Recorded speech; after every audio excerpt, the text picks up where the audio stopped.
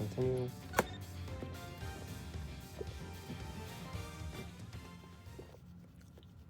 Reinvestigate the crime scene.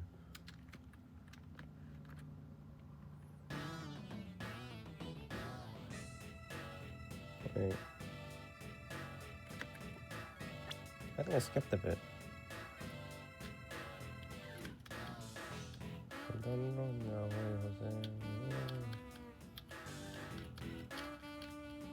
I think I skipped a bit.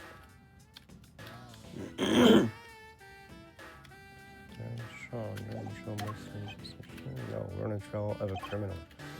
Wangzi says, the darkness of a criminal's heart can sometimes be compared to a monster. Wait.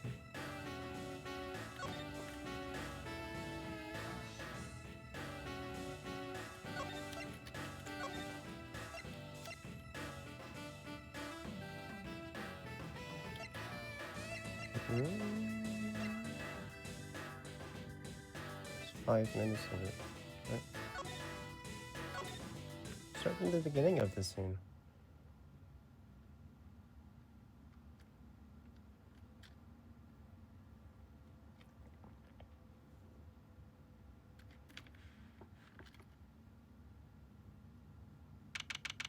There we go.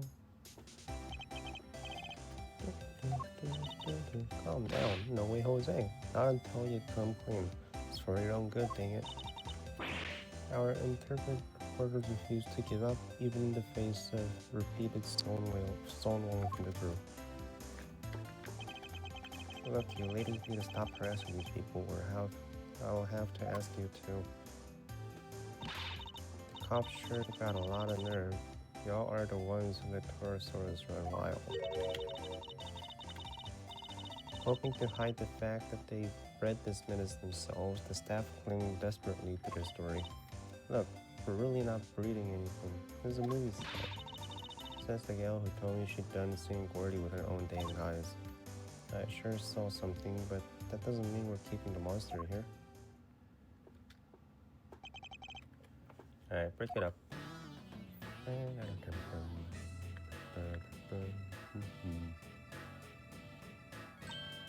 Oh, Mr. Edgeworth. Here's Sean. You're on the trail of this here monster infestation too, huh? No, we're on the trail of a criminal. Wangzi says, the darkness of a criminal's heart can sometimes be compared to a monster. That is to say, a killer is no different from a monster, really. Agent Lang, this is highly irregular, sir. Can't allow members of the public onto a crime scene. These people are important witnesses. I need them to be here. Oh, Agent Lang, here we are. Where do you intend to begin? Let's start by summoning up the facts. President Wayne's body was discovered here this morning. What is that yellow stuff? He hadn't been here He hadn't been seen since the night before last. Yes, he slipped off without the bodyguards noticing, if I remember correctly. So he was missing for over a day. Can you do an autopsy? The last person to see him alive was you, Judge Gavel, on the roof of the big building.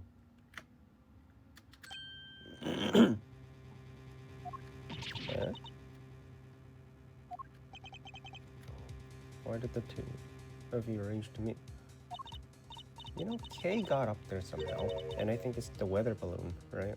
Or the hot air balloon. Not even to defend yourself from the accusation of murder. But obviously, he couldn't have fallen from there, or his whole body would have been shattered. Please, Judge Gavel, we're trying to... Can you just get an autopsy? He didn't fall from 50 floors, or his body wouldn't just be lying there. It'd be blood all over the place. She can't say because she'll only incriminate herself more.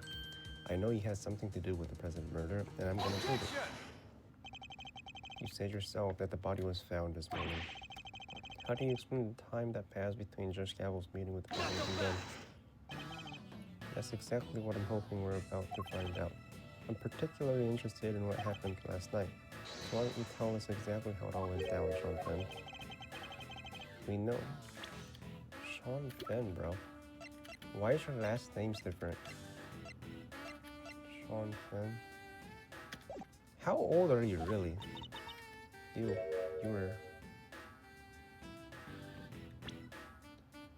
were Sean? We have testimony from the woman over there and forensic evidence.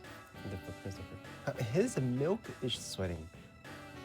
His milk carton is sweating. You came back to run your lines, huh? What? You were spying? Well, we have it recorded. I'm sorry. I was just making sure you were okay. I was late. I was worried about you. How many times do I have to tell you? I don't need you to worry about me. Sean, that's no way to talk to an adult. She was trying to look out for you. Apologize this instant. Sorry. An adult. She's 20.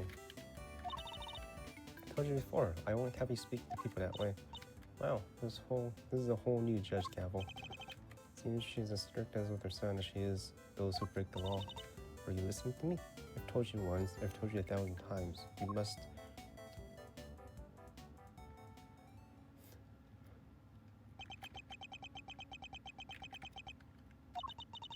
And I want you to remember that, okay?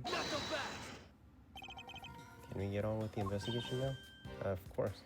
Forgive me. I don't think I've ever seen her so passionate about anything. I guess Judge Gavel, the mother, would take a little getting used to. Are we to understand that you're accusing Sean of being involved somehow? I just want the truth. I need to know why the president was killed. And by who. And I don't care what it takes. I'm going to find out. I guess it makes sense for him to be so determined. The president was practically family to him. Right, Sean? Perhaps you could tell us what happened last night? Fine. I got none to hide. Got nothing to hide. Had a bad day yesterday. Missed a couple of takes. We're scheduled to shoot the same scene again. So I thought I'd put in some extra practice. And that's what I did. It's that simple. It's not like I haven't done it before. It was fine. Nothing happened. You've been rehearsing late at night again. And when I called you yesterday evening, Sean, you said you were at the hotel. You called him? Around what time? Must have been 11 p.m. or thereabouts. It's one of our rules. When Sean stays away from home... Wait.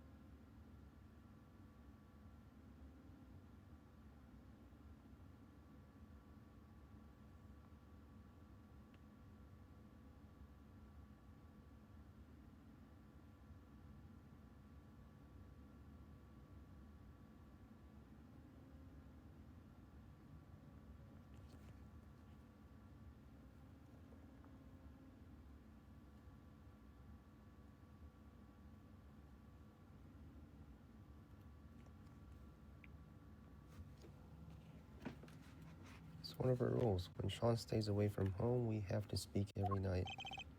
Oh, well, I was not at a hotel. I was here on set. So you lied to me. Sorry. Oh, she's mad. I think it's kind of amazing how hard he wants to work on his acting, though. Nonetheless, parent can't help but worry. For a child alone at night, anything could happen to him. And indeed it did. He got himself entangled in this case. He said nothing happened, right? he did, although I can't help but wonder if he was telling the truth.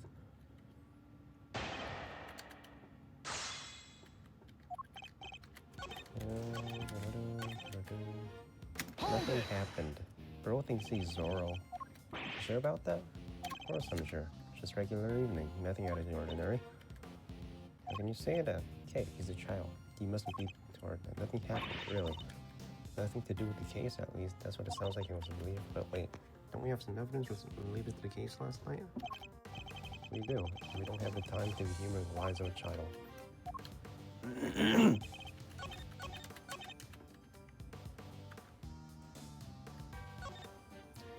Extra practice. Don't get a video.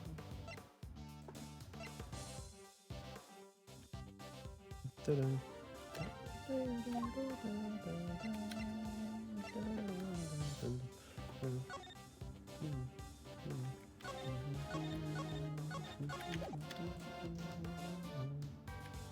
Rehearsing by a footprint. It's not like I haven't done it before. It was fine. Didn't see the president pass through. Judge Gavel. There's your mama. How old are you really?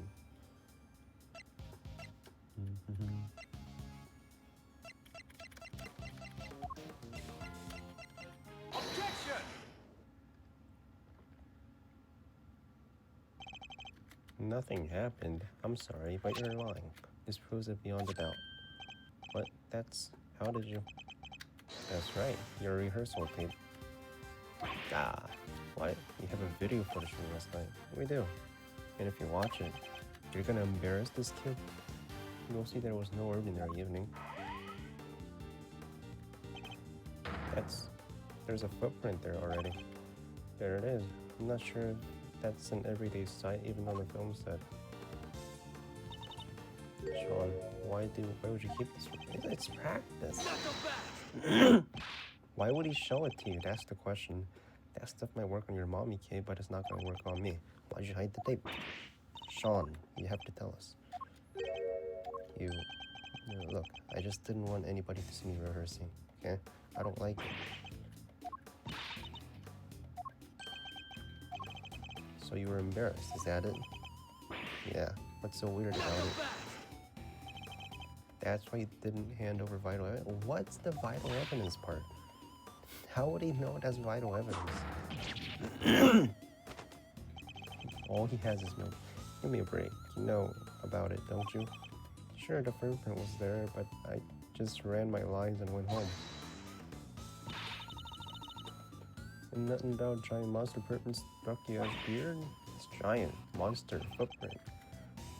On the set of a giant monster movie, it's not like there isn't all kinds of weird stuff around here. Oh, bye for a second, Chief. Chief, there's something hinky about this kid, sure as I'm standing right here.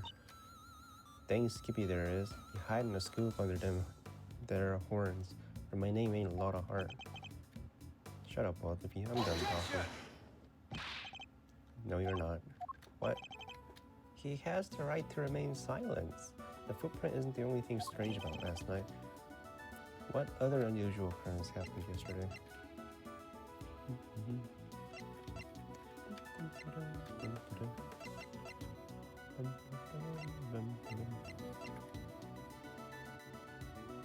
Take that! What? That's not it.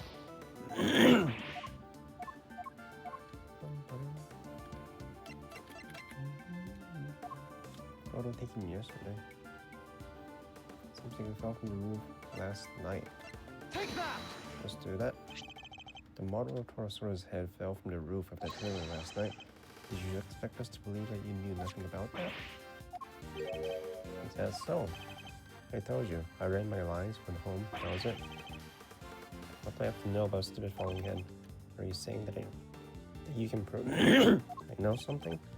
Sadly not. It's entirely possible that the head fell after Sean left. No proof, huh? And this conversation's over. Something tells me he doesn't want to talk about last night any more than is absolutely necessary.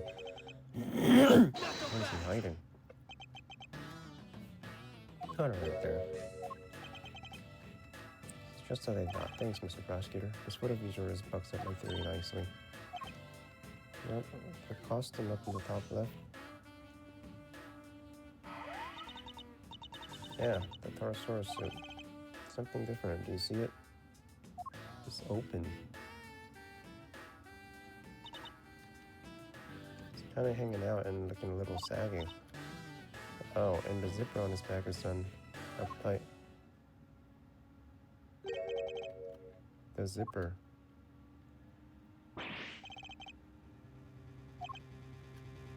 Yeah, I guess you can see it now, right? On the tape, the zipper's wide open. Why? Because somebody's inside the suit, that's why. He's gonna blame the kid. Mr. Powers, that zipper. What can you tell us about it? We always close it up tight when the suit isn't in use. That's right, Mr. Prosecutor. And do you remember something else I said not so long ago?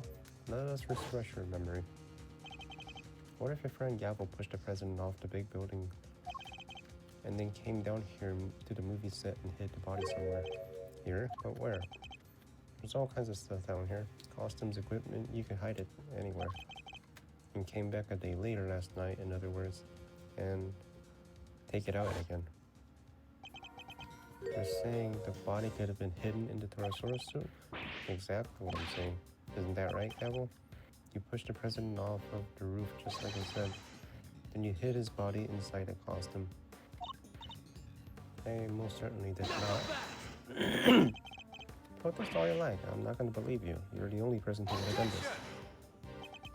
I thought we already proved it. Can you just do an autopsy? If you just do an autopsy, 80% of this we don't have to talk about. The movie set was locked at the time. Like if you fall from a 50-story building, you don't just lay like that.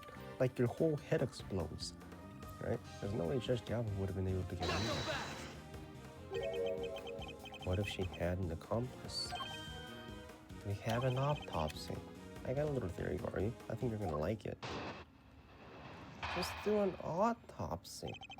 It's really simple. What if Sean was waiting down there when Gavel pushed the president off of the roof? If two of them were working together, the problem of the lock goes away. They then work to hide the body together too, by dragging it over the Torosaurus suit and hiding it.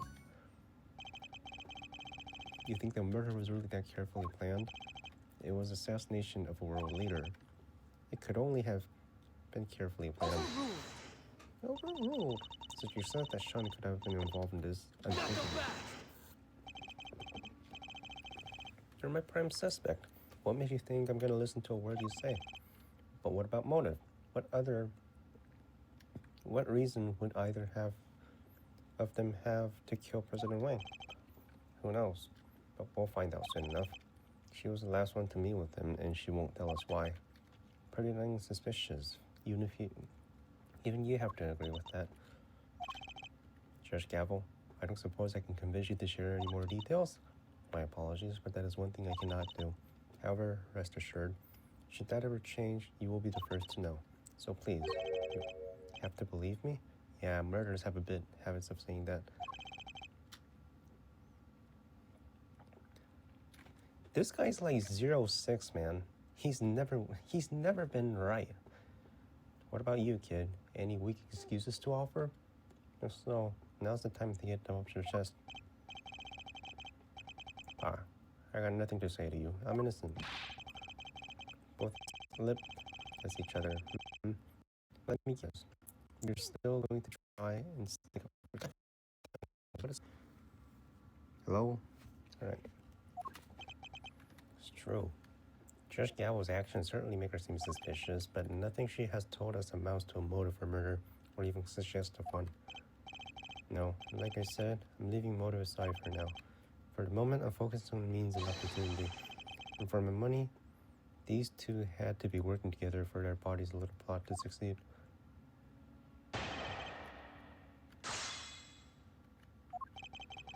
What if Sean was waiting down there when Gavel pushed... The two of them were going to work together, the problem of the lock goes away. Then they... No, but someone still had to break in, right? Someone still broke into the front gate. They worked together by dragging it over to his first and sticking it inside. Hold Hold it! This dude's a doofus. Knock him back! This fucking doofus, man. Hold it! Hold it! Knock him back!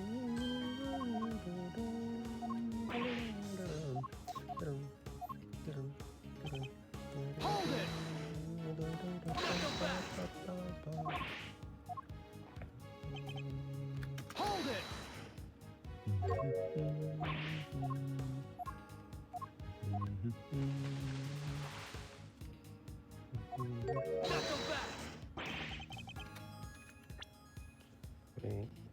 I always clean it up pretty good if you don't. It kind of gets moldy. In other words, what we're looking at is proof that somebody other than you used the costume. That dirt in there must have come from the body.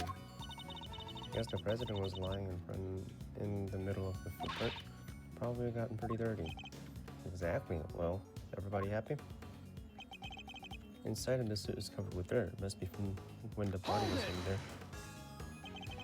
If the dirt is from when the body was hidden in the suit, we're assuming that it came directly from the body, right? What are you even talking about? Of course we are. Where else would it have come from? Especially around the part where the chest would have been. Chest. I think it might be an important clue.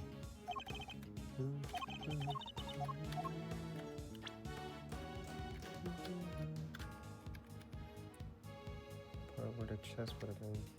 It really is pretty filthy in there, huh? That dirt. The chest.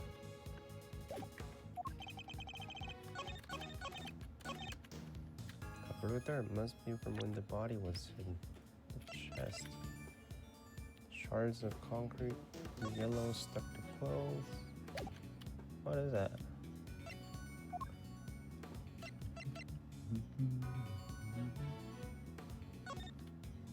Kinda seems similar, doesn't it?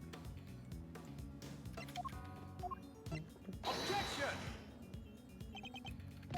Knock him back!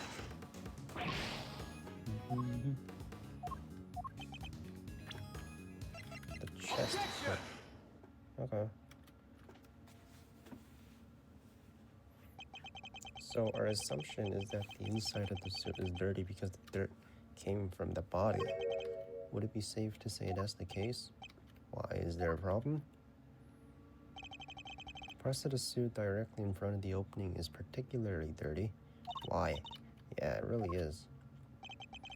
But look at the victim. The area of his body would have been in contact with part of the suit that isn't dirty at all. The area of his body that would have been in contact with the part of the suit isn't dirty at all. If the victim crammed in there is just his chest, would surely be covered in dirt. Fine, what's your explanation? How did that dirt get in there? They just blew in, you know? The thing was open. Somebody in the suit at the time. So who was it if it wasn't the president? Kay, think. Where was it?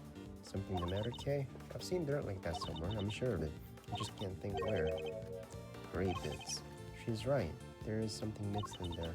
It was stuck to something else we looked at. Lots of it. Stuck to something we looked at. An item of evidence, maybe? It's probably worth checking. Yes. Take I that! showed this to you before. Kay pointed out the dirt in the suit contains small flecks of something gray. And? We discovered similar flecks stuck to an item belonging to somebody we recently had dealings with. The item in question being the gloves. You're right, the dirt does look similar, but what? What are you saying this stuff is? What exactly are these gray flecks of yours? Glass, probably. Plastic? Concrete? Probably concrete. Surely they're flecks of concrete. Oh, like all the little broken up bits around the footprints, you mean? Exactly. And who did the gloves we found similar dirt and gray flecks belong to? Chairman Winter. We found them in the garage. So suspect him. Suspect that dude. That's right. We visited the garage at his home earlier today. We found a pair of mechanic gloves uncovered in dirt. And if I recall correctly, the sledgehammer and a shovel too. Why would a pair of mechanic's gloves be covered in dirt? I'll tell you why. Because somebody wore them while they used a hammer and shovel. They smashed through the concrete and to the dirt below, staining the gloves with those substances. Wait, you're saying... Yes, we finally know what these footprints really are. It seems highly likely that they were dug by Chairman Not Winner. go back. Digging for treasure? And tell me this, why the heck did they make them? What purpose could they possibly serve? Why indeed? I imagine he must have been digging up something. I think he must have been digging something up. Something like this. There was something on the slot he needed to unearth. In order to do so, he cut the chain on the side entrance and gained access from there. And they used the sledgehammer and shovel to dig these 3 footprints. But why that shape?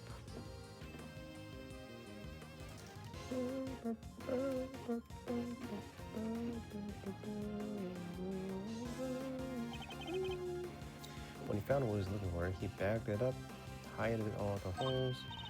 Ah, but Sean must have showed up, right? I think he did.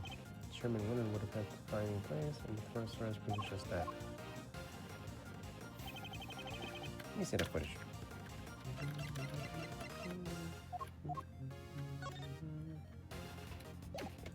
Let me see that vid. Not this.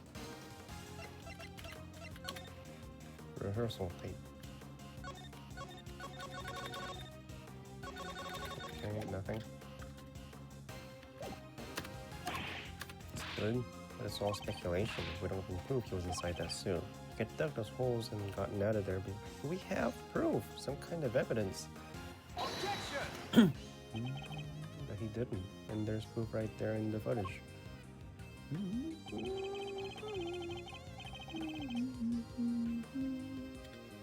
It shows that Chairman Winner was still present in the recording was made. What? It's a shame Agent Lang didn't notice it himself. But if we compare the situation to now, the situation appears in Sean's rehearsal tape. And compare that in turn to what we saw in Chairman Winner's garage, it soon becomes clear that Chairman was present.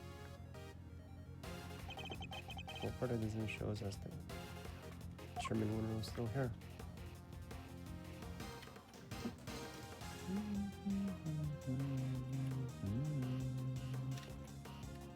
This? The fact that it's open? Take that! This right here. What?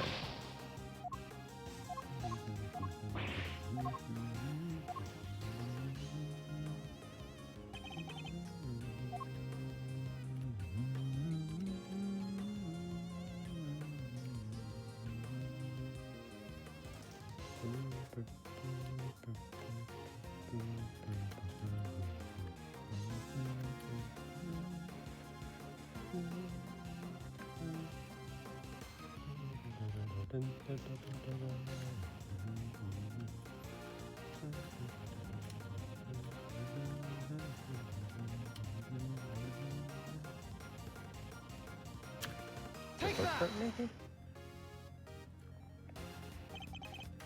Alright.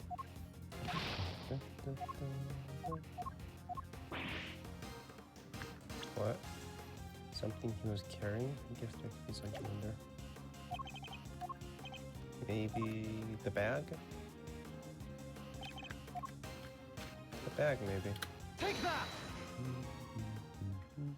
The bag, that's where he put his shovels. Look at the bag next to our source suit. We saw the same bag. We did? The same bag, the dirt and the gloves. Indicated a connection, Cheryl. Mechanics gloves updated my organizer. I think that pretty much shows it. It was Alexis Winner in the suit. And if he was in there, the president's body can't have been seen. Ah, yeah. Good. It seems that condensation laying of the flaws is theory. So, can you suspect him now? Can you stop suspecting the wrong people? Somebody get the Chairman Winter's house right away. We need to know what's in that bag. Hold it. You don't unless your minds. I can't believe what I'm hearing. Can you get the fuck off? Just fuck off. I think I've demonstrated more than adequately. That's exactly what they're. Do I have to? I don't believe that's that. Told you, I seen that big bad bull with my own 2 eyes. Giant eye peering at the window. I thought we'd gotten past the nonsense. We ain't about to let that go. What kind of journalist would it be if we did? It's a hot air balloon. Wait. Ain't like it was just about the footprints, no hell. You were seen fraternizing with one of the monsters in that correct, man? By the young lady over there, if I'm not very much mistaken. We're never gonna get anywhere with these two around. Maybe if we could prove to them that wasn't the monster either, they might finally drop it. What do you think? Any bright ideas? Prove that it wasn't a monster? Fine. I suppose there's much else for it. Let's see what we can do. What you two whispering about? You're hiding something? Quick, Tabby. Hold it! Could I politely ask you both to calm down? Can I ask you both to fuck off? The monster the boy was talking to, we know what it is now. That's right. Sean's rehearsal tape finally curled up that particular mystery.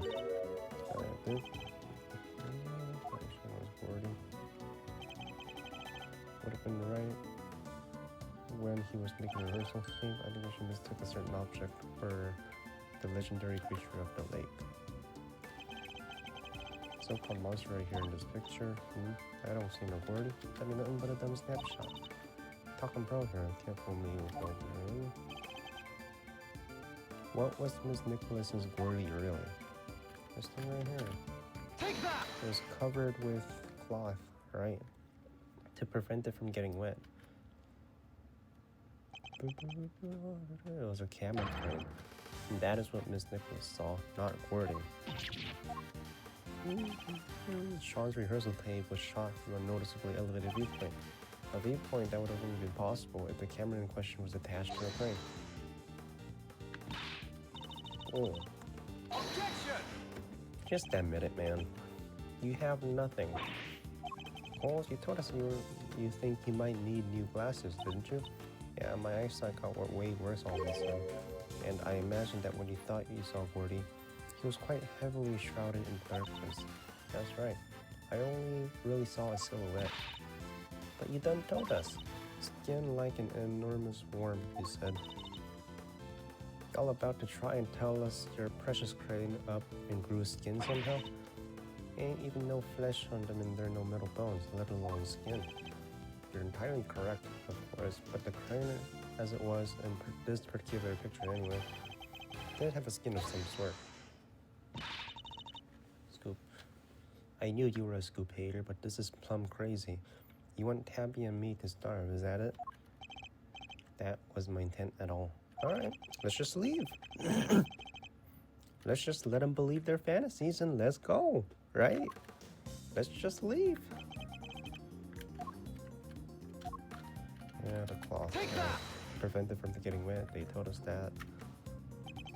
If you let us go, like, you know, you can still believe that it's a monster. Never happened in the end. But I think Sean may have covered the crane with rainproof sheeting. And that might interpret young reporter is what Miss Nicholas mistook as Gordy's skin. Can you let us go? This is not doing good for either one of you. If you just let us go, you can believe in your stupid fantasies. Oh, Sean, am I mistaken? You see everything, don't you? Gotta say, you're pretty amazing. Thank you. I'm sorry, Miss Hart, but Nicholas's monster was no such thing. It was simply a trick for the light. And just like that, the dream dies again. Chief. Yeah, I think that may have finally shut them up. I thought the kid was holding out on us, but it seems I could have maybe seen a little wrong, maybe? Alright, we know what the so-called monster was now. Everybody happy? Everybody except these two. Agent Ling.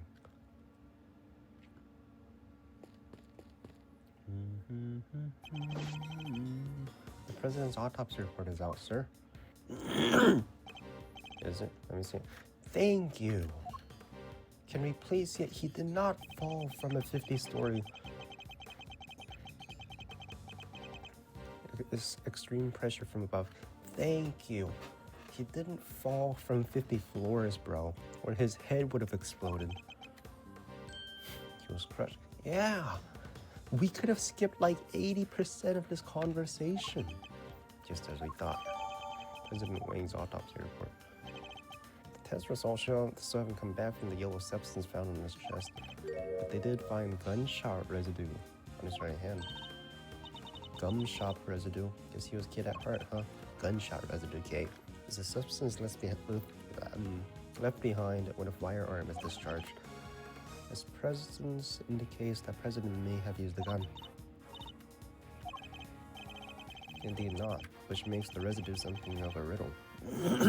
We need to read that report carefully. Oh, Agent Lang, that clears up one thing. The President didn't die from a fall, which means he wasn't pushed from the roof of the big building. How do you still suspect Miss Gabble after this? He was crushed by the falling Taurus's head, just like we said he was. Guess I have to accept it now. Fine, you were right. Amazing. So does that mean Gabble isn't a suspect anymore? Surely it must. Both the cause and the time of death rule her out. She met with the president the night before last, but autopsy report puts the time of death at around 11 p.m. And we know that the Taurus's head fell around them then too. The facts all line up perfectly. You know, what a relief. Sorry. It might be a little too soon to celebrate, but sure, I think we can accept that the falling head must have been what killed the president. That begs the question of what could have caused it to fall. We know it happened late last night, so we have to think about who was here at the time. What are you getting at exactly? You can't mean the kid did it? You did it, didn't you? Sean. You know somebody else was here, right? Kid's hiding something. He was right here last night, right where the body was found. He saw footprints, and yet he wants us to believe he knows nothing about what happened. That's a big ask, Shirley. We haven't yet established if the footprints had anything to do with the murder. So even if you did see them, that doesn't mean he was involved. Maybe not, but his face tells me different.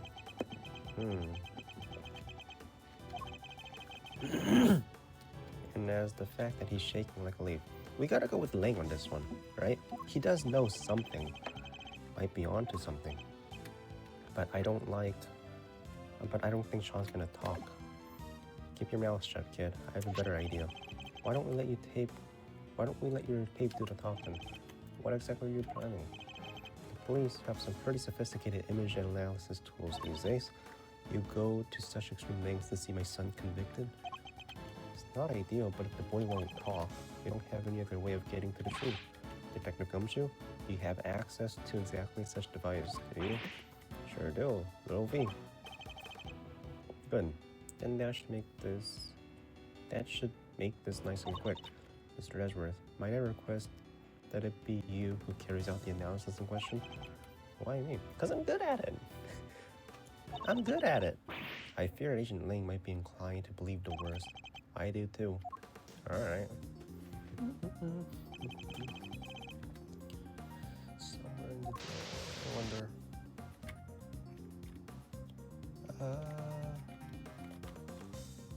Why to zoom in?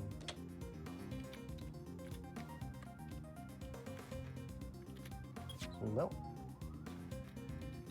Zoom in. Zoom out. Zoom in.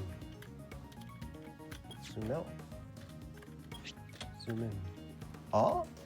What the fuck? He just appeared like that. That's so bad, dude.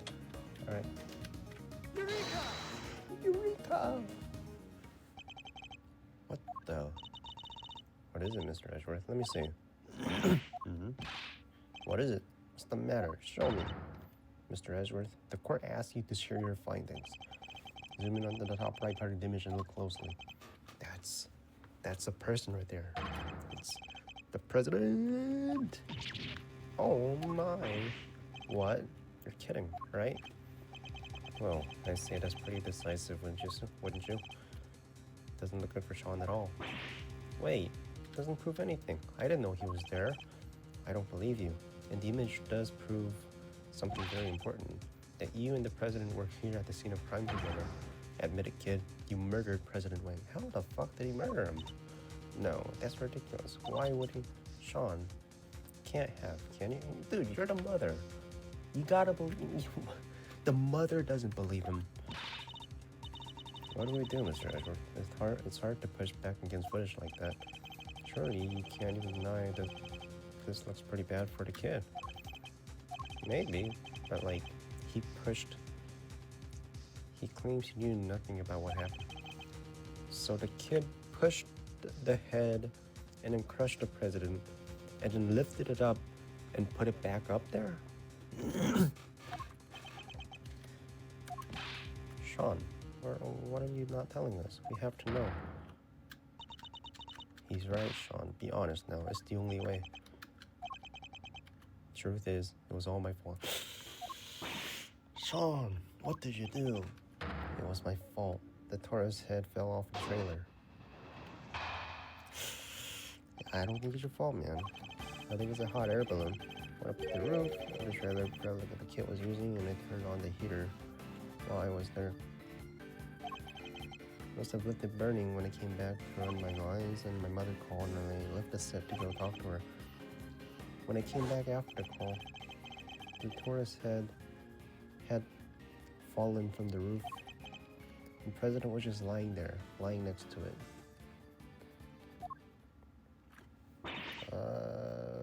No. We did find evidence of fire having broken out on the roof. It was just a tiny one, so I put it out myself. So we're saying the president died because of Sean? If he did, that would make this whole thing just an accident. What did you do with the head after you found it on the ground? Take it apart, carry the pieces up the roof, and put it back there. You can do that? Not so fast! Not so fast. You're saying you put out the fire and moved the head back to where it fell. In other words, you tried to cover your tracks. You're a real piece of work, kid.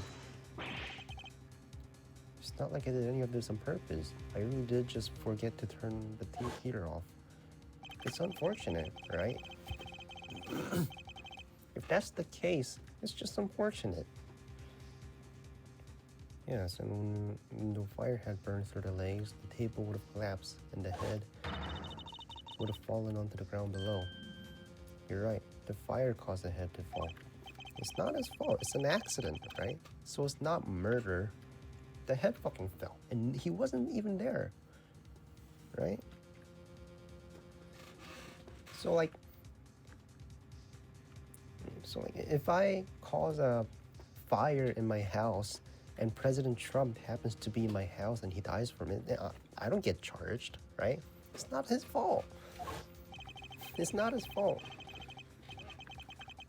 Those cans of paint thinner by the heater are pretty flammable. Not a great place to keep them. Not so fast! Not so fast. And you swear it was an accident. Seems a little convenient. What was the president even doing there in the first place? How am I supposed to know? Didn't see anybody. I don't believe you. Why would President Wayne come to a place like this in the middle of the night? His reason for coming here are something of a mystery. That's true.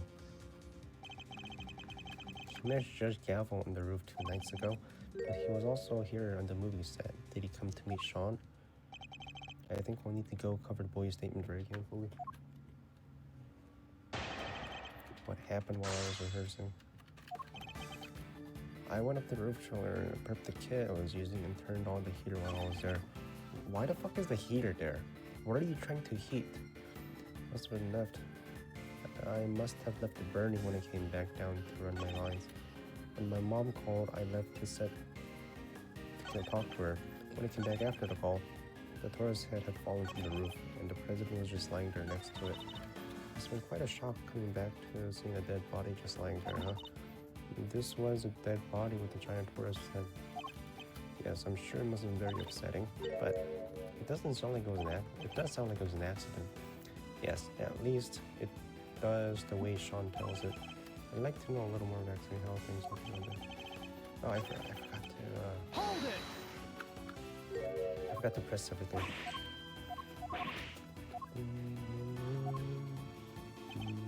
Hold it!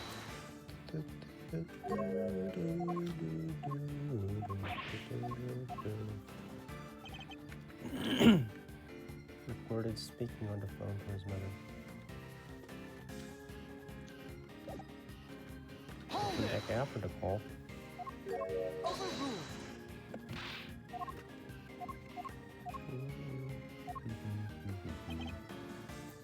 Falling from the roof.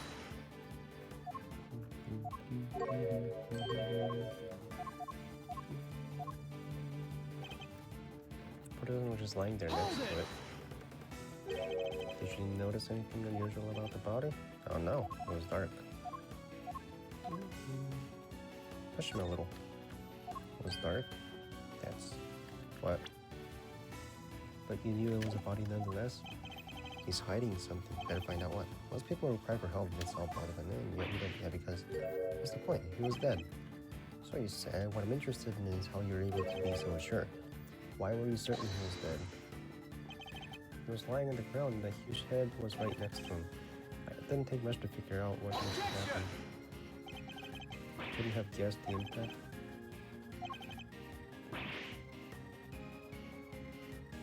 Fine, I checked. I was scared, but yeah, I went up to the body and looked. He wasn't breathing. So I was right. Why I tried to hide that fact? There must be a reason. Could you tell me how the body looked at that point? I couldn't tell if he was dead at first, but there was no blood or anything, so it was hard to be sure. Nothing on his clothes either. Completely clean. He wasn't breathing, so that's how he knew he wasn't. Completely clean. Completely clean. Objection! What's the yellow stuff? Nothing at all? Yeah, nothing. Why? Problem with it? There's something you're clearly hoping that we've forgotten. What you talking about? Unluckily for you, we remember it well. I'm talking about the yellow speckles. What you do? You've studiously avoided mentioning them throughout your testimony. An absence I find suspicious to say the least. I hope for your sake that you have a satisfactory explanation. What is it? Come on, man. You're getting in the way. Judge Gavel. Protecting her son. Allow me to explain. She's gonna bullshit. The yellow residue on President's chest, I imagine, was from a bucket of flowers. Lion lilies, to be precise. 2 nights ago. Okay, she's not bullshitting. When I met the president on the roof, I presented him with the bucket. They're the type of lily with large yellow petals. Why were they crushed up? I imagined the substance on President Wang's chest was pollen from those flowers. He was carrying it like this, right?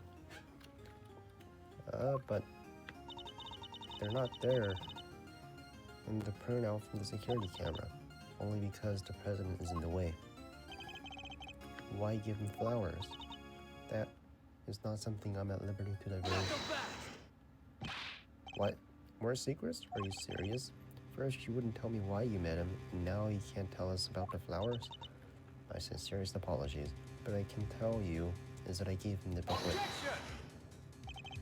The booklet that was nowhere near the body when it was discovered.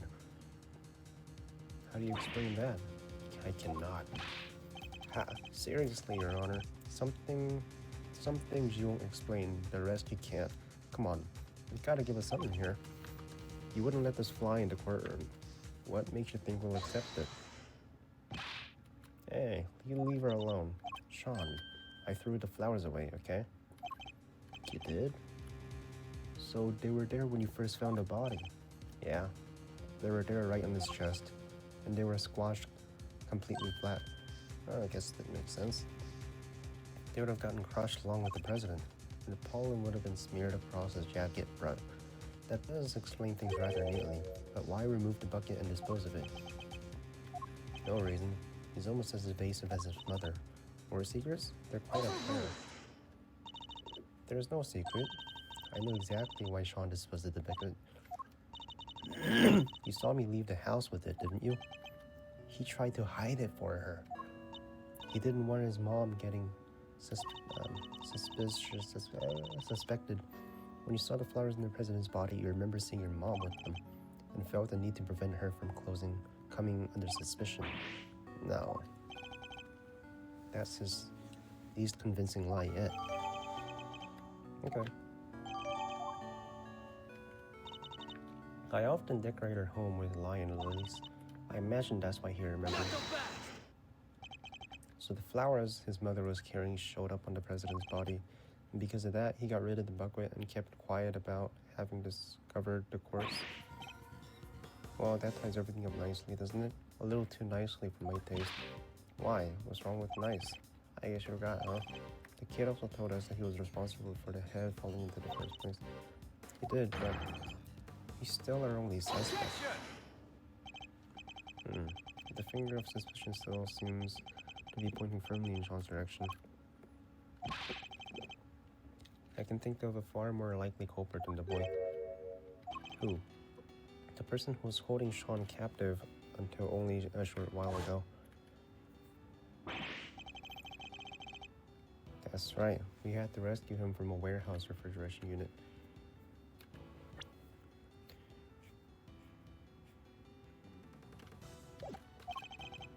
Refrigeration unit in a depot? Yeah. Sunshine depot, luckily it wasn't switched on. Poor kid might have frozen in a popsicle otherwise. He was doing his best to call out for help, which is how we found him. The sedatives have worn off by then, so he was wide awake and plenty loud. Sedatives? Is that what you were given to? Yep. We found the bottle on the floor of the unit. It was even the same brand. 3Zs. Apparently it's super strong. Oh, Agent Lang. Surely that suggests that Sean was a victim, not a suspect. Somebody else was responsible, and I think they've been behind all this. How? Like, what's going on in his brain? Obviously there's someone else, right? And this secret mastermind of yours was here last night too. That, can't say. It's not like you to be so vague, Mr. Prosecutor. Sadly, we just don't have anything to tie our mysterious kidnapper to the murder of the president. So, is there anybody else? Somebody other than Sean who could have committed the murder?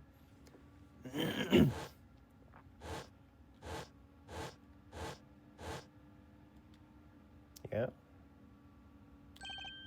The chairman? I was right. Kid is only a suspect. Not quite. I can think of another. What? Somebody who we just recently proved was right here on this movie set. Chairman Winter. Why not? We've proven he was present. And if he was here, he's a viable suspect. Winter. Could he really have... Is this not obvious to this guy? Does he how many brain cells does he have? 12 years ago, he was...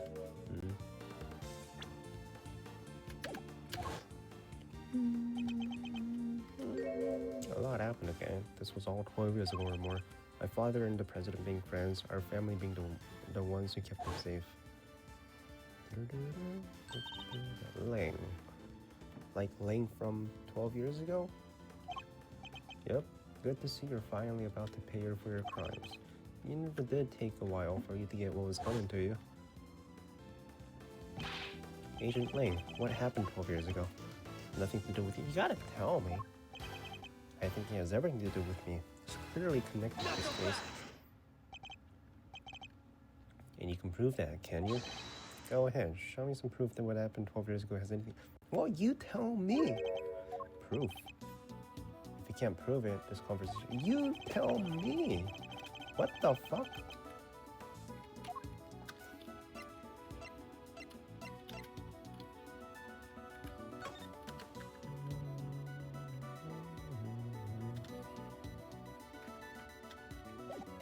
Oh, years ago, there it is. Take that!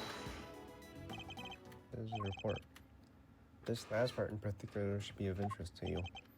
Retrieve the package we laid to rest 12 years ago in front of the planter.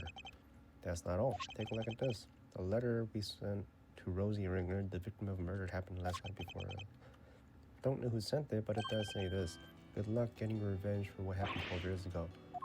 But something strange is going on, Agent Wang. Miss Ringer was murdered last night before last, and President Wang not long afterward. There's a connection between the two murders. There has to be. And I believe we can trace that connection to events 12 years ago to the past. Am I wrong?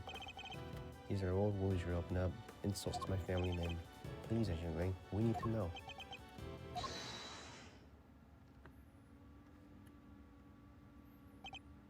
What on earth was that? Shifu! What are you doing here?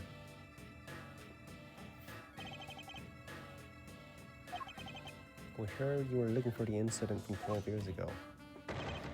Idiots. I'm not your boss anymore. Wait, can't do that, sir. What?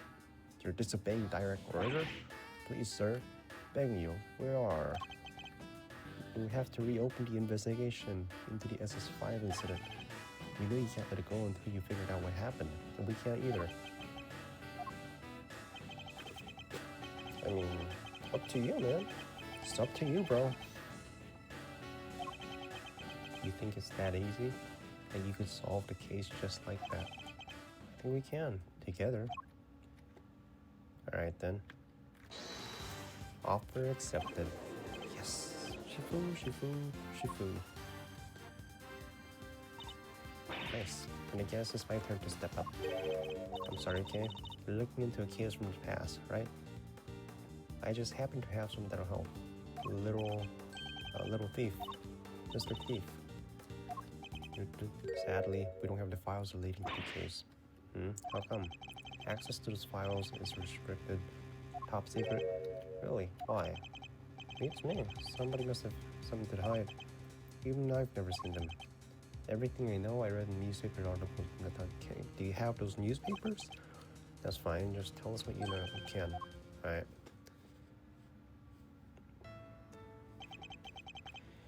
Wait, hold up.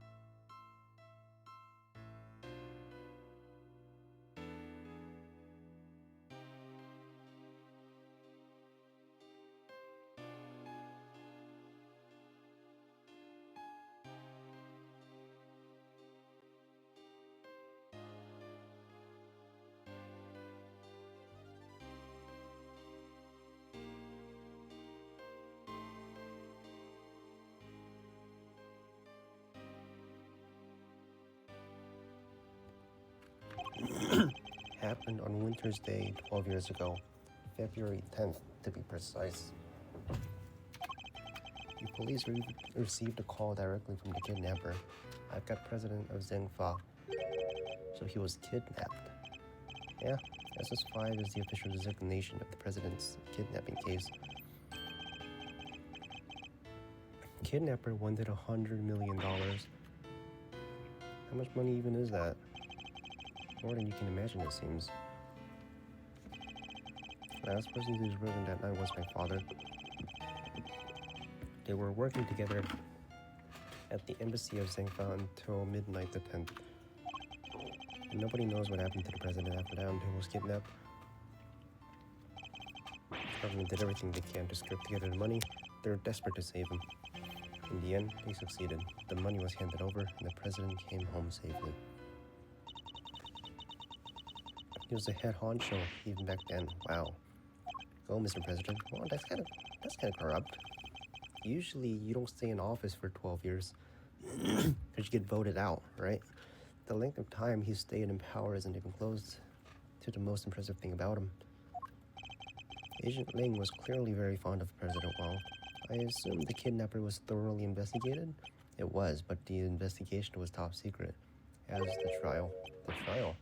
So a suspect was arrested. Yeah, none other than our friend, Fifi Lagarde. What? Is that why you visited the prison? It is. I had put on what you might call extended leave from Interpol. So I thought I'd use the time to look into what happened 12 years back.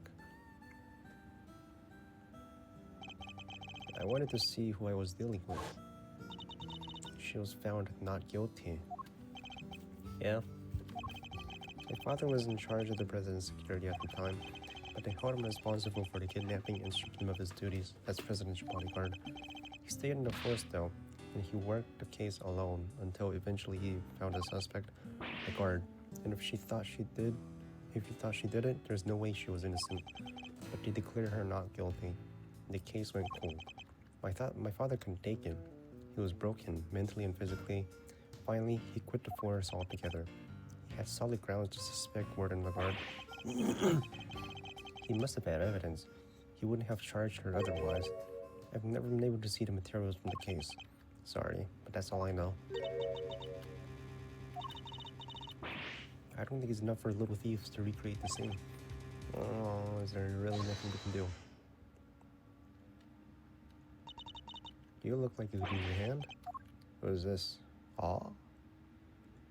You got the case files?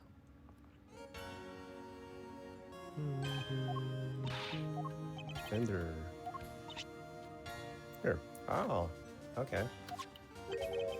Just happens to have it. Investigation report. I couldn't help but wonder. I decided to look into it, and this is what the Interpol provided. Nice work, Francisca. Don't get the wrong idea, Miles Edgeworth.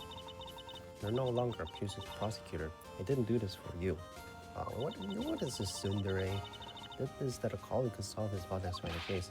I'll use this, but everything related to the ESS-5 incident was supposed to be top secret. Yeah, but she has her ways, right?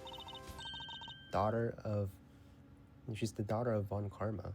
But the classification was applied by the prosecutor in charge of the case, Excelsius Winter. He was the prosecutor in charge? Him again. Don't worry. 12 years ago. How old was the clown? You, 24. He was 12. Due to the outcome of this morning's case, he's been stripped of his authority. An outcome that was in no small part thanks to the efforts of his own son. Eustace. So in defeating his father, he made the old case file available to us. Sounds like he owned. Prosecutor Eustace Winter is busy wrapping things up after the conclusion of the Lagarde trial. He asked me to give you a message. Leave Dad and Lagarde to me. Will do. You focus on your case over there. Huh. He's even starting to sound like a prosecutor. Indeed he is. Alright. Now that we have the case file, I can recreate this scene no problem. Excellent. Let's get started. According to the file, the incident occurred exactly where the plaza is now. And what are we waiting for? With me, everybody.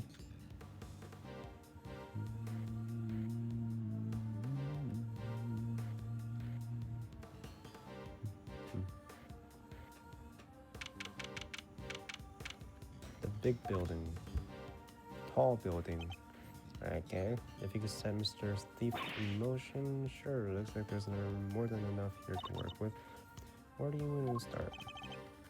Good question. Let's see. It seems there was an eyewitness, a freelance journalist by the name of Alpha Down.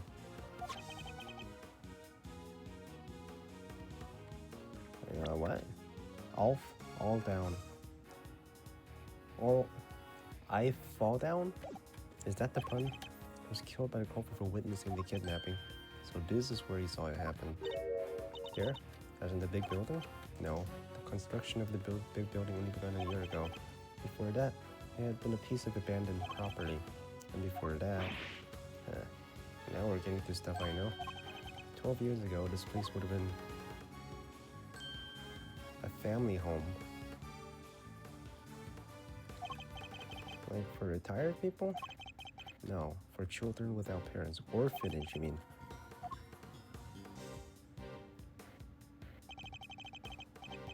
The president was kidnapped from an orphanage. Yeah, and the place was run by Fifi Lagarde. She called it her happy little home. As a proprietor of the institution, I suppose it's understandable that she came under suspicion. Excelsius winner and President Wing, Excelsius winner and Warden Lagarde. Surely the SS5 incident must be related to our current case. Okay, could you enter the data relating to the murder of Miss Aldown? Mr. Aldown, it seems sensible to assume that he was killed by whoever kidnapped the president. If we solve the murder, we solve the kidnapping. Alright, we're counting on you.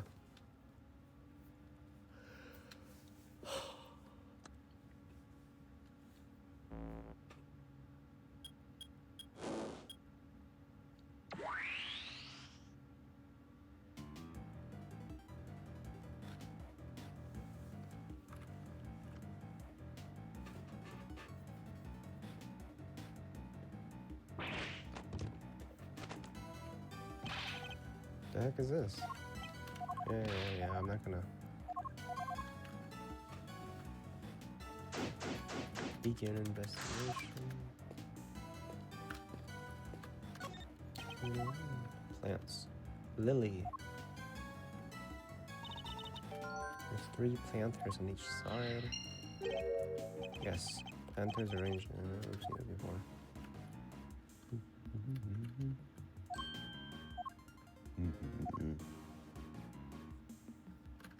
A lion lily, if not very much mistaken, a rare member of the family Liliaceae. Liliaceae. Why didn't Judge Gavel give President Wang some lion lilies? Ooh. What did you say? Wait, I think I misread something. Wait, didn't Judge Gavel give President Wang some lion lilies? Bond between parent and child. I wasn't aware you were so knowledgeable when it came to flowers. Common knowledge. I think she likes flowers, bro.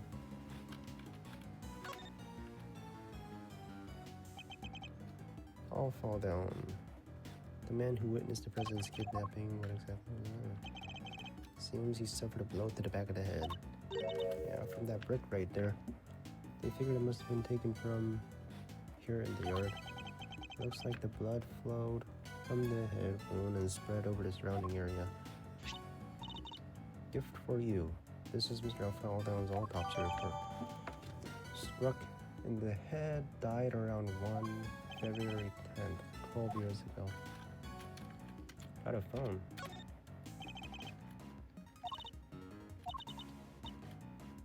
It says here in the file that Mr. Aldown made a call while he was watching the kidnapping. Call to whom? His girlfriend. Calling when was all present was here. She didn't pick up, so she left him a message. Here, wanna hear it? Please. Hey, Rosie? Rosie!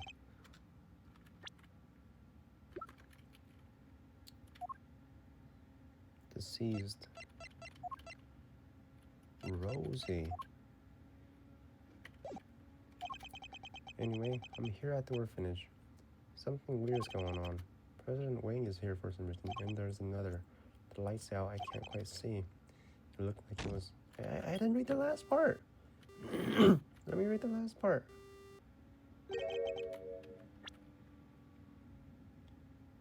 It looks like he was being kidnapped. Anyway, probably nothing, but I thought I should let you know. He must have been attacked while he was still on the phone. Agent Lang, can I ask you something? Aldown's girlfriend, what was her name? Ring her Rosie.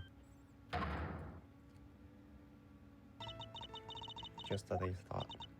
Wait, you mean her revenge for what happened 12 years ago? That was him. So sneaking revenge on Sherman Winter, she made her appearance at the auction.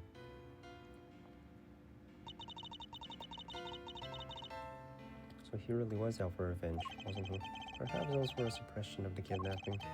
Perhaps it was because she thought he was one of the kidnappers.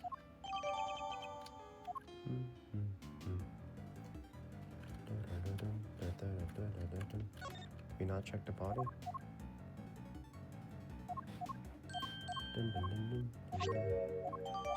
Huh? Why is the button important?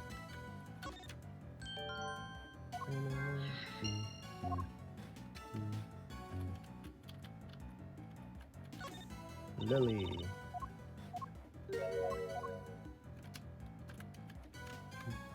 I think that's it. Right? No, there's more. Camera. Everyone was carrying a camera, yeah. That's...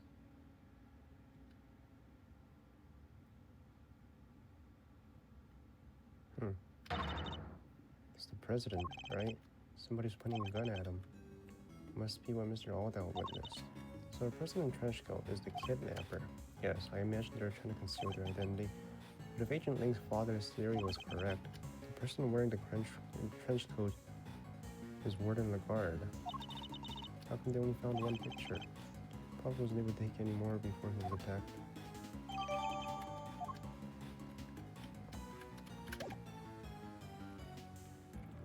Alright, is that it? Nope, there is something else. Shoes? Oh my god, dude.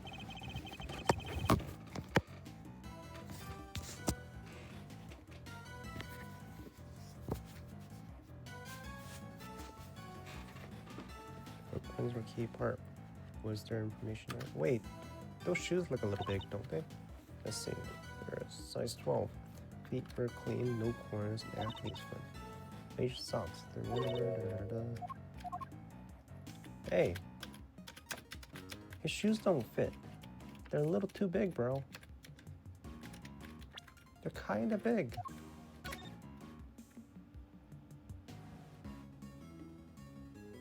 His shoes kinda big, bro. You're gonna note it or something? There's more. Jesus Christ. I don't think there's anything else to be found. What do you mean? Oh, blood. Apparently it's not important. Alright, we done. I ain't talking to ya. There should be a snowman here, right? The snowman is important. And the scarf. The button. The button. What? The button's important. Footprint. Size 9. And these are size 12.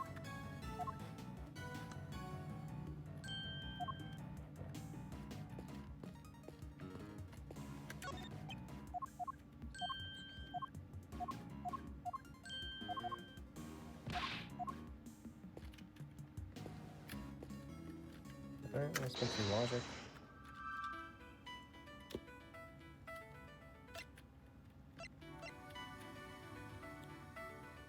Huh? 3. 3 footprints. So that's what he's looking for. He buried something there. So that's what his monstrous hoof prints really were. Wait, what? Recall the arrangement of the prints. Now compare it to that of the planters. Whoa. Oh, that's right. I believe the footprints are located exactly where planters stood. So Chairman Winter was digging around in front of him. He was, and why might he have been doing that? He buried something there. You have a piece of evidence in your possession that answers exactly that question. Chairman Winter might have been digging in front of the planters?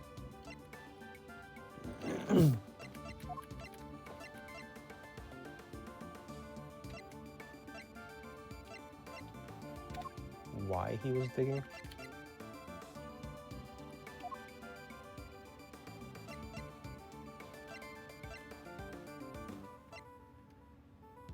Found, clutched in Aldridge's right hand. The blood is his SS5. There must be something here, right?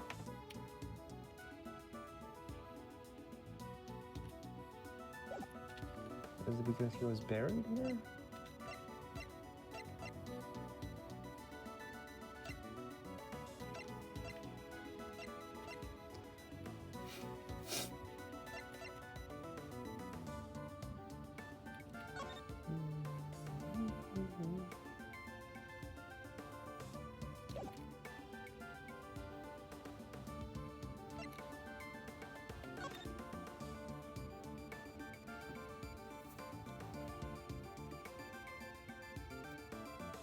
Loss of blood resulting from the brick.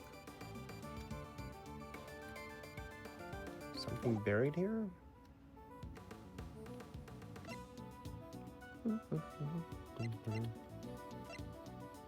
What evidence shows why Chairman Winter might have been digging in front of the planters?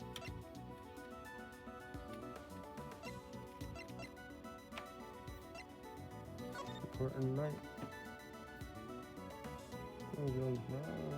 Kansas vacuum. Retrieved the package relayed to rest 12 years ago.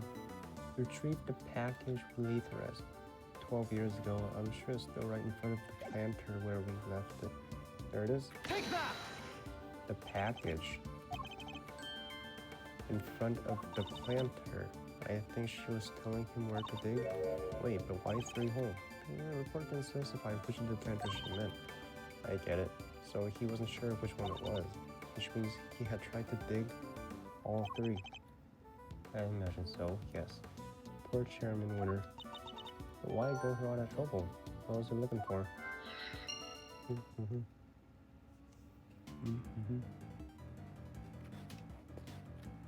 that it?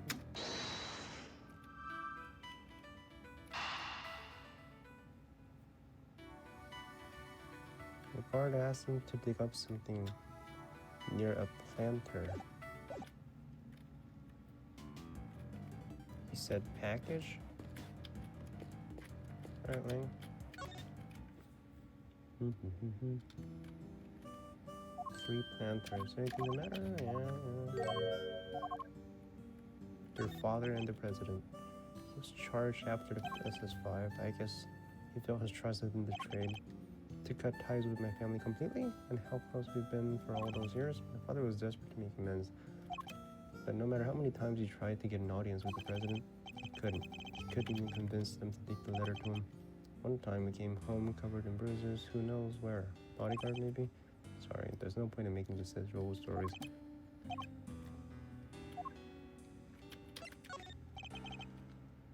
That case ruined my father and the family. He threw himself heart and soul into that investigation. He became obsessed, in other words, hardly the best state of mind.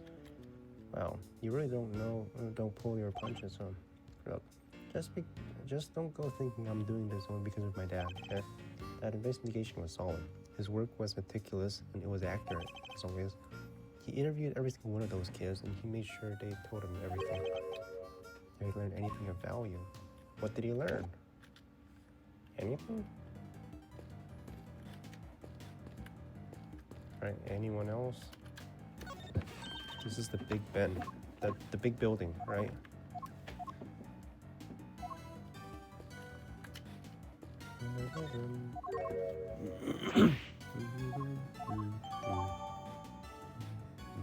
What?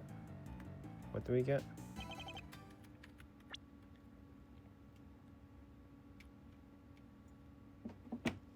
There was a fire sometime. Alright. Should take us back to the moment of kidnapping. Oh, there's this photograph.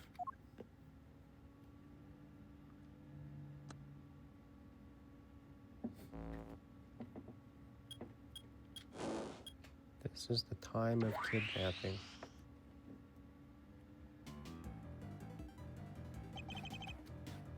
There's blood already.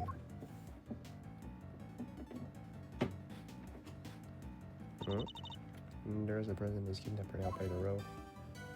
My father based an investigation on the evidence of provided, all down provided, kidnapping over connected. Exactly. When the case went to trial, Excelsior's winner put a hole in that theory. He did. Yeah. After all, President and the kidnapper went exactly on the grounds of the orphanage, so it was hard to conclusively prove any of that connection.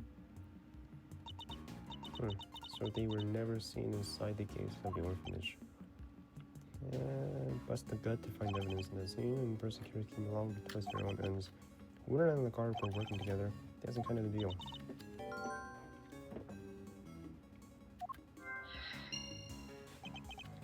Your father was convinced that Lagarde was the culprit, correct?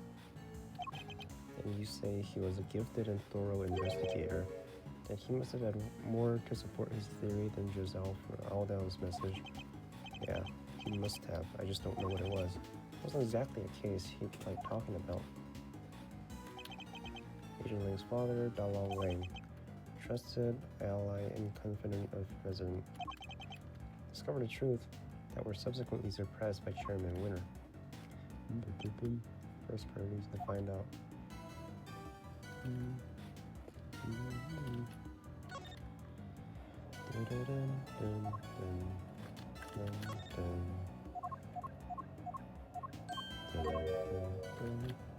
It's also missing. Oh, obviously, we're missing something. Bloody button. Snowman is missing certain something, what did you say? Yeah, right eye. Indeed. Luckily, we've managed to locate it. The button he was holding. Look at that. Same type of button as the other eye and everything. And if we suppose that the button was indeed the snowman's missing eye, that presents something of a contradiction. The victim's location. The victim was covered with his blood, which means he must have grabbed it after being attacked. Let's run a little hypothetical, shall we? What if after being struck, lost his balance, and reached to grab something to steady himself, the snowman? The snowman wouldn't have supported him, so he would have grasped the button and continued falling. I get it, so you're saying that he was near the snowman when he was attacked. I am. Within arm's reach, to be precise. And is currently nowhere that close. Right. His footprints only go as far as the planter. He never came back this way.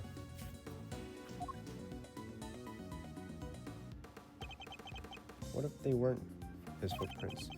I think we need to look at all the prints again. Alright. I'll take us back to the scene when Alfred's body was found.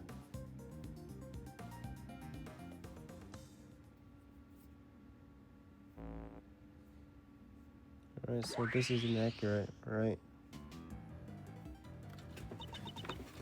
Footprints on the left definitely matches, right? What's the deal? Let's take another look if we can figure it out. Size 12. These are size 9. That's what I'm saying, man. Those shoes look a little big. They look a little big on you, bro. These aren't victim shoes. What do you mean? Don't they look a little strange to you? They look a little big.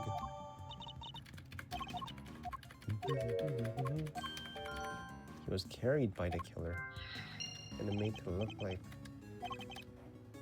really over by the snowman, as we suspected.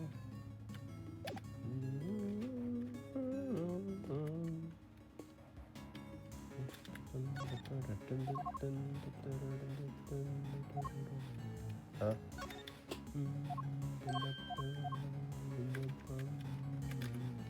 Wait.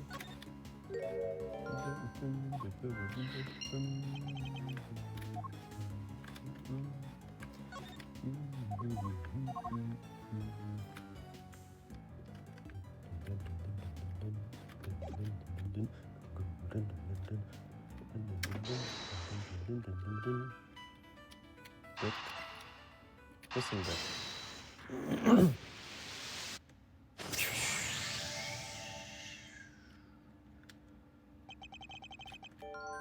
That's where it came from.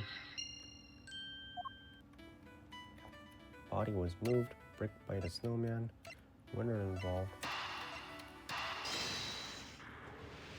He was murdered here.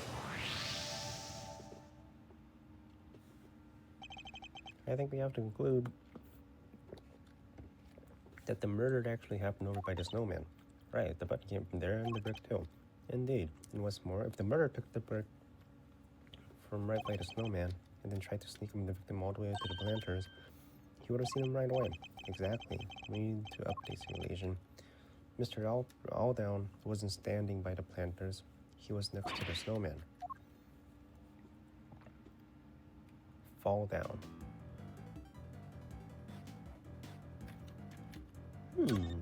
That's kind of weird. One of them is fake somehow, but which one is it? One of the pieces of evidence must be the source of the problem. Take that! Can we really be certain that this picture was taken by Mr. Aldo? What do you mean? We know that whoever killed him moved his body, but why would they have done that? What if they wanted to make it seem like he saw something he didn't? And then they took the photo to help back up the lie? They had the president at gunpoint. They could easily have forced him to pose for the picture. He would have no choice but to comply. Hey, now that you mention it, you only recovered one picture from his camera, right? Indeed, I imagine his killer was probably removed the film that was already there to replace it with another, thereby ensuring that the only picture found was the one they staged. And there you have it. The picture doesn't show what Mr. Aldo saw at all. It seems highly likely that it was simply staged to make us believe this was the case. But there was a present. Luckily, the photograph is the only piece of evidence we can use to try to figure that out. Yeah, they left that voicemail too. He did. I think we should listen back to it one more time, don't you? This is surely the only place where the president and his kidnapper could have been standing.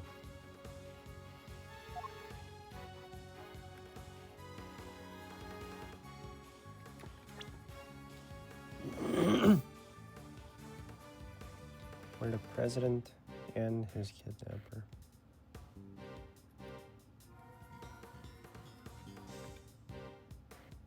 So, where was the president when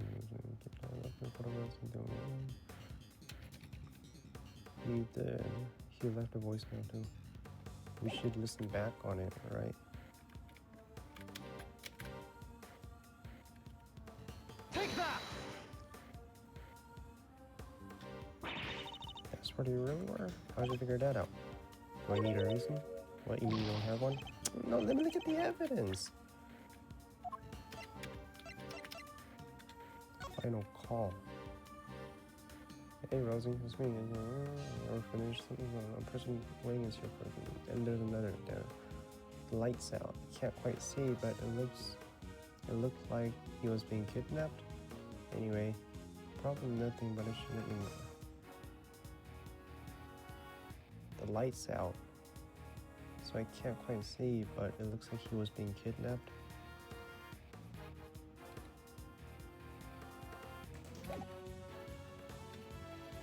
The lights out.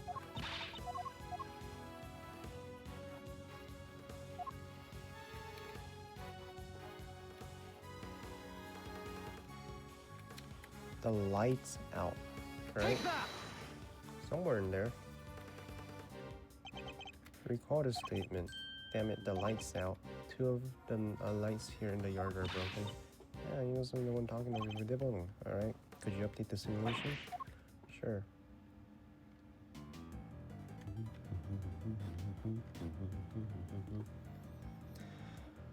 And there we have it. The kidnapper really was standing over by the building. Yes, it would certainly have strengthened the theory that they were connected to the orphanage. They moved the body and staged a photograph to distort the picture painted by the voicemail, which helped them undermine the idea that the orphanage was involved when this case went to trial. Oh, that certainly changes what this particular part of the simulation tells us. So one of them was Lagarde, the other one was Winner. I imagine it would also affect their understanding of the scene from when the body was found. Only one way to find out. Whether to make the jump, switch between, and then select switch recreation. We're gonna try later. What are we doing?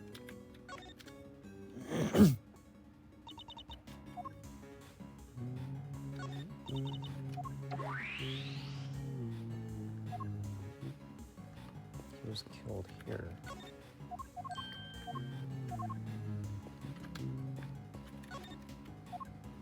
Why is there blood here then?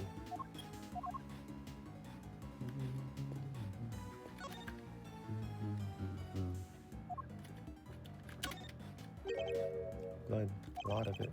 So murder occurred, didn't it? What? The blood might belong to someone else. Case was overseeing the chairman winner. The man would have no cripple welfare. Oh, you mean liminal? Yeah, they would have found traces of blood. Exactly. Clean up the point was inductive of. Far easier to falsify results. If any such test when they came back in, it would simply have been a matter of replacing the official results with a doctored copy. So we've been looking at a forgery this whole time.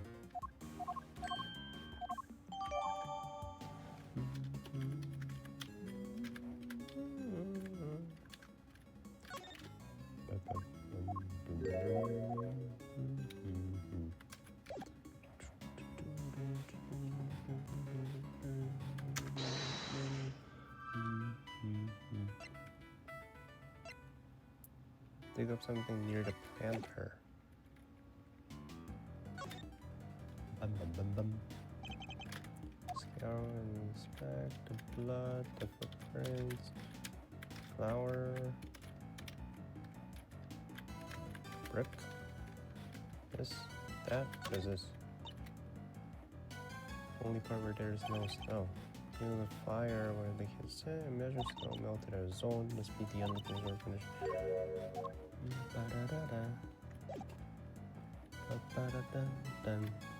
Ah? What did we miss?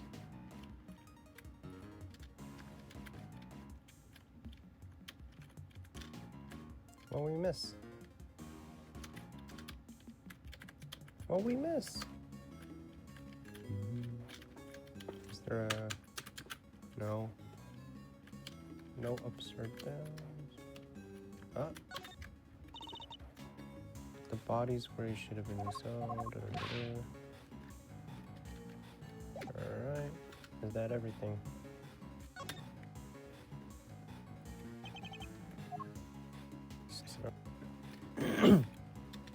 What evidence do we have? The blood wasn't all Dow's. Not actually his shoes. They appear to have been placed by his feet by culprit.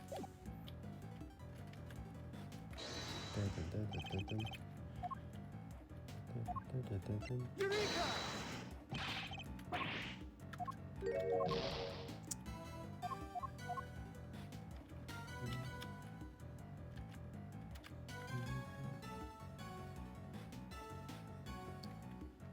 Really?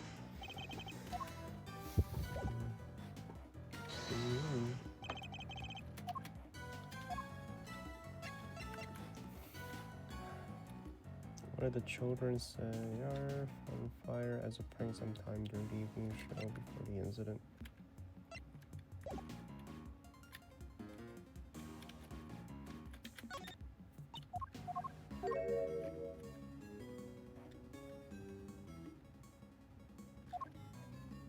The fire came first.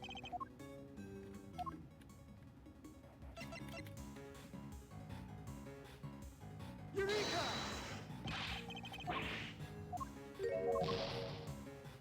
Bruh.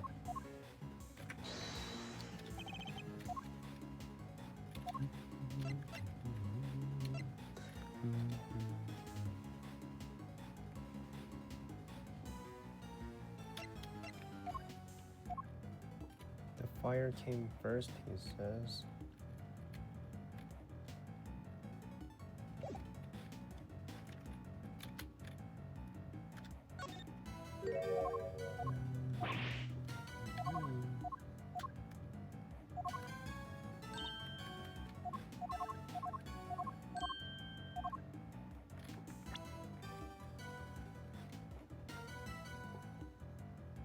Whisper no longer. I think it does. Doesn't that present something of a contradiction? Let me see. Wait, it says clothes were covered with blood. No, it does. And if they were, which seems entirely it was just where blood it is. It wasn't yet dry. It was spilled not long before he was killed.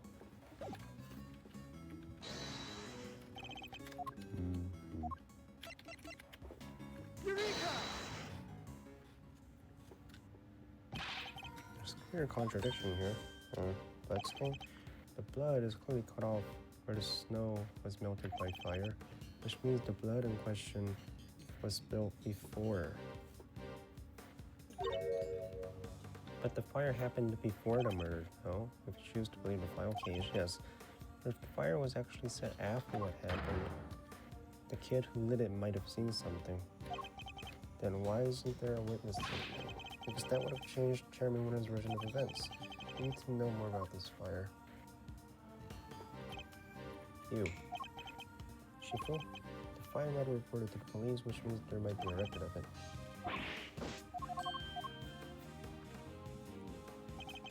There should? What kind of something exactly? Closure. I've seen this scene somewhere, didn't I? Father's office had a picture of it. Drawn by a child.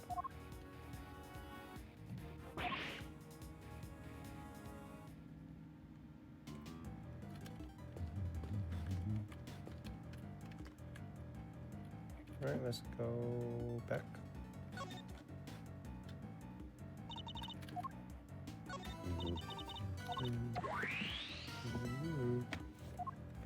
I hate Little Thief, bro.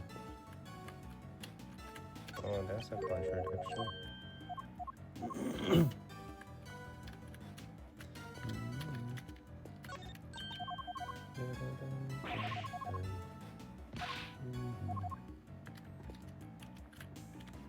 The fire started after.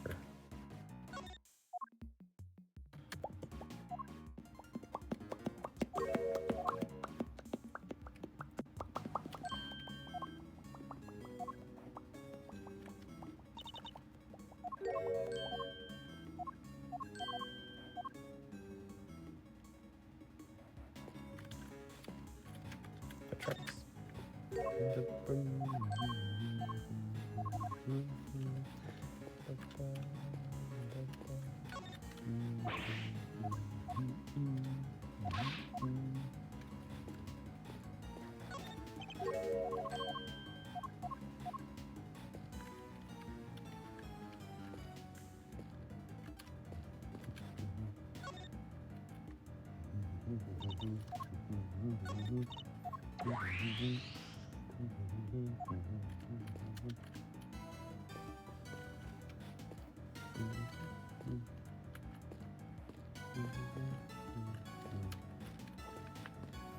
Why am I the only one investigating?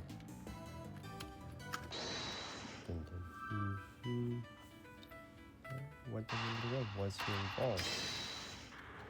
Let's try that. They were. If Chairman Winter was involved in President Liu's abduction, then it seems likely that whatever he dug up yesterday has something to do with the kidnapping. You do? You bet I do. We're talking treasure, right? Look, he must have been digging up some ransom money.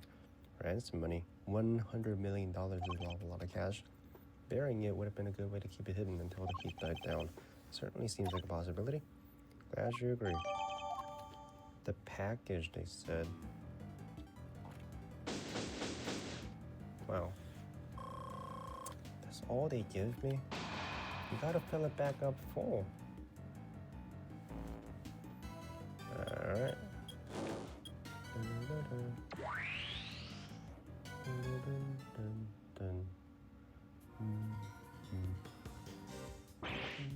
Shifu, I'm back.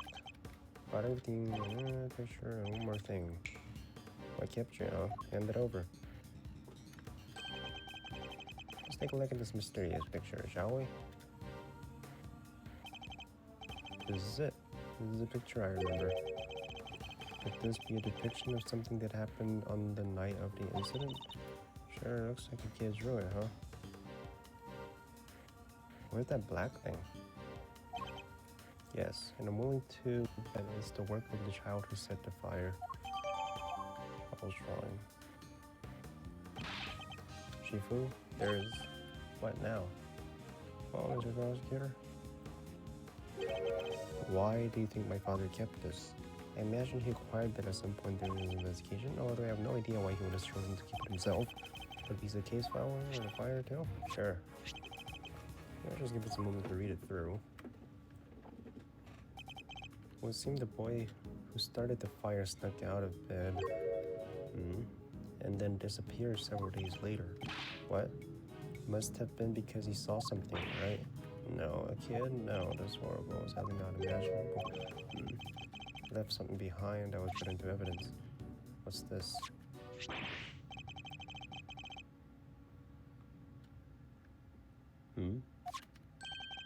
What is it? Something very much like it, yes. We have a piece of evidence that could, well, be connected. Whoa. Why? Take that! Okay, so does it play another recording? Looks like it might be missing from the horn from the soft toy. Hey, you've seen it before? Of course. He always kept it somewhere close by. I remember it because of the missing piece. I see, so there's a special device inside it that plays recorded sound when he twists the horn. Hey, do you think you maybe unlock more recordings? You never know. The toy itself should be up on the 51st floor. Take it! Get it! Shifu, fetch it right away. Here it is. Good work. Hand it over to the prosecutor over there. Well, that's complete. Hi, Dijun. Sorry, President Wang. It's me, Amelie. It's been a while. Amelie. Amelie.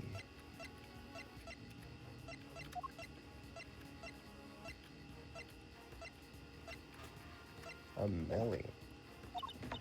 I saw on the news that you were visiting the country soon, and I didn't know whether I should get in touch at all, but in the end I decided I had to. Turn it off, now. Amelie, just turn it off. You see, I had a baby. A beautiful little boy. You're a beautiful little boy.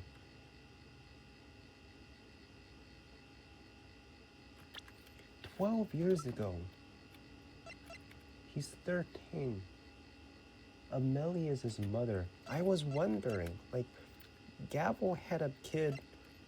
If he's 13 and she's 26, it means she had the kid at 13, right? That's what I was wondering. I was like, maybe that's his brother instead of mother, or maybe he was adopted. That's pretty much all I wanted to tell you. Except I called him Sean. Sean Finn has a nice ring to it, huh? No, Sean Finn, the kid. Also, that I'll be at the orphanage on the evening of 9th. I'll be waiting in the front yard.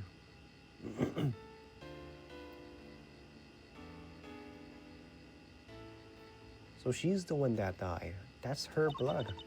I thought you could meet him if you'd like, even if it's just this once. I know you're a busy man, but anyway, that's where we'll be. Goodbye. Wait a minute, forget. You see, I had a Judge Gavel. Hi, Dijun. Dijun Wang. I saw you on the news. You're visiting the country. I knew whether I should get in touch at all, but in the end. So, Amelie and President Wang had a baby. right? And that's Sean Fenn. And Judge Gavel decided to adopt him. What? He was my dad? I'm sorry, Sean. Care to explain what the heck's going on, Gavel? Sean isn't my biological... I assumed kinda something like that. I adopted him. Was he aware of this? Yes, of course. His mother, Amelie, she died 5 years... 5 years ago? We were cousins. Oh, so they are related. But we were also friends, the best of friends. People often mistook us for sisters, and so she died. It seemed only natural that Sean would come and live with me. Of course, he had to keep his father's identity secret, and I decided that the best way to do that would be for him to never know in the first place. It's quite a lot to learn for a recording made on a seemingly innocent toy. I guess Sean's mother must have recorded the message and then sent the plushie to the president. Sean's mother recorded the message and sent the plushie to the president. Hey, yes, Sean, you're sure? He was really my dad? Yes, I'm sure. Before you were born, your mother worked for a time as a diplomat. Makes sense. That line of work might well be for him. What? You told me she worked at the orphanage. She did, but only after she returned. After she quit the diplomatic service, she always loved helping others. The orphanage was perfect for her. Not so fast! Sorry, Judge Gavel, but I have to ask. Yeah, so that's the president's kid. And you kind of try to put him in jail? Amelie, the lady who asked the president to come. Why didn't she show up herself? Why isn't she anywhere in the files related to the SS5 incident? She never made it to her interview that night. Someone was tailing her. I bet that was Chairman Winter's doing. Though sadly we can't prove it. And because she couldn't make it, she never saw the president again. Then she died 5 years ago. Why 5 years ago? Amelie? Shouldn't she have died 12 years ago? Do we know who she is? Amelie.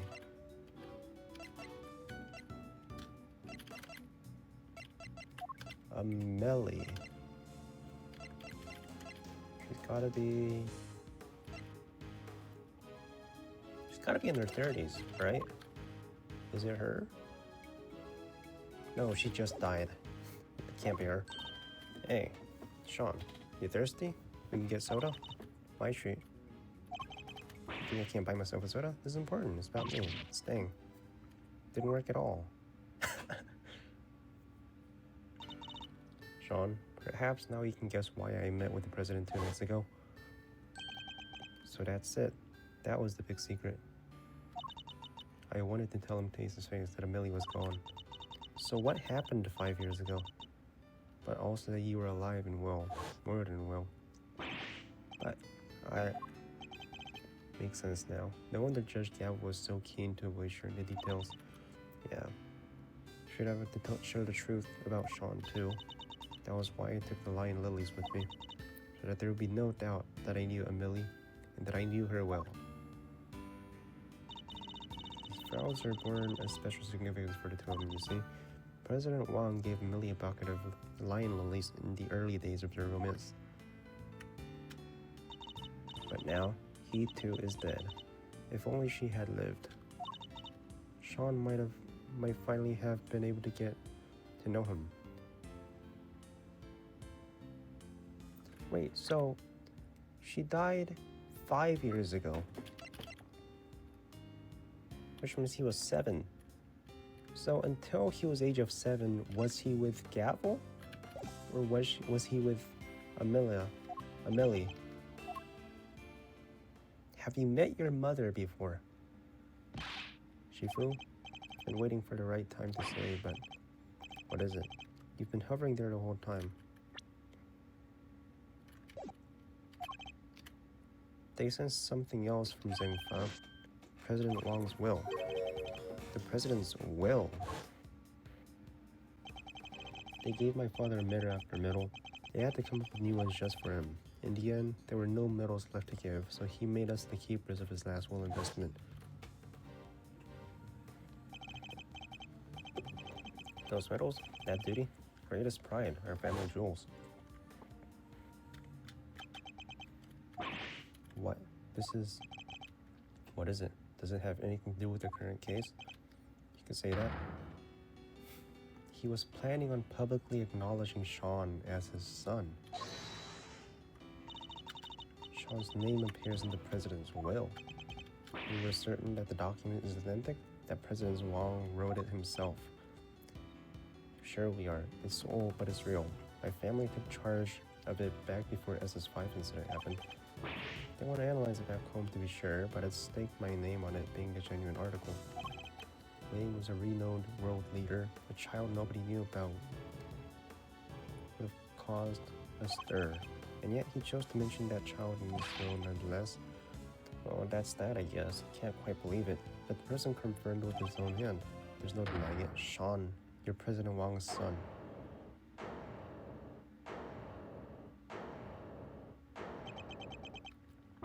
He just ran away backwards. Sean.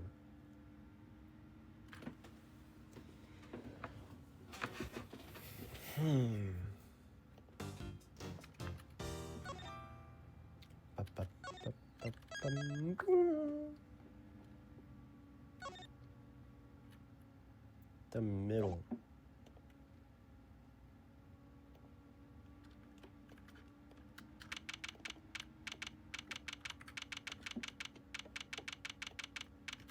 Big building, empty lot. Sean, he was my dad. Can't have been easy learning the truth about his father's identity so unexpected, and too late to ever get to know him. You know how hard I tried to find him? Sean, I get it. He was the president. He had a lot more to think about than just me, but he was right there in front of me, right there on the set. So why didn't he just say something? Why didn't he tell me who he was? I'm sorry. It's not your fault, Mom. It's mine. If I hadn't broken my promise to you, the fire would have never happened, and he wouldn't have ruined everything. It's all my fault. I ruined your flowers. Sean, please, you mustn't blame yourself. Just try to be here with me. Just a little while. The bond between parent and child, as symbolized by Lion and Lily, I'm no expert, but it's native to Zhengfa, so I know that much at least. Sadly, we don't have the luxury of dwelling on such things right now. I know it might seem insensitive, Agent Ling, but sentimentally won't help us here. We need to focus on what we can do about this case before us. You're right. So, technically, you served the kid now, right? I believe we've learned all we need to know about what happened back then. How did it all line up with your father's theories about the case? I wouldn't know. He took those to the grave with him. He never shared his thoughts with anybody. There's no way of knowing what he might figure out. What about your own thoughts? Are you feeling any more positive in the light of what we learned from Kay's reconstruction? Are we any closer to learning what really happened 12 years ago? You know, I think we might be. My father's footsteps are starting to become clear.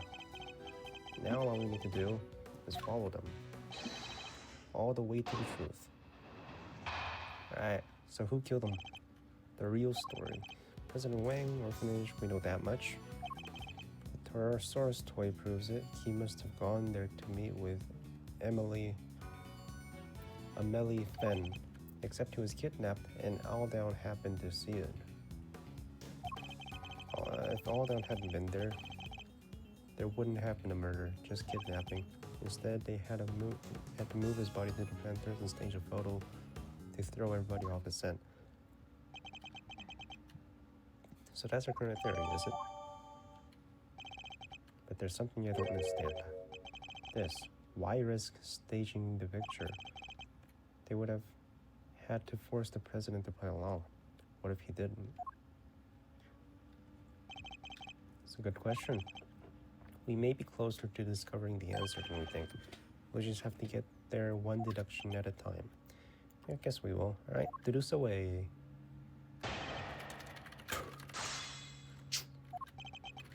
Hold!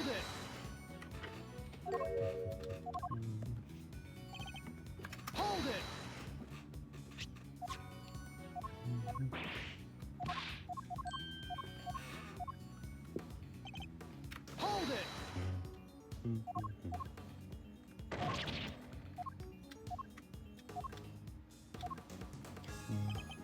Hold it!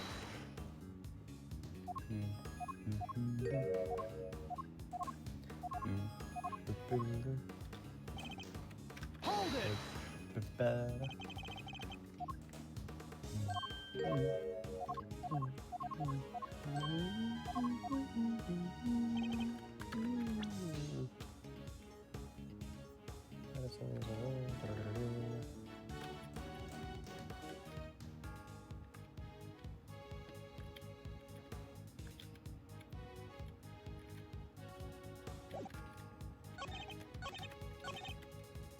If All Down hadn't been there, they wouldn't have been a murder, just a kidnapping.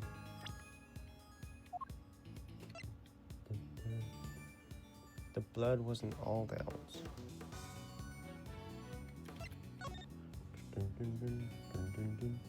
Wait a minute. Wait a fucking minute. It's Dharma, it's the assassin.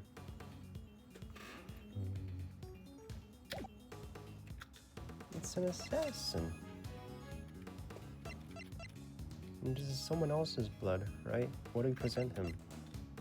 From park, fire, photograph, hold down.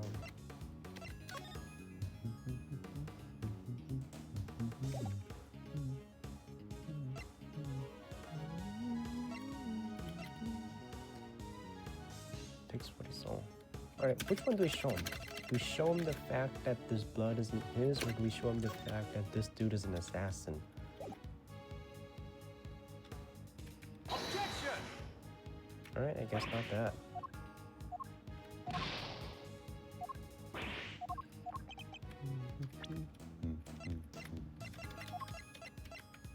Objection! Yeah. The blood wasn't his. You're saying there would have been no murder if Mr. Alldown had witnessed the kidnapping? Is that really the case? Why wouldn't it be? Their main aim was to abduct the president, right? So if there hadn't been a witness, they wouldn't have needed to murder anybody. And yet, it remains possible that Alldown wasn't the only person killed that night. There was a large pool of blood between the planters, but Mr. Alldown was murdered over by the snowman. Can't have it belonged to him. What if all that blood planters belong to somebody else? Come on, Mr. Prosecutor. You do realize what you're saying, don't you? I do. It's hard to believe. I'll be the first to admit it. But it's what the evidence suggesting. Not just one person was killed here, but two. You're saying they covered up a whole separate murder. But who else was killed that night? Whoever covered up this other homicide did very skillfully indeed. They even seem to have been able to avoid it being mentioned in the files, but they didn't quite get rid of everything. We have a piece of evidence from 12 years ago that never managed to erase. Something else happened. This thing! Take right? that! Excelsior's winner tried to shroud the existence of the other murder in darkness, but there was one piece of evidence he wasn't able to suppress, thanks to the efforts of your father, Agent Ling. My father? Cast your mind back, if you will. Something else was hidden along with all the other evidence from the crime scene. The existence of a child who set the fire in front of that orphanage. But why would Chairman Winter wish to erase him from the record? Because he saw something he shouldn't have. That's why. Then what was it? It's right here in this picture. That's Dharma. Right? Dharma something.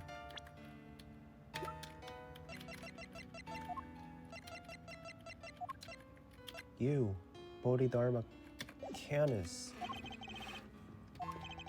But who's that standing across him? That's Canis. Take that! Eastern robes and black dog. That can only be Bodhidharma Canis. The creepy assassin guy? And what would a hired killer be doing in the presence of a president? I can only think of one thing. It wasn't a kidnapping that occurred 12 years ago. It was an assassination. Warden Lagarde and Chairman Winter were, yes, I think they were complicit. More than complicit. One provided the venue for the killing, and the other suppressed the testimony of the child who witnessed it. Mr. Aldown was murdered because what he witnessed was actually an assassination, and not the kidnapping he thought it all to be. You think I'm an idiot? How could the president have died 12 years ago? We only found his body this morning. He was alive and well just recently. Yeah, we've met him. Indeed. So, we have a president killed 12 years ago, and a president killed in the last 48 hours. 2 presidents, in other words. Right, which is completely impossible. Or is it? I think it's entirely impossible for there to be 2 presidents. In fact, that would explain a lot.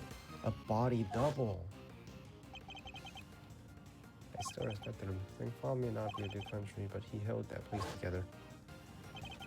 The president Jinling spoke of was a noble and capable leader. But the one we saw was fat and ugly. That's just the body double. The president mask has well and truly slipped. Entirely unlike the man we met. Really did seem as if they were 2 completely different people. But how could one country have 2 presidents? One was a body double. President Wang is a man of great power and influence in Zhengfa, the figure on the world stage. There must have been countless attempts on his life over the years, such as the one at Gordy Lake only a few days ago. It's true. There were more than a few assassination attempts. So, when Gavel was talking to him, where is it? So you're telling me she was tricked, right? That's not actually him, right? More than a few assassinations, but doesn't mean I want to accept that there was more than one president without proof. There was more than one president?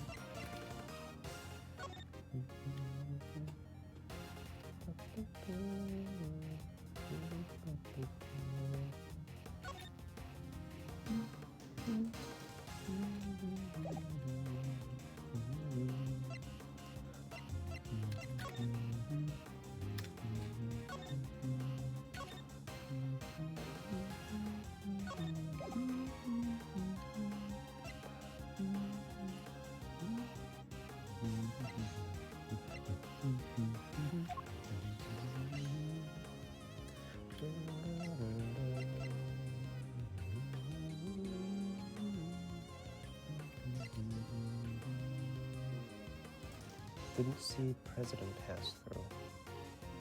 There was more than one president. Case.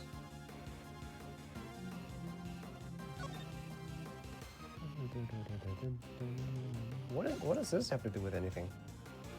Case related to the incident from 18 years ago?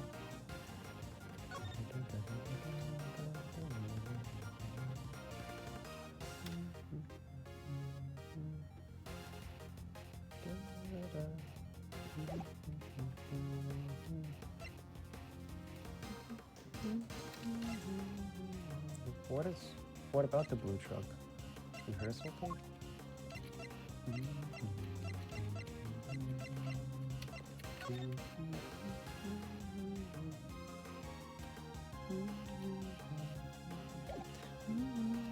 I'm guessing we showed us at the end, right? Report on the night. You were right, darling. There's some sort of a connection between the Knight and Canis.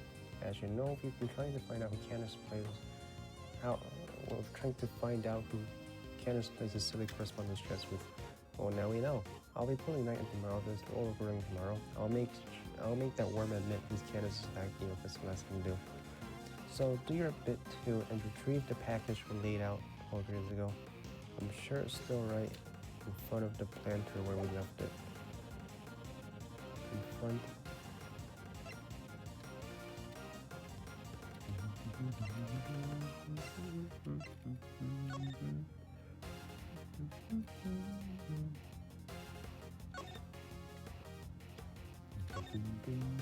Believe you have emergency call. Something dial up.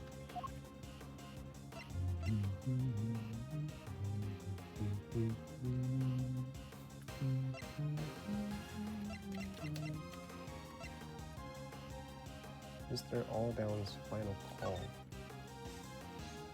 Hi, Rose, it's me. You sure? I know there's something weird when President Wong is here first. Damn it, the lights out.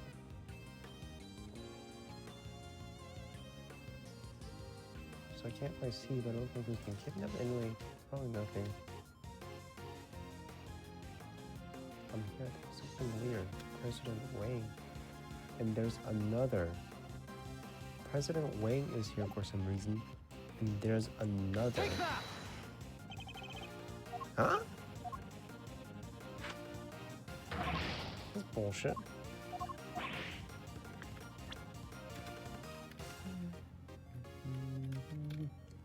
Prove that there's been two places. If you could prove that he's ever been in two places at once, then you would. You're saying the balls are to presidents.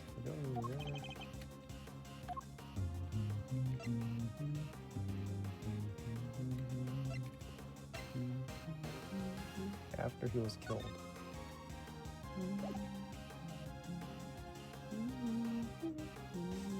Take that! What? Bro.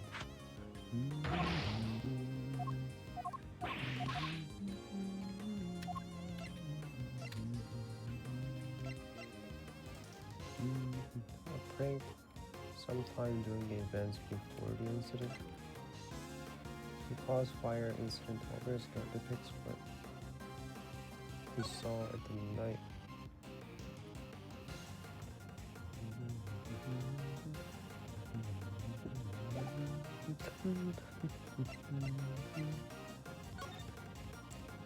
I mean, it says right here, President Wang is here for some reason, and there's another. Is that not proof enough? Left on the scene 12 years ago.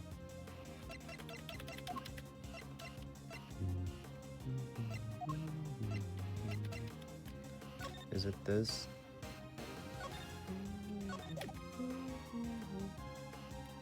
Filmed yesterday evening shows Sean rehearsing them. Is it this? 11:05 p.m. This is 11:05. What time is this?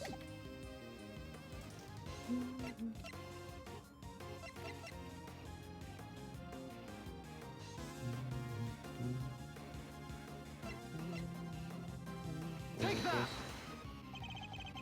Alright, I guess not. If you can prove that he's ever been in two places at once, that'd be pretty good evidence.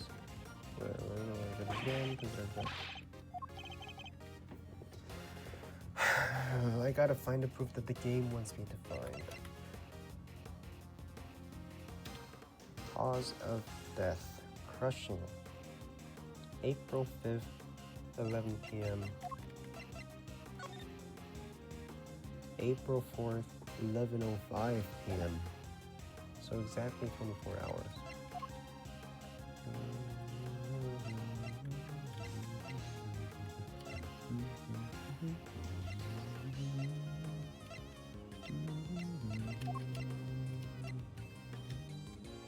They appear to have been placed on the scene after the murder took place.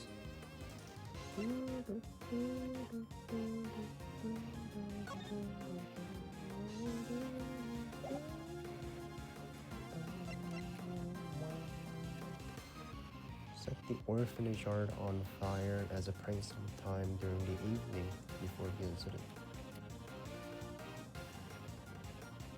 As a prank sometime during the evening.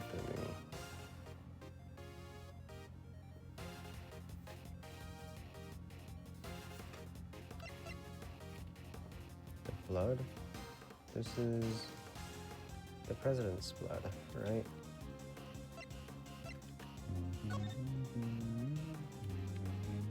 This is it, man. This says there's a president and there's another. Is that not proof enough? Right, the case files. Occurred February 10th. President Zhengfao was kidnapped. President's presence at embassy until midnight. Confirmed on her February 10th was kidnapped and ransomed for $100 million. President's presence at embassy until midnight confirmed. President Wall was supposed to meet at the orphanage. Was supposed to. Witness Aldown was murdered. His body moved in the photograph of a kidnapping staged. President's presence at the embassy until midnight confirmed. Is this it? Take that! I don't think he's noticing contradictions or is he just unable to accept it? What's the matter? Pretty quiet all of a sudden. In Amelie Fenn's recording, she asked the president to be at the orphanage at midnight, but it shouldn't have been possible for him to be there at that time. How come? Because he was supposedly still at the embassy with your father, Agent Ling. So he had noticed. The only way he could have been in two places is once if there were two of him. So the real president, that was the one who died 12 years ago? I think it might have been. But why? Who would have hired Candace to murder the president? In order to figure that out, we'll need to look again at the pieces of evidence we recently discovered was fake. Fake evidence. What was it again? Take that! The picture taken with Mr. Aldown's camera was staged sometime after his murder, and Mr. Aldown was murdered because he witnessed the president's assassination. In other words, the photograph too must have been taken after the real president's death. So who is the president in the staged photograph? The body double. Nothing else makes sense. I believe the president's double had him killed so that he could take his place permanently. Excelsior's winner, Fifi Lacard, helped him do it. So the dude who just died? Wait, you don't even have a body to support your theory. Are you telling me it magically disappeared?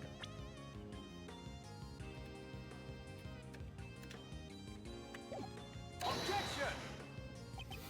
No, in fact, we know exactly where it was wound up. The president's boss here the whole time. Take that! What footprints? He wondered hello. Something we couldn't trust anybody else to retrieve.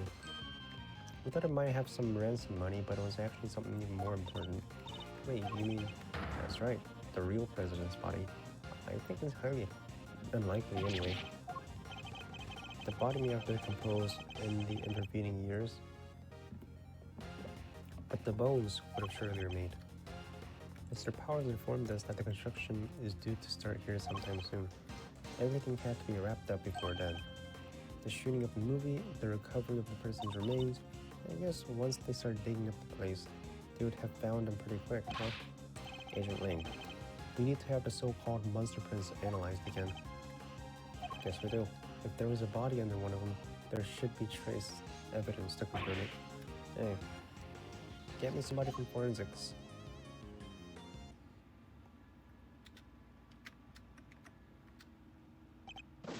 Sir, presenting the finding of our analysis, sir. Traces of human remains were found in the dirt, along with other signs of body having been buried.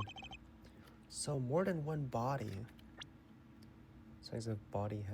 Other signs of a body having been buried. Okay, it's just him. Bones were also recovered from the home of the Excelsior's winner.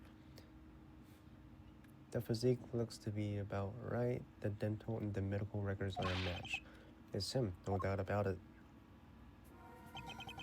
So, as suspected, the real President Wang was killed 12 years ago, and the SS-5 kidnapping was in fact a homicide. Monster footprints. Oh, so it really was a murder, huh? This case had taken so many twists and turns, I'm starting to lose track. Yes, perhaps we should summarize our findings, just to confirm we understand everything correctly. Good idea. Let's go over everything to the point where the president arrived at the orphanage. 12 years ago, the real President Wang visited the orphanage. His aim? To meet his infant son. Footprints were originally assumed to be those of Mr. Aldown, seems likely to have been actually made by the president upon his arrival. But instead of being greeted by his child, Canis came up. That's sad. He was hoping to see his baby for the first time, only to, indeed. But at least with Mr. Canis, we can be sure that the job was swiftly and effectively completed. But at least with Mr. Canis, we can be sure that the job... But then, after the assassination, another tragedy occurred. Aldown's murder. Yes, it seems he witnessed a key moment in the evening's proceedings. The moment when the culprits, so-called kidnappers, the dog and Canis, took the president's body around to the side of the building. That was the sight and sealed his fate. We've now established that he was standing by the orphanage gates at the time, behind the snowman. At which point, the body double who had come to meet with his co-conspirators walked right up behind Mr. Aldown, leading to an unfortunate eyewitness being murdered by the man who was plotting to replace the president. So it was the body double who moved Mr. Aldown's body too. Yes, I think it probably was, but none of the footprints could have been his. Actually, I think they could. In fact, we have piece of evidence that proves how that particular trick is achieved. What shows the body double managed to move the body without leaving footprints?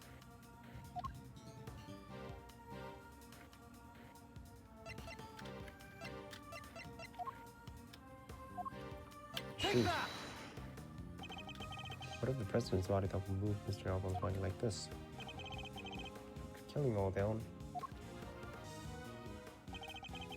He could have carried him to the other side of the entrance. Given that his shoulders looked like the president, he would have been wearing the same shoes, meaning that if he stepped exactly in the footprints left by the real president, of course, his would have been the exact same shape and size. It would have looked like a single set of footprints. So that's how it all went down. Wait, but there's one thing I don't get. There is what? Why did they need to pretend there was a kidnapping? Aldown had been the president at the orphanage.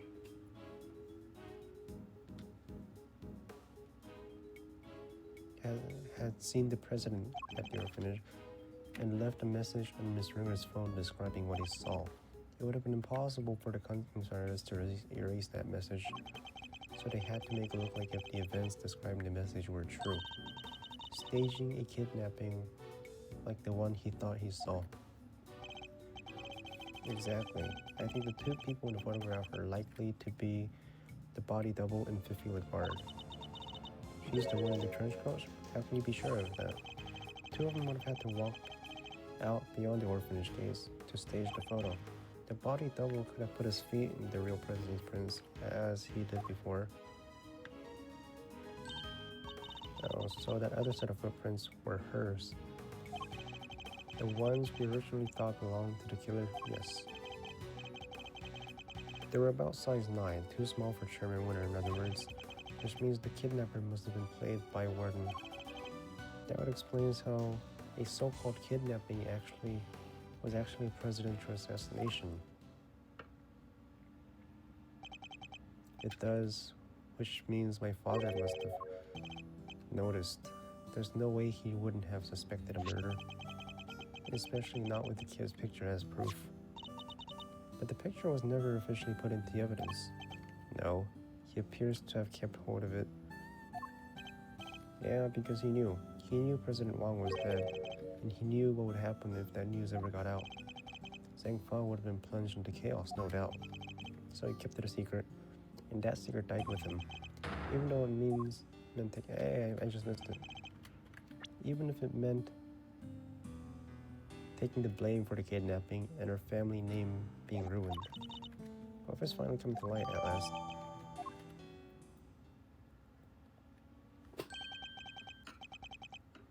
Is it indeed? Intriguing. What? Who's there? Dharma? Or Canis?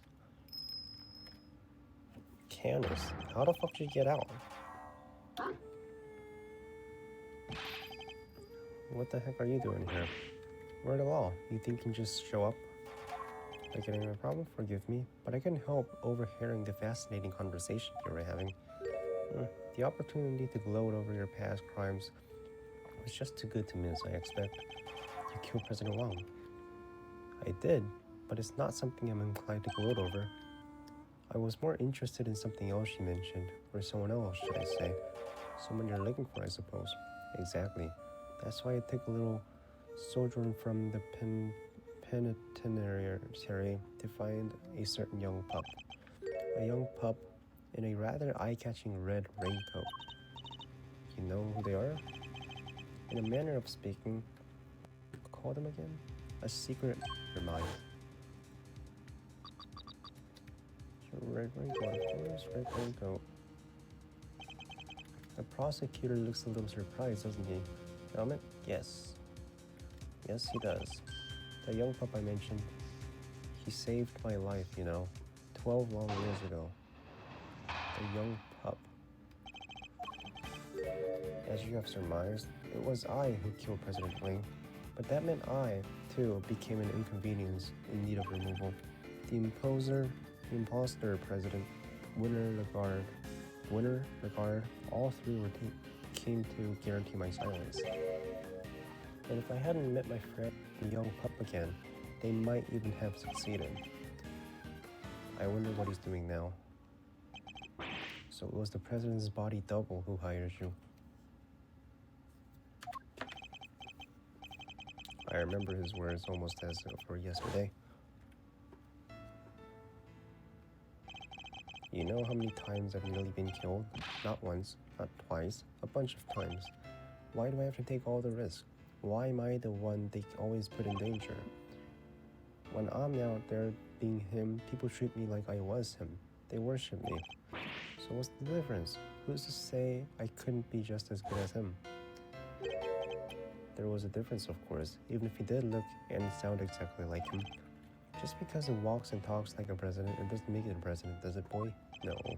So he got his wish and became the boss, but couldn't quite fill his predecessor's shoes. Rook's not around. That means I'm number one. I wonder if you have what it takes to step into such capable shoes. Of course I do. I'm the leader now. Me. Seems the king and his knight were much the same. The president's double knew that his employer had a weakness. A young woman named Amelie. But in order to find her, he needed to enlist the help of locals. Locals such as Chairman Winner.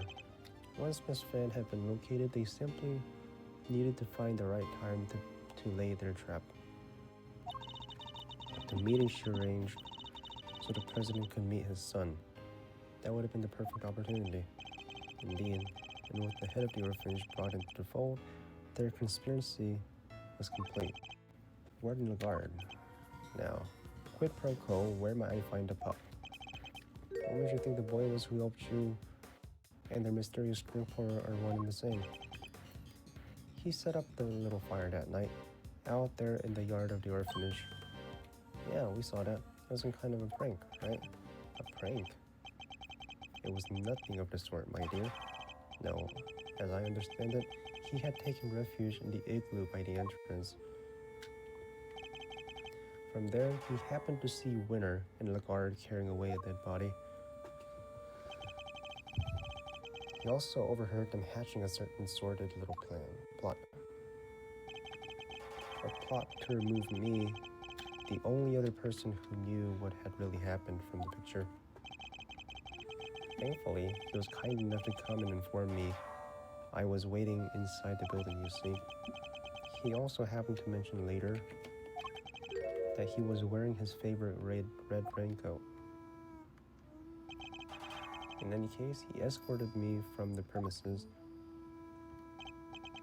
and being a very considerate boy, thought to erase both our footprints from the scene of the crime. Seems he had a little kerosene set aside in the igloo. He spread it liberally about the place and set himself a little fire. No way, so that's what the fire was for. It must have been ever so beautiful. Winter and the guard were positively enchanted. And while they're distracted by the show, he took the opportunity to usher me out of a side entrance. He never answered my question. You really think he's the one behind all this? I do indeed. Don't I, Herman? Yes, I do. His dog must have smelled it. It was I who killed him that way. Hold it!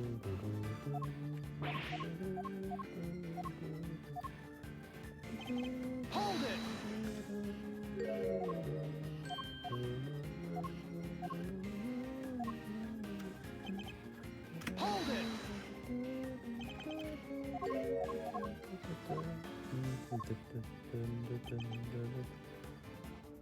Young pup, then you might have succeeded. Again, so the two of you had met before. Yes, on a cold and lonely Christmas Eve, 18 years back. I want to say it's him, right? That long ago, but not on that occasion. It was I who saved his life. But on that occasion, it was I who saved his life. Lonely Christmas Eve, 18 years back. This thing?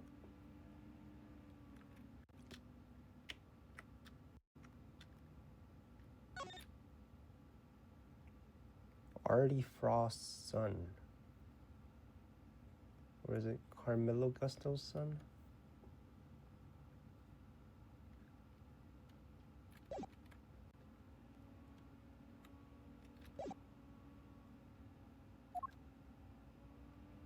Gusto's son?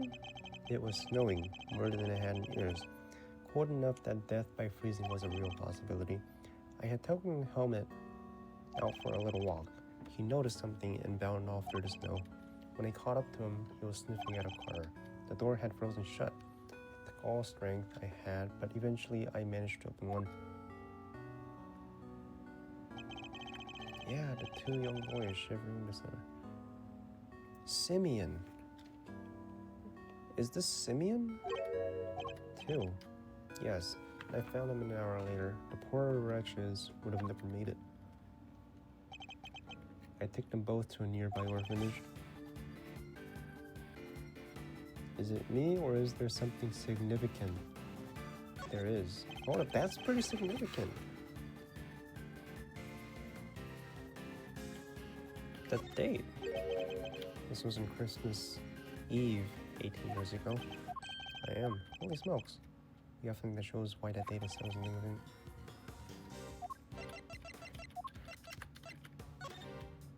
No, not this one, not this one. The other one.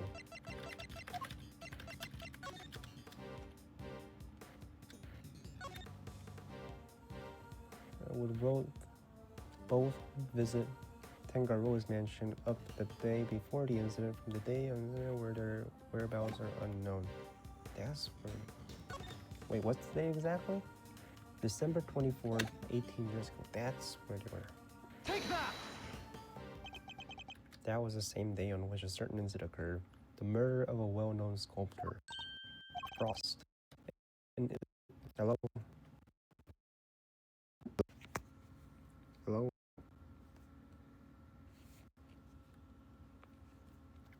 Alright, you good? An incident in the aftermath of which two children were missing. The son of the victim, Artie Frost, and the son of the murderer, Carmelo Gusto. Wait, one of them is Knight. That means one of them is Knight.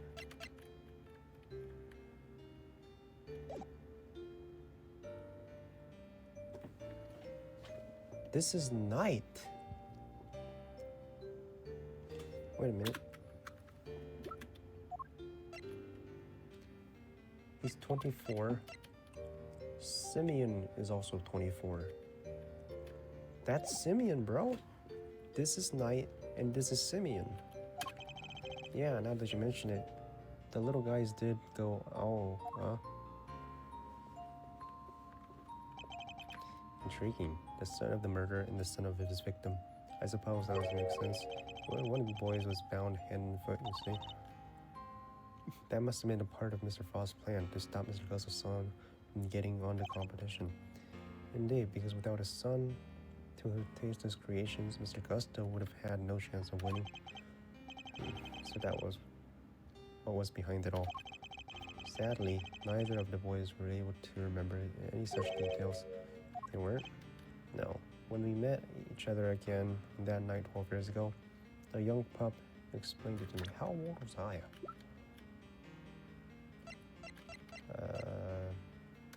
I'm about their age too, right? Like 25, 26. It seems that they really were on the brink of death when I found them, and the shock of the experience caused them both to lose their memories. They weren't even able to remember their names. Wow, so they wouldn't have known they were Mr. Frost and Mr. Gusto's kids.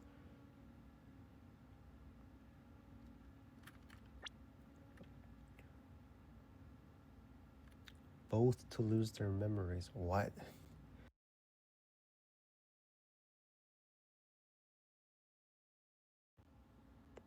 Hello? The shock of the experience caused them both to lose their memories. They weren't even able to remember names. Wow, so they wouldn't know they were Mr. Frost and Mr. Gusto's kids.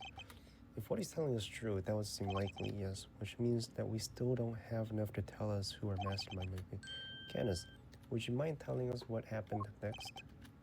By all means. We found him, right? It's the clown. I knew it. I knew I remembered something. The pup and I remained in contact even after I was sent to prison.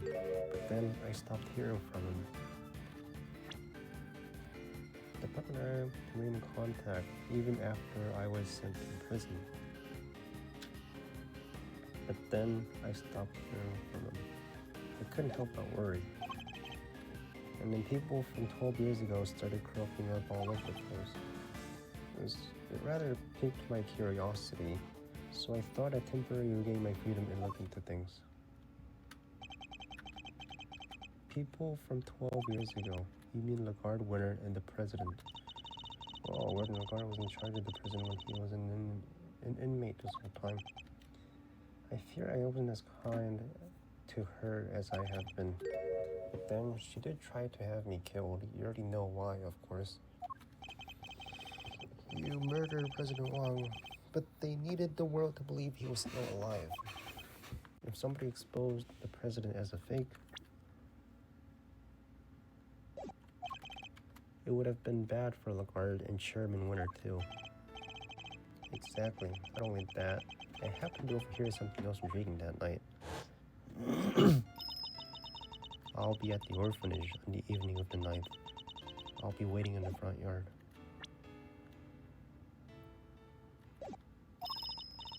I thought you could meet him if you like, even if it's only just this once. I know you're a busy man. I just fucking missed it. Stop.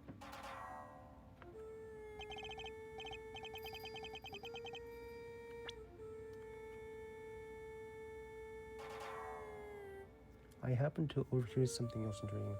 I'll be at the orphanage on the evening of the 9th. I'll be waiting in the front yard.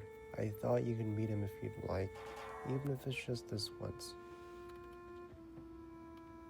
I know you're a busy man, but anyway, that's where we'll be. I know who you are, President Wang. I couldn't help overhearing the news. Congratulations. But please don't worry about your son. I only kill those who I am employed to kill. In this case means you. No, wait. This is my first chance to meet him.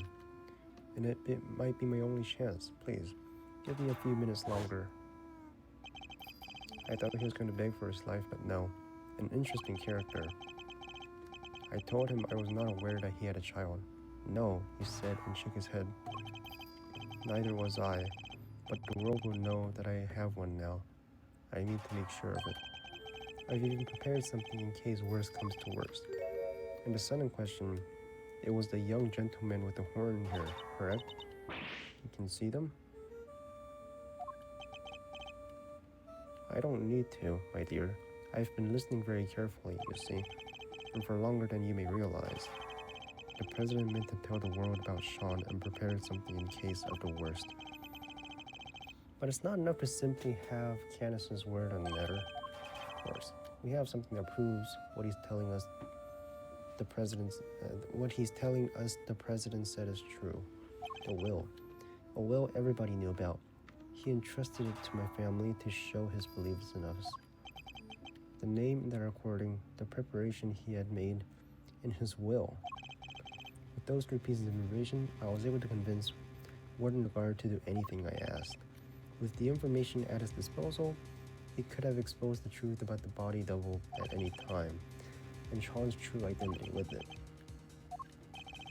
President Wang was more agile than I anticipated. He blocked my first knife with something soft. By the time the piece I'd broken off hit the snow, my next strike had hit the mark. So it was Candace who tore the torn off.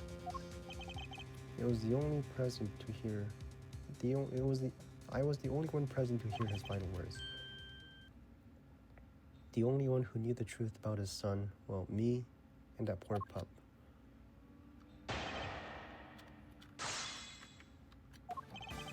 The pup and I remained in contact even after I was in prison. Hold it!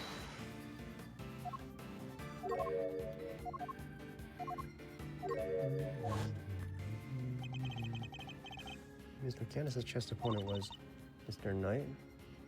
So you're telling me it was not him? It was the mastermind? It was the Knight. I found the diagram with the saw too. Oh yeah, I think that was important.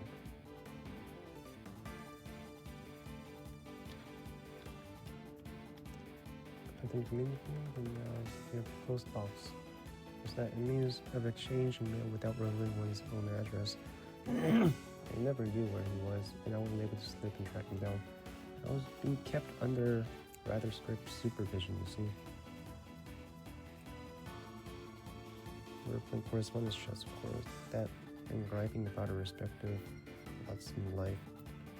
But didn't you used to play that with, and unlikely as it may seem, Mr. Knight? Yeah, it was Mr. Knight. We found the diary in his cell too, first edition.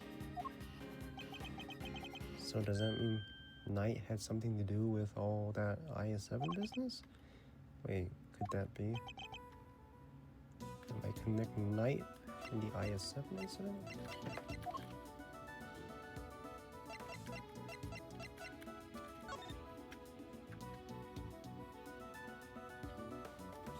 He was the mastermind? No, he's dead.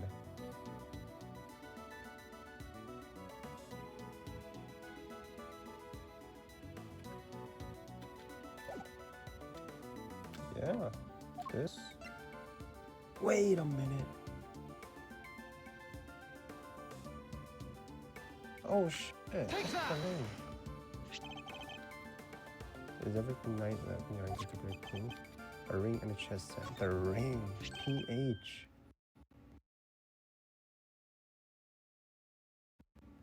Oh. Hello. Right.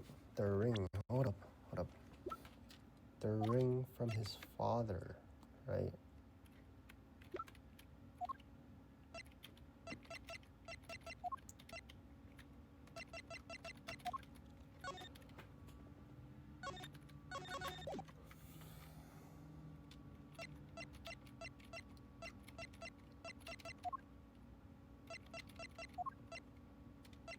Where is it?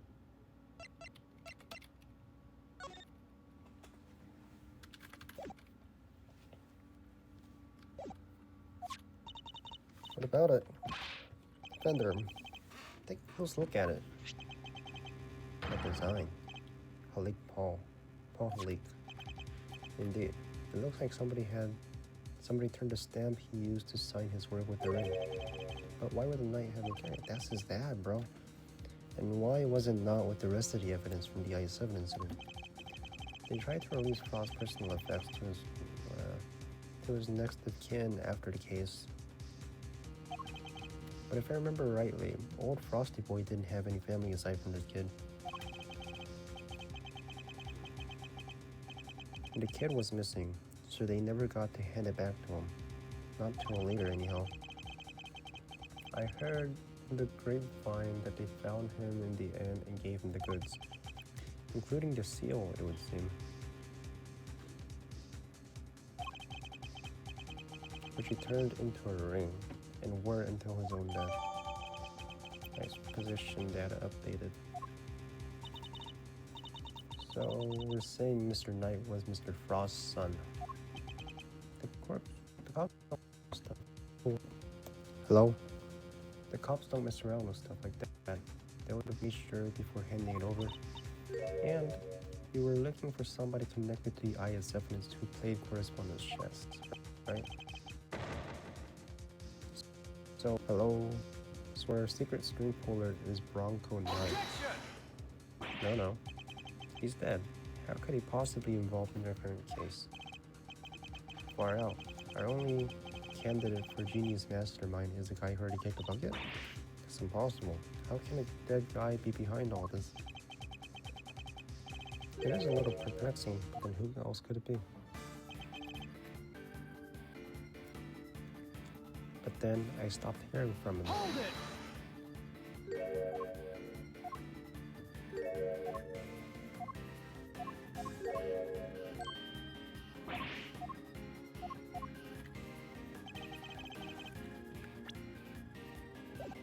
Hold it!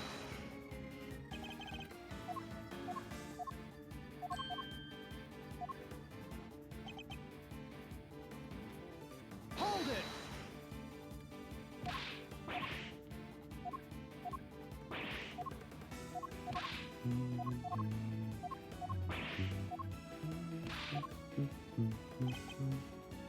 I did use enjoy tapping out my little letters from Braille. That's right, I have the tools to do so myself. Special tools. And this and that, general chit-chat, chess moves of course. He wrote the chess moves in Braille, interesting. How does a PC carved yourself move? The dog. I sat myself and tried to imagine where he might have gone. Who does he mean? Who's this puppet he's talking about? Oh, indeed. It seems not even Mr. Caddis knows his Troy Dundee.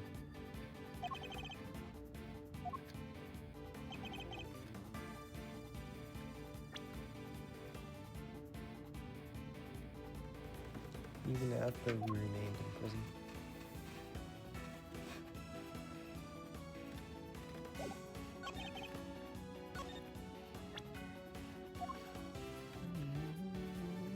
Objection!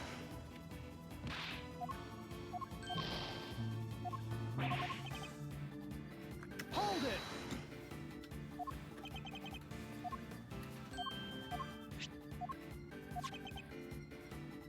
But if Knight is Frost's son, doesn't that make him Candace's young pup or anything? No, it can't be. He's dead. There's no way he's here to surrender. So the rest of Knight is waiting in the wing somewhere, biding his time, watching. Not at all, my dear. We found your little chit-chat most enlightening.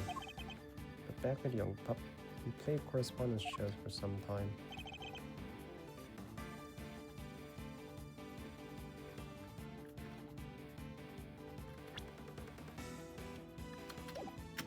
Hold it!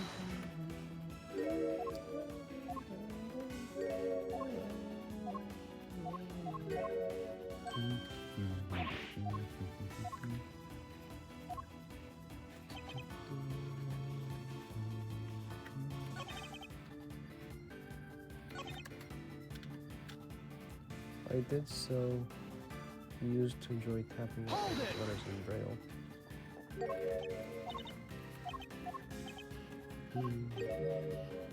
He wrote the chess moves in Braille too, that's interesting.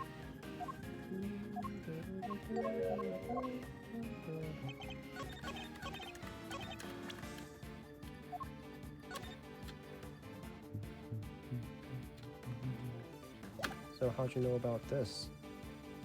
Objection! You said that you wrote your letters in Braille, is that correct? I don't mean to be rude, Mr. Prosecutor, but you know my condition, don't you?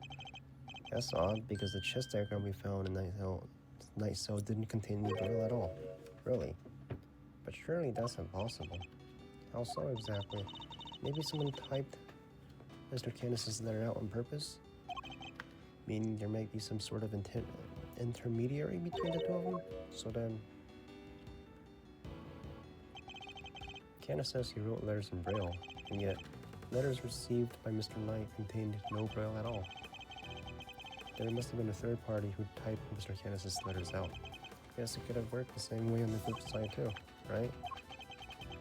They could indeed.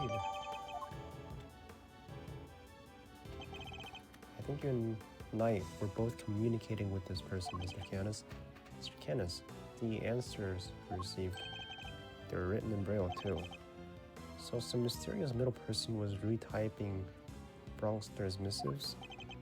And that person might well be our secret screenplay.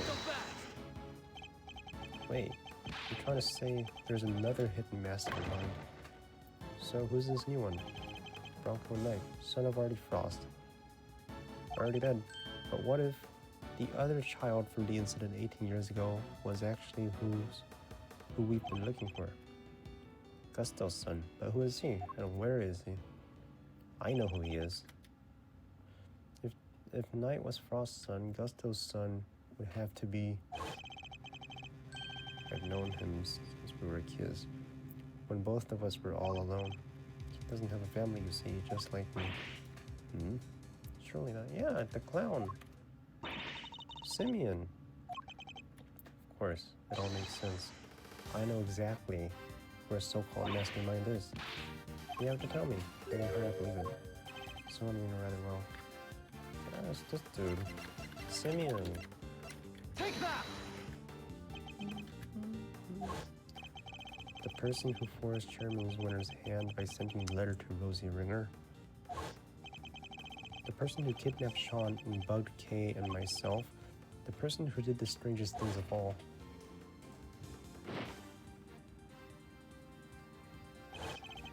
Who drugged Kay and carried her up to the roof. Let me see his clothes. It's pink. It was the monster. What? Did you really just say what I thought you did? Yes, the monster. That was the key to unmasking the mastermind. Oh, I almost forgot. We're doing a new show soon. I'd love if you come. I'll be joining Regina on stage for this one. That's right, the Very Big Circus. Biggest, most fabulous event in town. They have the oodles of fun. Miss Lloyd, could I ask a favor? What kind of favor? You told us you recorded the sound of Taurus breathing fire. Proof? What kind of proof? Did you capture something in your tape recorder, perhaps? Oh, you're good. Sharper and gosh dang tech. I captured the sound of Big Beastie breathing fire. It's the hot air balloon. I precisely see the guy, but boy, can we listen to the tape? Sure can. Is it the sound? It must be what I think it is. My theory has to be correct. The truth about the monster, the identity of the person behind this, is falling into place. Miss Hart, you saw a giant eye. Did you not? Yep, snap a picture of it. Even if you can't rightly see it so well. You can't see it right now, but... Detective Gumshoe? Yes, sir. Your image analyzer, can we borrow it again? Sure, but... What do you want to look at, sir? This photograph here. Gotcha.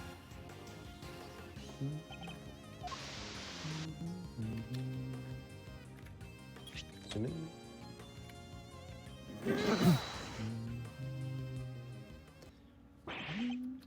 That's... See? Done told you. Taurus is his own dang self. Yes. The monster commanded by the architect of this whole scheme.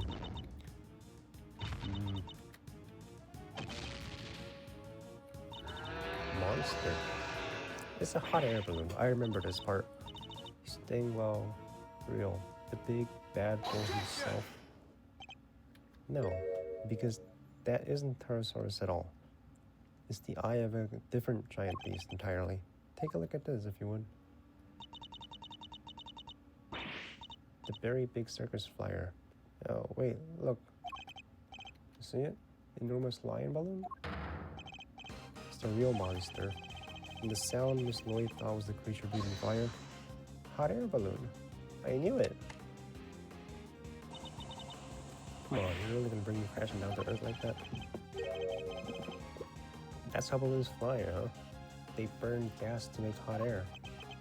They do. Their culprit was able to use that balloon to carry Kay up to the roof of the big building without ever going near the elevator.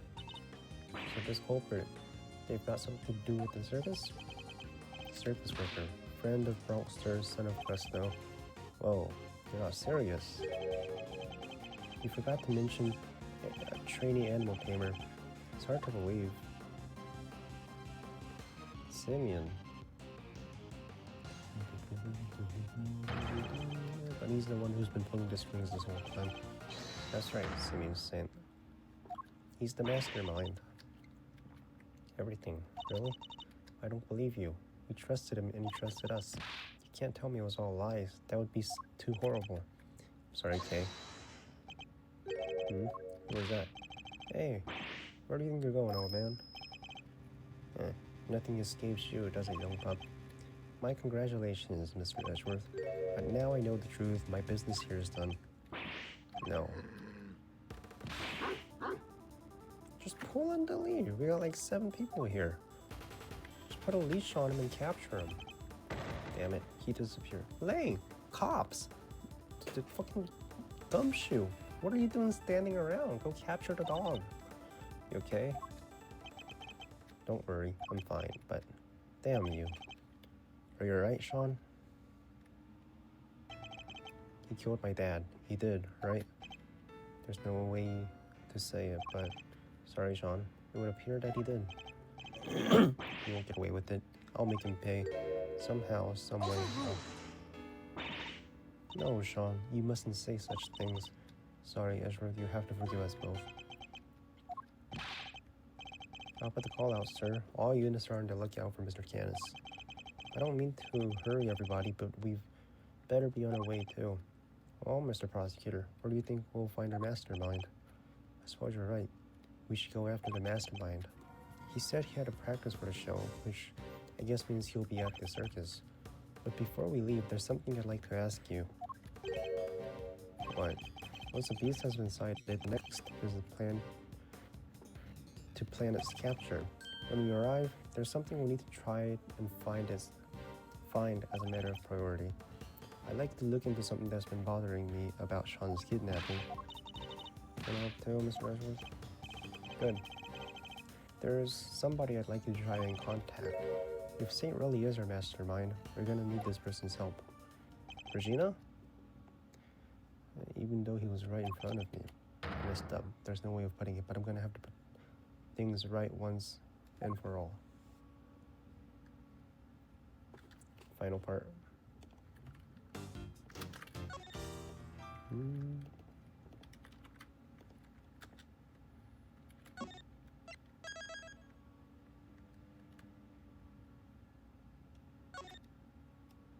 The mastermind's true face.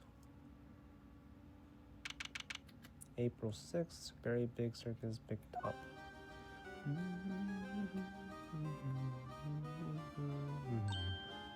Oh, Mr. Edgeworth. Yep, that's him. That's the face I remember. Mr. Saint? You're a little early, I'm afraid, but we're still practicing. But I'm glad you kept your promise. Yes, I remember you giving me this. It's so great. You're going to have so much fun. I think you'll be surprised, Mr. Edgeworth. I think you've surprised me enough for one day already. What are you talking about? Would you mind looking at this photograph, Mr. Barry? That's the eye painted on the balloon you used to advertise the circus, correct? Oh, yeah? What is this exactly? I have a strong suspicion that the balloon was used by the criminal we've been looking for. You do? Who's usually in charge of the balloon, if you don't mind me asking? That would be Simeon. Wait, you don't mean... Mr. Saint? You took the balloon out late the other night, didn't you? I was practicing. Still pretty bad at flying, so I need to put him in extra hours at night. When it would have been even more difficult than usual? Strange time to decide to practice. But why else would I have taken the balloon out? What are you saying?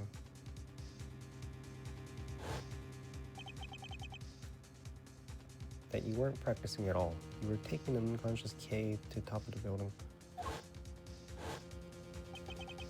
in order to frame her for the murder of Rosie Ringer. The security cameras never recorded Kay taking the elevator up to the roof, which means she must have gotten there another way from the sky. And the only person able to make that happen would have been you. But Mr. Edgeworth, I don't understand. That's not all you did. You took the president down, right? You also attacked Sean at the garbage disposal area, drugged him, and carried him away.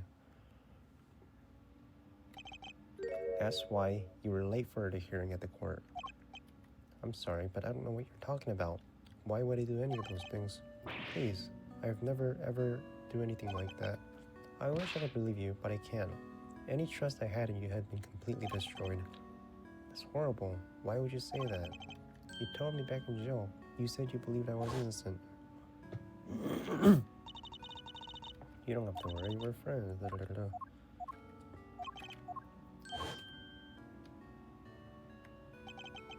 This is just awful. I never thought you'd lie to me. I didn't lie. You said you knew what it was like to be me. I trusted you. Hurts, Kay. It hurts. Come on, Edgeworth. This is Simeon we're talking about. He's not a bad person.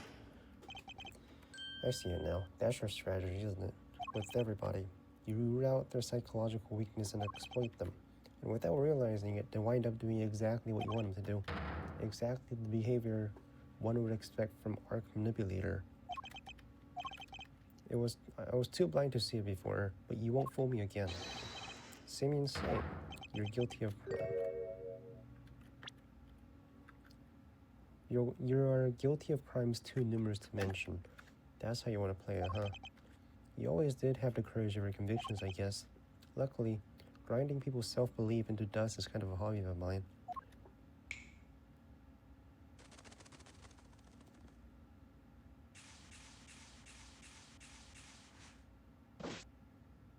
Damn, bro. There's the villain. Well done, all of you. Well, this is certainly a side of him we haven't seen before. So much for training Anne with Hammer who wouldn't hurt a fly. I guess it was an act. But I'm glad we're finally getting to meet the real you. Simeon, this can't be true, can it? Truth, lies, what does it matter? Huh? All you need to know is that Mr. Edgeworth here has made me very mad indeed. Jesus Christ, man. Everyone from this family. And now he's gonna pay. Pay for what? We got you, bro. Sure, I went up to the balloon a couple of nights ago, but I was just practicing. Because somebody take the picture when I flew by the big building. I fly around the area just doing promo stuff for the circus all the time. Nothing to see here, Miles. Nothing at all. So you go up in the balloon reasonably often. Yeah, promoting the circus, like I said. Is that true, Miss Berry? Well, it's true that's Simeon's job to go up in the balloon and spread the word. I guess just about everybody in the area would have seen him. Well, the same balloon was used in the commission of a crime. Nonsense. I just happened to be in the area. Somebody took a picture when I was floating past, that's all. I'll be the judge of whether you just happened to be nearby. Thank you very much.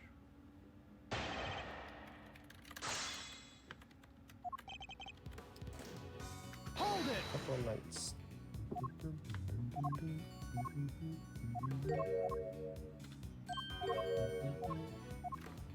This could be important.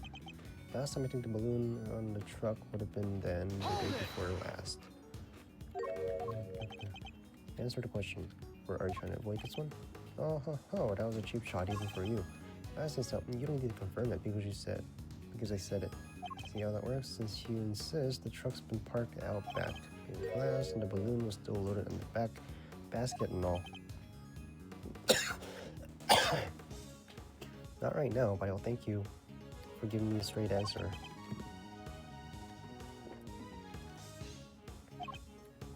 I think you might have let more slip than you realize, Mr. Saint.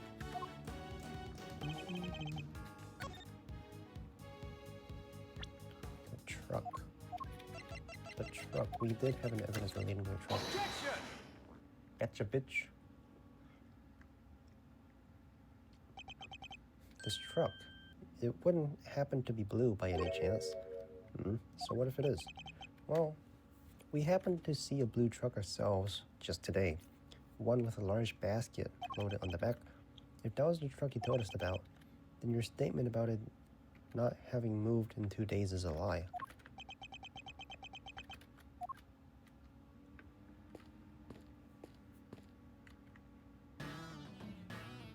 Agent Lane? Sky? Emma. I call her Sky. There you are, at last. I've been trying to find you. Kay sent me a message saying you were here, so I came right away. And I found what you asked me. It was loaded onto a truck in the parking lot out in the back. A blue truck. Lion hot air balloon. Oh well. I think that truck might be one we saw earlier today. In fact, I'm almost certain of it. Objection! What, just because it's blue? Like a million other trucks? That makes you sure it's the exact same one? I'm sure. We have testimony. I saw it too. It's the same one for sure. Huh? What's the matter? That wasn't me. Worthless. Worthless are the words of a man who can't back up his claims as evidence. Wow, you sound just like him. Show me. I demand proof. Objection. Yeah, the taxi driver told me. What are you doing? Why are you touching the truck? The engine's cold, which means it's been here for a while. No way, you can go from that. You can go check the engine.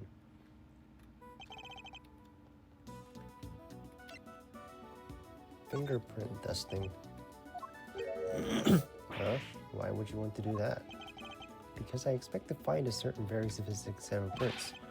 And if I do, that will prove beyond all doubt that it's the truck. This prints. It's mine. Yours? You think you're gonna find your own prints on there? I do. Because I put my hand in the truck when I saw it in front of the big building. Let's see what we can find, shall we? Emma, could you lend us your scientific skills one more time? That's why I'm here. One moment. Alrighty. Take it away, Mr. Edgeworth. Huh? Me? Of course, me! I'm a prosecutor. Fine. I'm a prosecutor. Yeah, I know how this works. I know how this... Play the game for me, would you? Play the game for me, alright?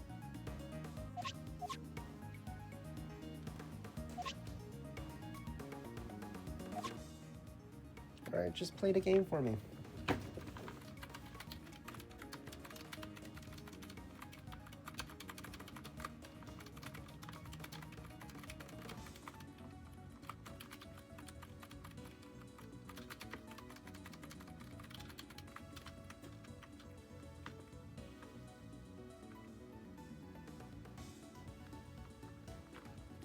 There it is.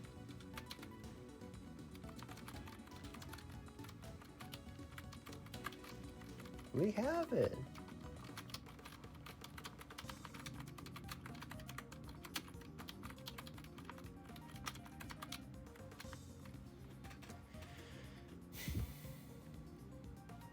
Hello? Okay. That's it. That's a nice clean print you got there. If we compare it to my prints right away, yep, leave it to me. Leave it to me, yeah. It's Mr. Edgeworth, alright. With that, another light is exposed. Oh, yeah. What were you doing in the truck?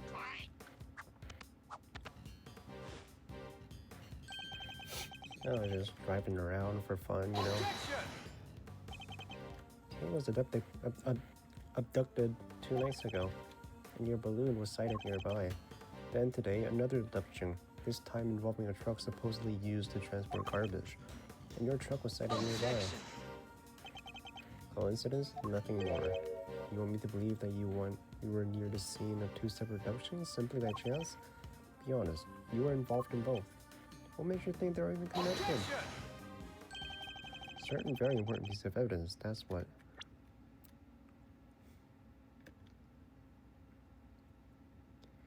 You were near the scene of 2 separate abductions. This should be good. What connects Kay and Sean's abductions? Disease, right? A disease. Take that! Kay was drugged with a powerful dose. A bottle of sedative was found right where Sean was being held captive. The very same brand, no less. Objection! Objection! I knew you tried. The same sedative was used, so what? Does that mean everything's connected? You know, as I do, that doesn't prove anything for sure. Must be evidence that can tie both the crimes. Cops, prosecutors, you, Miles, you're all the same at the end of the day. You force the evidence to fit the crime, or you flat out make it up. Just as long as somebody goes to jail, you're no different from a certain other evidence. You're no different from a certain other evidence tamperer you've had the misfortune of meeting. Objection! Von Karma? I'm nothing like him. Then show me. Hit me with your killer piece of evidence. You must have one, right? So you shouldn't have anything. Okay. You're about done there, Miles. No more cheap shots left for the fire. Right.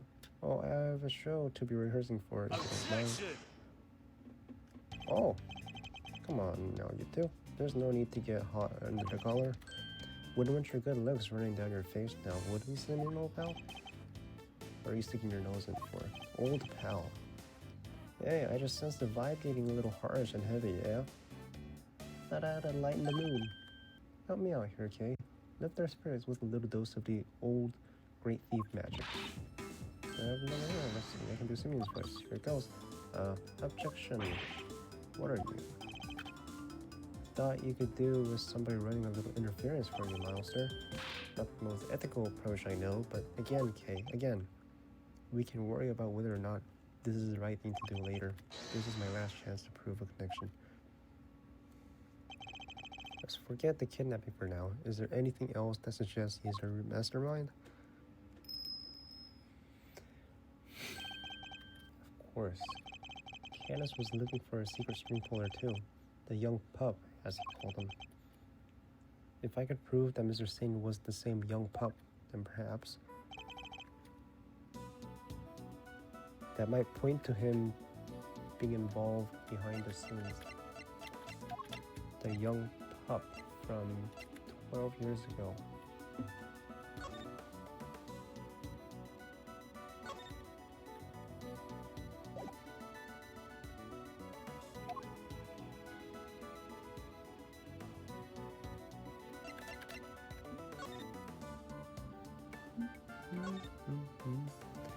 Kidnapped and acted, weapons all fall down, killed, his body moved,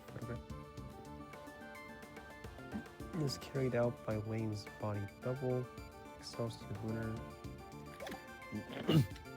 Where's the drawing? Is this you?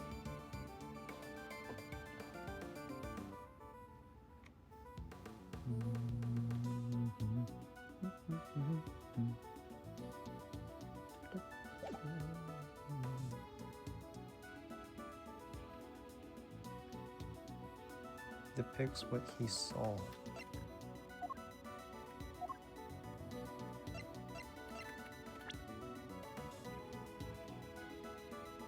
A young pup, as he called. If I could prove that Mr. Hill was the same young pup, Take that! maybe that. Alright.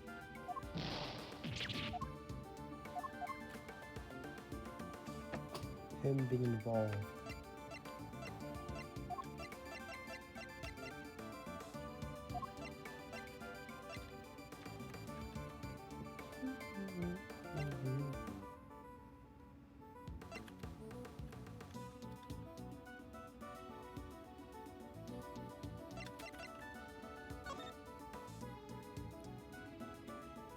connection between Knight and Canis. As you know, we've been trying to find out who plays one of the chess games with. Now we know I'll be pulling Knight and I'll play the girl tomorrow. I'll make a warm and then use Canis as slack if it's the last thing I do. But you do your bit. First, you package and that. We'll just find plenty of banter where we left it. Canis is lacking. That warm admit he's the Canis is lacking.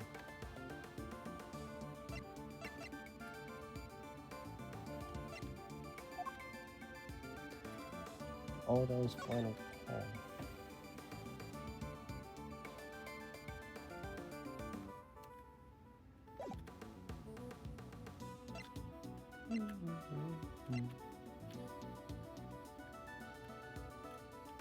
There's a fire. Drives around on the back of the truck. The blood wasn't all that was just presidents. It's not that.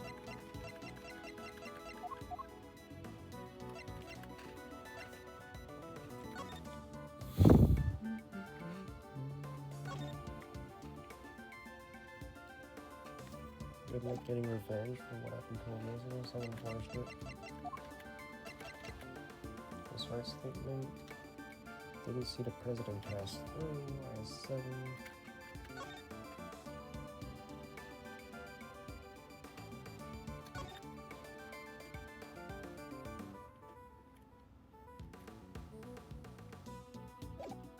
This thing from 18 years ago? Take that! Oh, never mind.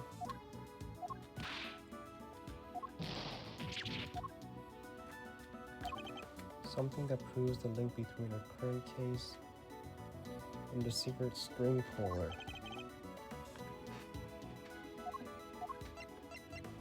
This secret string puller? It's Gusto's son, right?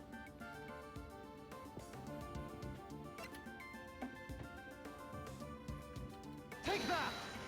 Like literally everything?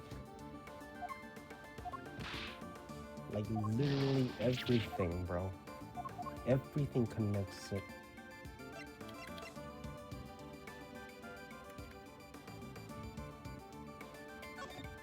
Waiting to decay.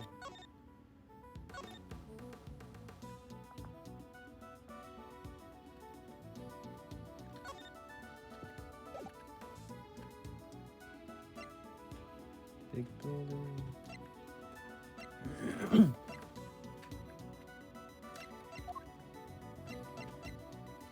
Shows rehearsal tape. We can record and play that song.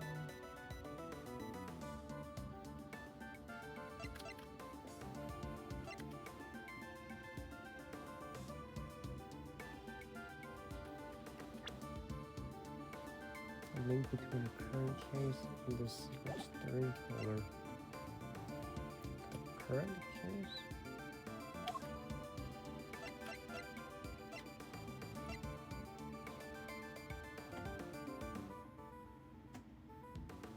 Take that!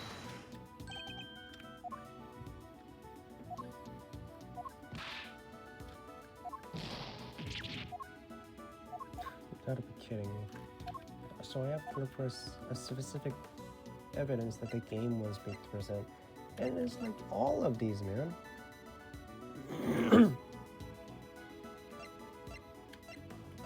Okay, so what did he do? He drugged K, he drugged the other version. Final call.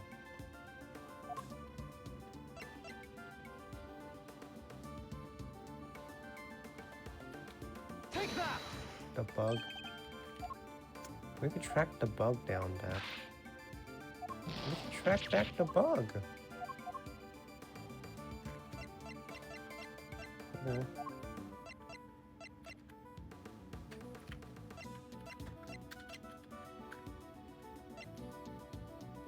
And yesterday, rehearsal time.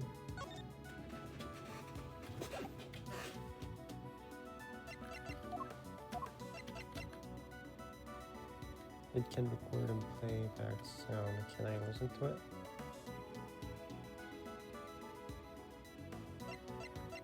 A current case, it says it ain't these three. Report on light.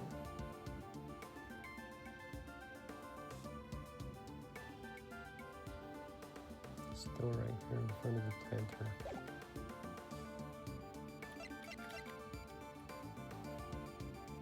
Kidnapped and the sole witness was murdered. Was kidnapped. The sole witness was murdered.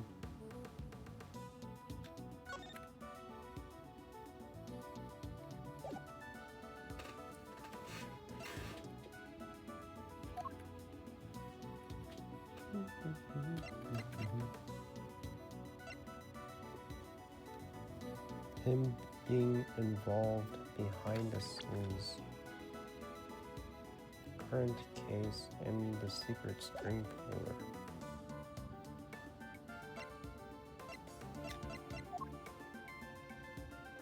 Promotional purposes. Wait, we can examine the balloon.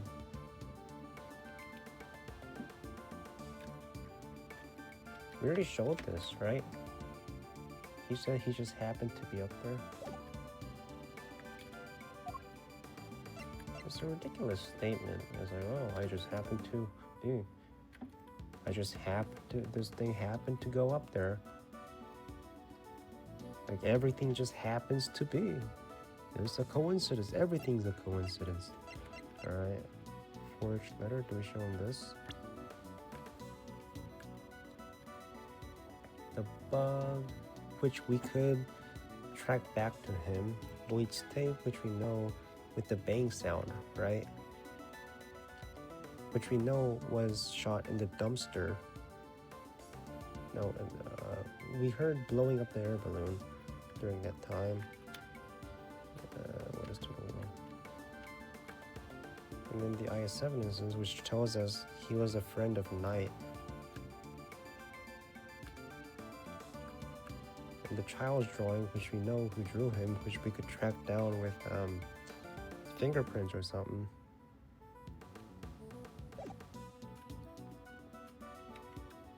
Did you show the forged letter? This letter was sent by a mysterious messenger.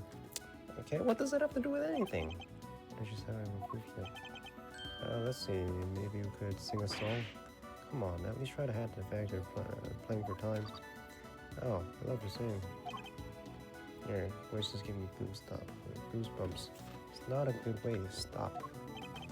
This isn't gonna buy you much time. I have to hurry.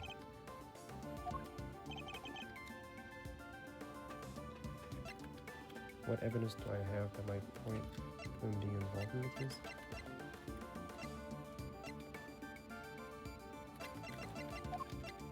Take that! This one? He used the air balloon. He knocked it off, right?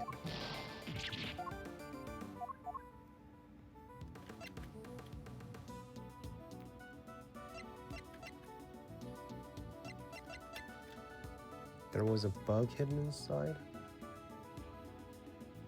Do we do that? There was a bug hidden inside.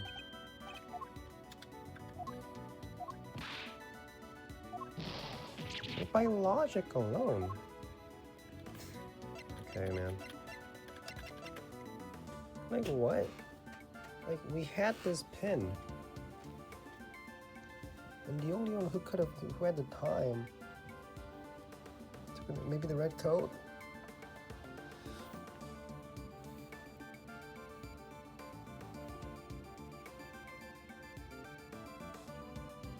Yeah, when they took away everything, we just have to go back to who had access to this pin. Like, you can't even do that. Like, all of these make sense. I could use any one of these to track them down. I just have to know which one the game wants me to play. The bug. I only tried that. Report on 9. It's not that. Sedative. We tried that. He says just happens to be a coincidence. IS-5. Oh, not that. From the current case, he says. Being involved. Is it the fucking balloon? Like he said, it's not that he was going around just doing his thing, right? For promotional material. Take that!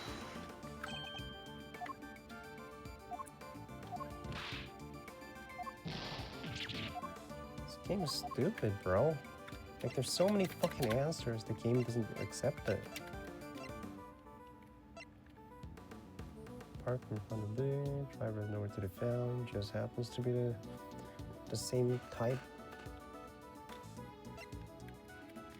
From yesterday, rehearsing by a mouse with a pen.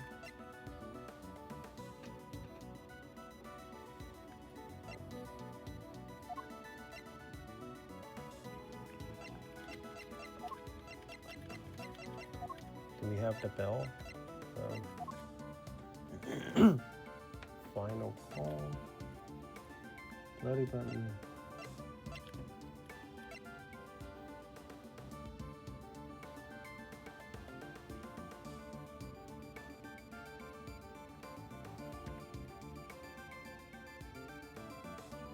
So, what about the scar? 12 years ago, she says.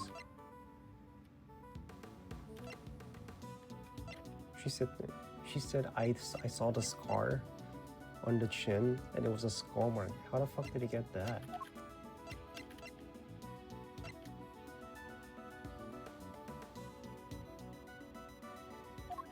Has nothing to do with the current case. What next? Rook? No. Pawn to G6.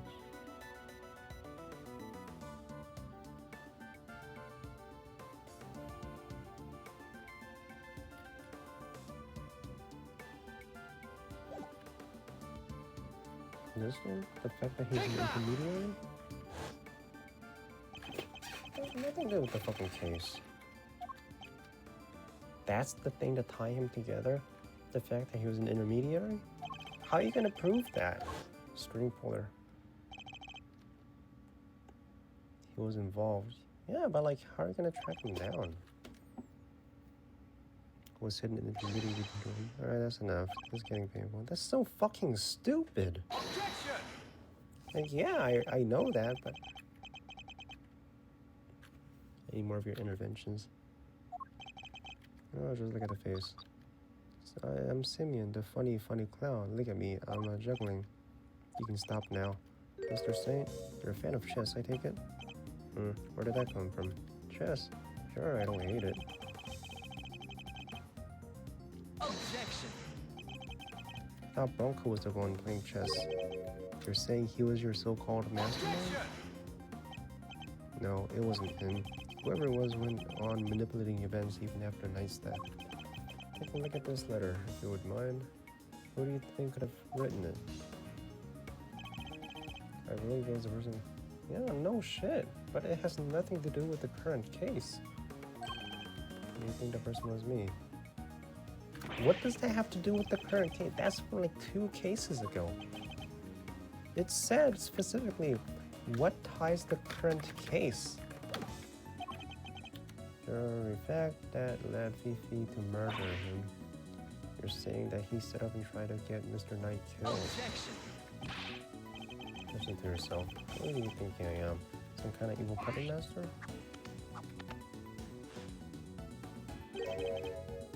You see me. I can barely even get to the animals to do what I want. You can find some of the letters he passed on between Knight and Kaz. Now proof connection beyond the know. Objection! You have his room searched. Letters. He won't. Trust me. Once I'm done with something, I put it straight in the trash. Guess I'm nuts. And I'm tired. I get hung up in the past. Supposing to cover his tracks. Guess he went in without the evidence he needed once again, huh? That's a bad habit. So it just doesn't prove anything. We've fallen short. Are we out of options? Search the dumpsters. Who was that? Hi. Miss Berry. What does she want? I just was thinking about how you're saying this night person. You mean Bronco, right? Simeon's friend? Yeah. Does she know something? A letter came from him this morning for Simeon. What did you... How is that possible? Knight is dead. Barry, we need to see this letter right away. Maybe he didn't get it? Another correspondence chest letter. The next move from the game with Mr. Canis. Can anybody else smell checkmate? Can't wait to see your face when you lose. But you were never going to beat me, not at chess. Can anybody else spell checkmate?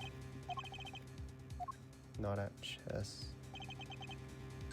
It's postmarked the 26th of March, the day before Knight died. Must have gotten held up en route. Well, we do move around a lot. It's part of being a traveling circus. Our mail arrives late all the time. Interesting. That is addressed directly to you, Mr. Saint. This is it, isn't it? The proof we need that you were one facilitating Mr. Canis in Knight's games.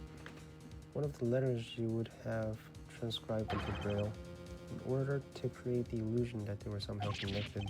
You're still getting in my way even now. I hate you. I hate you. How could you? Mr. Knight was your only friend. We weren't friends. I stopped thinking he was my friend 18 years ago. For the IS-7 incident. I nearly froze to death because of him. Just about to head out and meet my dad at contest.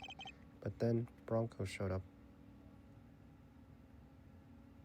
Your dad was Gusto, right?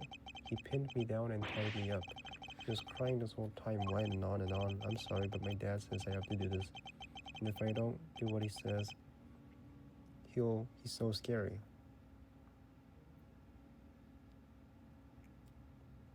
Frost ordered Bronco to tie him up because his dad was Gusto, right? This whole fucking family. Gotta go meet my dad, I promise. And because he was the taste tester, that made him lose, right? I'm not there to taste his candy for him. He'll be so upset. He needs me. If I don't go, he won't be able to show everybody he's the best in the world. Yeah, you know, your dad never cared about you, by the way. He locked me up in a car with him, and the two of us nearly died. He thought he could get out, but when he tried the door, it wasn't shut. We were trapped. That's how I lost your dad. Yeah, Bronco's dad killed mine. He was the son of a murderer. What does he mean? That doesn't match up with what we know at all.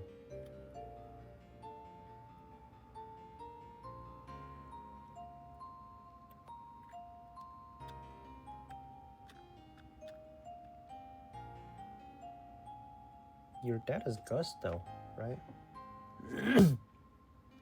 He's the Zhengfa dude.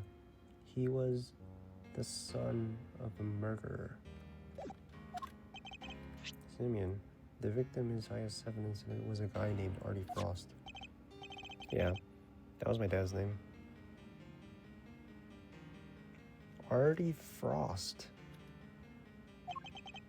My memories got kind of scrambled that day. What little I remember was pretty mixed up. I didn't find out later that my dad was murdered. The murderer was a man named Camilo Gusto, confectioner. Really? I never knew Bronco's father's name. Or maybe I chose not to remember, huh?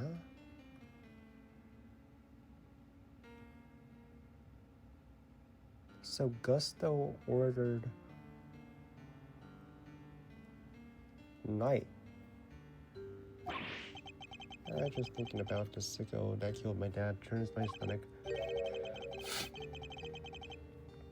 Mr. Saint, are you sure you didn't know the name of the murderer until just now? Do you think I sit on it? No, I'd have reported him to the police right away. All I knew was that Bronco's dad tricked my dad.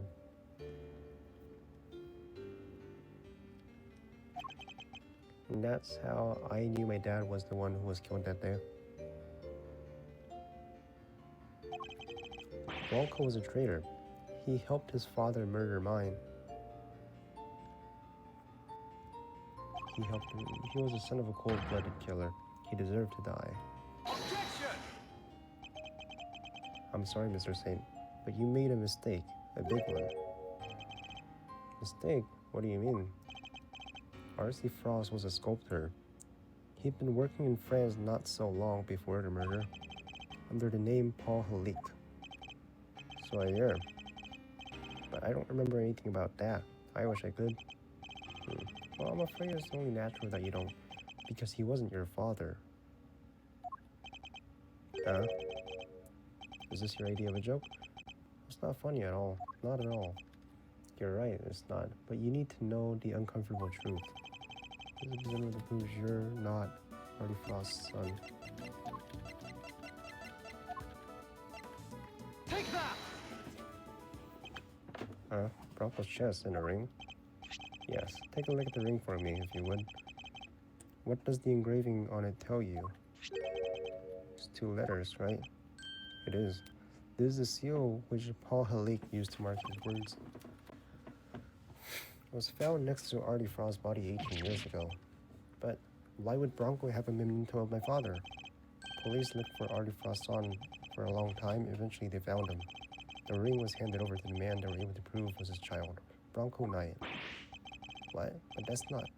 That would mean I was... Precisely. That you are in fact the son of Camilo Gustom. Huh? How did you not know that? My dad was...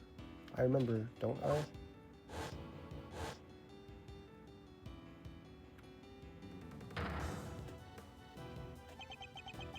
Bronco tied me up. Locked me in the car. It was his fault I lost my dad. He deserved to die, didn't he? Wait, my leg fell asleep. My leg fell asleep? No way. So I get to see your circus thing even though I'm in jail? I was looking forward to the next time our little chess game. So the show is just the icing on top. Yeah, I think you'll enjoy it. I will. And hey, come back soon, okay? I'll be mulling over the next move in the meantime. Speaking of which, I put a little something in your chess set. You can take a look at it later. A little something. No idea what that might be, but thanks. If you hadn't detained me 18 years ago, I wouldn't have to end like this. Huh? Did you say something? Me? It was nothing. Goodbye, Bronco. Hello. I did all that, and now you're telling me that it was my father who killed Broncos? Then, what was all this for? I didn't want to wind up dead too. So, huh? So why did Bronco do that?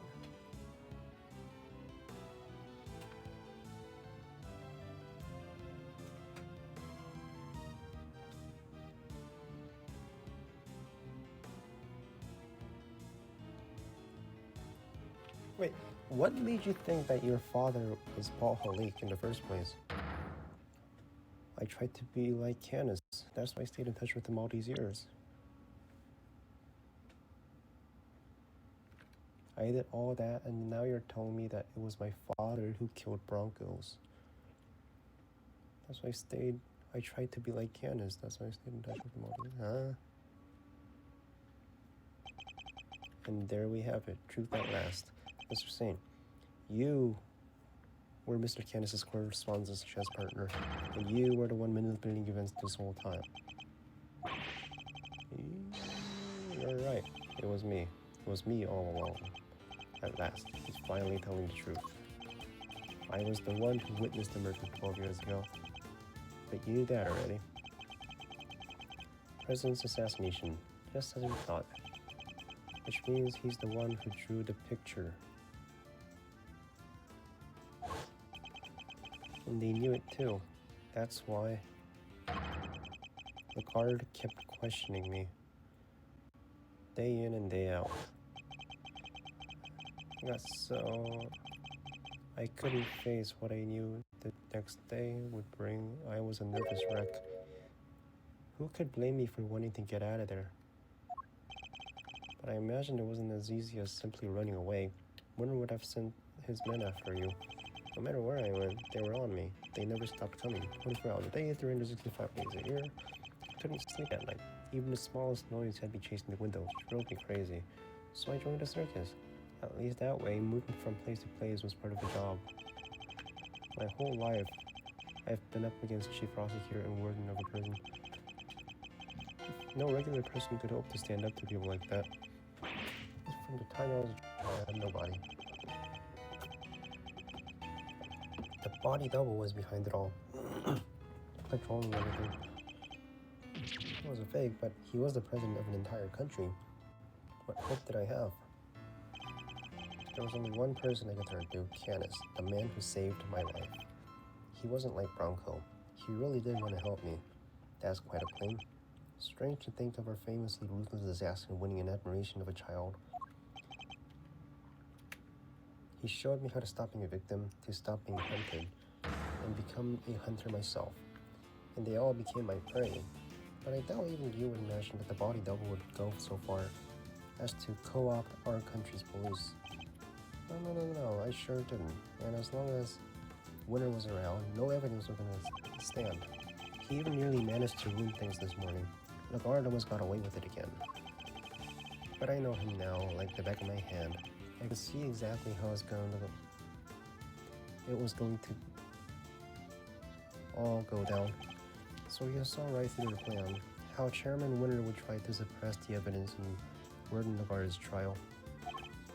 I see. And that's why you kidnapped Sean, correct? You wanted to force a guilty verdict regardless of the presence of evidence. Force a guilty? You wanted to force a guilty verdict.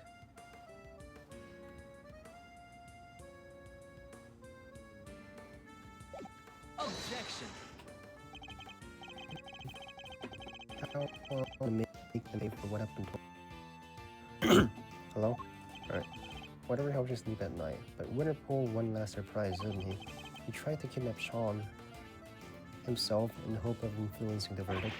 In other words, you chose the exact same course of action as the man you've so fervently claimed to hate. Objection.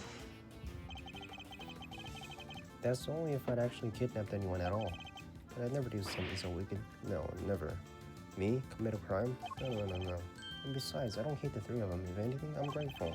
If they hadn't done what they did, my revenge wouldn't have been nearly as fun. Objection. So you admit it. Your motive in all this was nothing more than revenge. Sure, I admit it. So what? I despise every single one of them. And here's the kicker. I didn't kill anybody. He kidnapped people. The most you can blame me for is writing the odd letter here and there. A quick note to Ringer to tell her about Winter, another him, so he knew about her.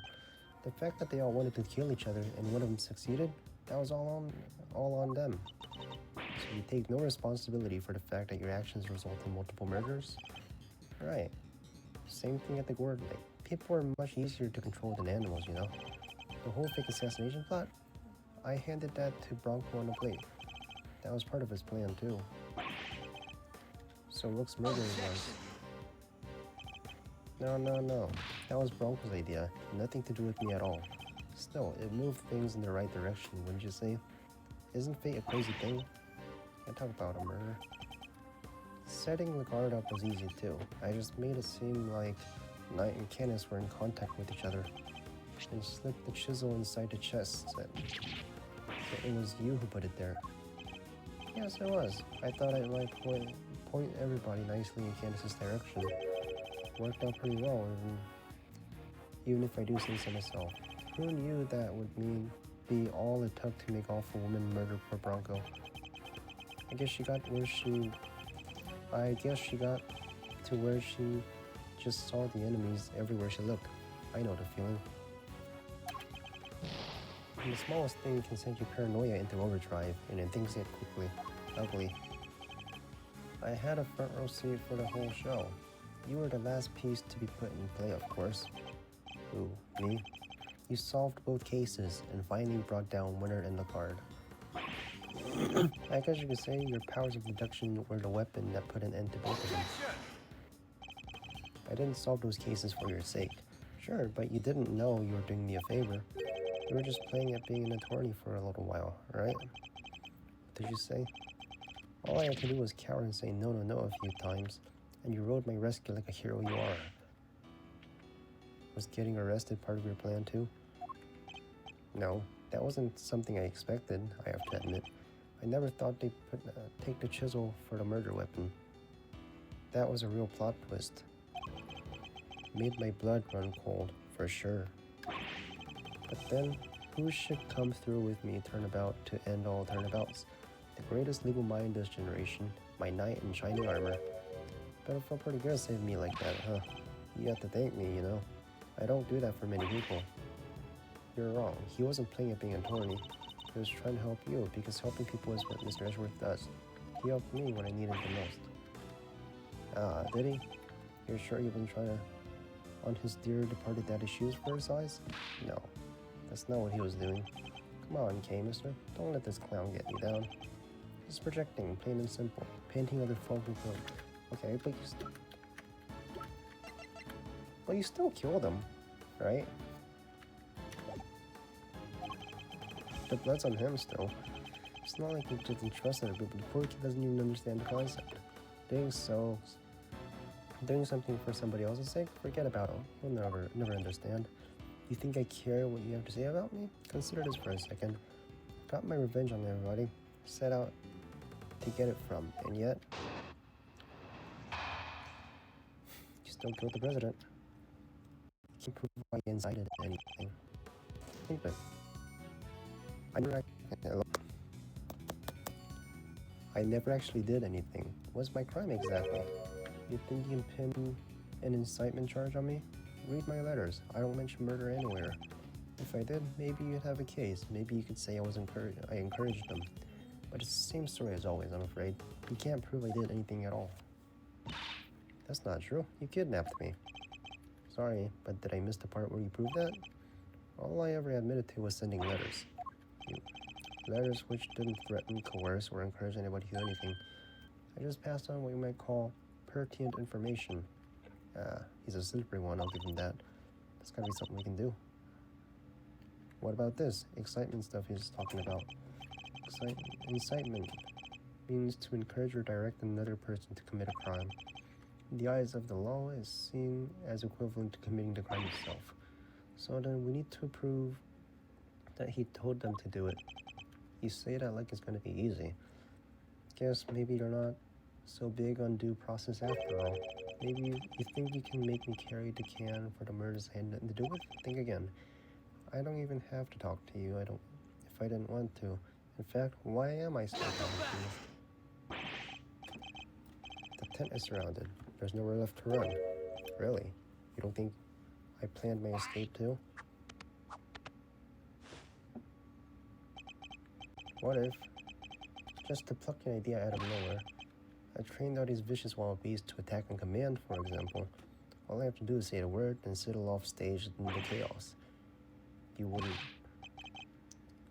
I'm just spitballing, but you'd pay to see that, wouldn't you? I could just as easily take Sean hostage with the gun I may or may not have in my pocket. Yeah. You know what? That would make for a killer show. You will do no such thing. It's hard to know what lengths he might actually be prepared to go.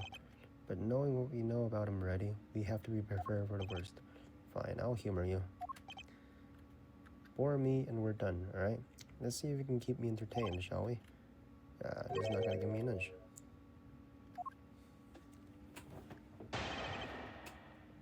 Can't prove I incited anything.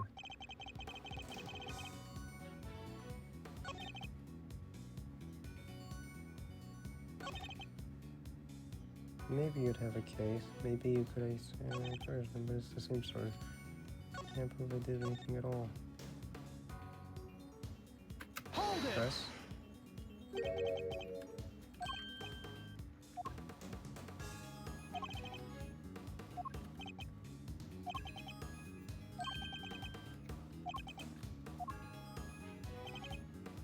Hold it!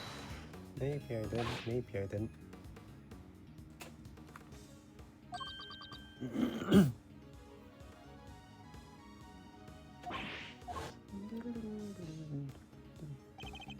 Objection! Did I? And can you prove it? If you can't, it ends there. Just ask yourself. The sweet innocent boy you have done no. Hate to admit, but he's right. Without proof, you have nowhere to go. If you could only prove what he said in the phone call. What did he say on the phone call? I was the one who made the big bad Chairman Winter kill Miss Rosie Ringer.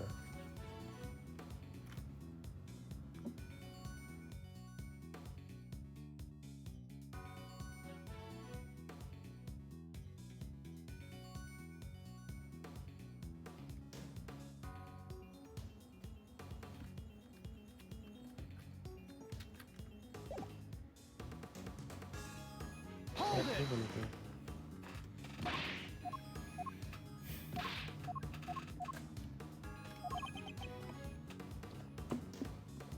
He was the one who made Chairman Winter.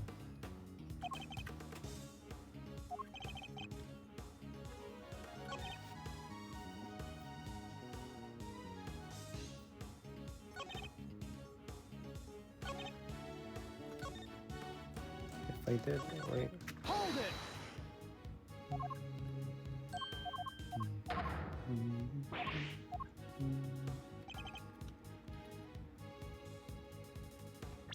I don't mention murder anywhere.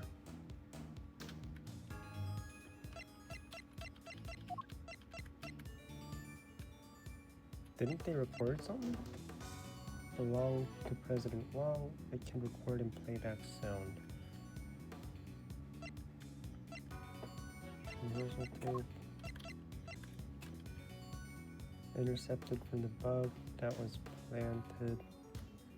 A recording signal was intercepted from the bug. Show her this. Show him this.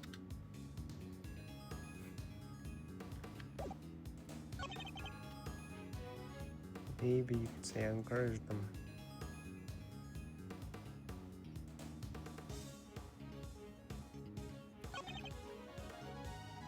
Can't prove anything they did at all. Hold it!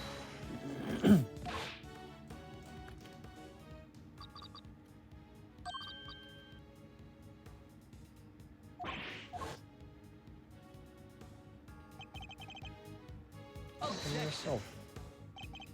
Did I? Can you prove it?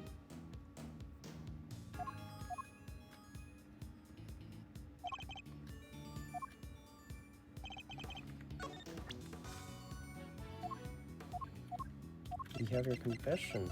I don't know if that's what the game wants me to present, though. Objection! Oh, never mind. Objection! Alright, man. That was kind of bullshit, isn't it?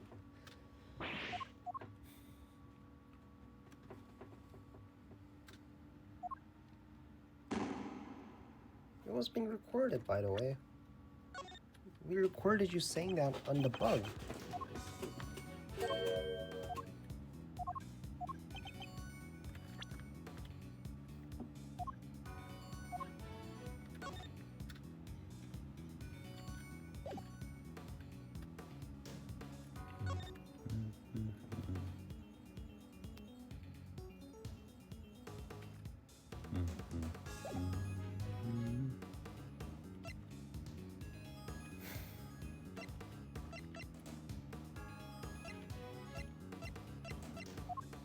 I don't know what the game wants me to present.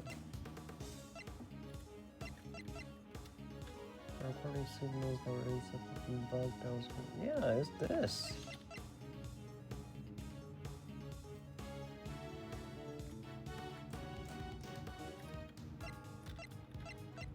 Do we show the bug?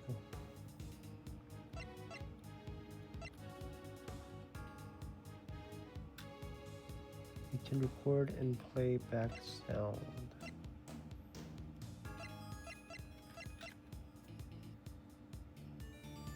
Didn't see President Pastor. Alright.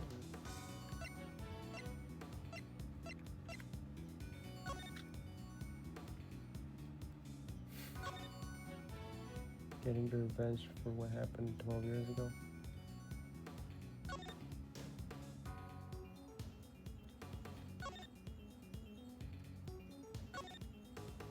Thanks so much for agreeing to help with my plan.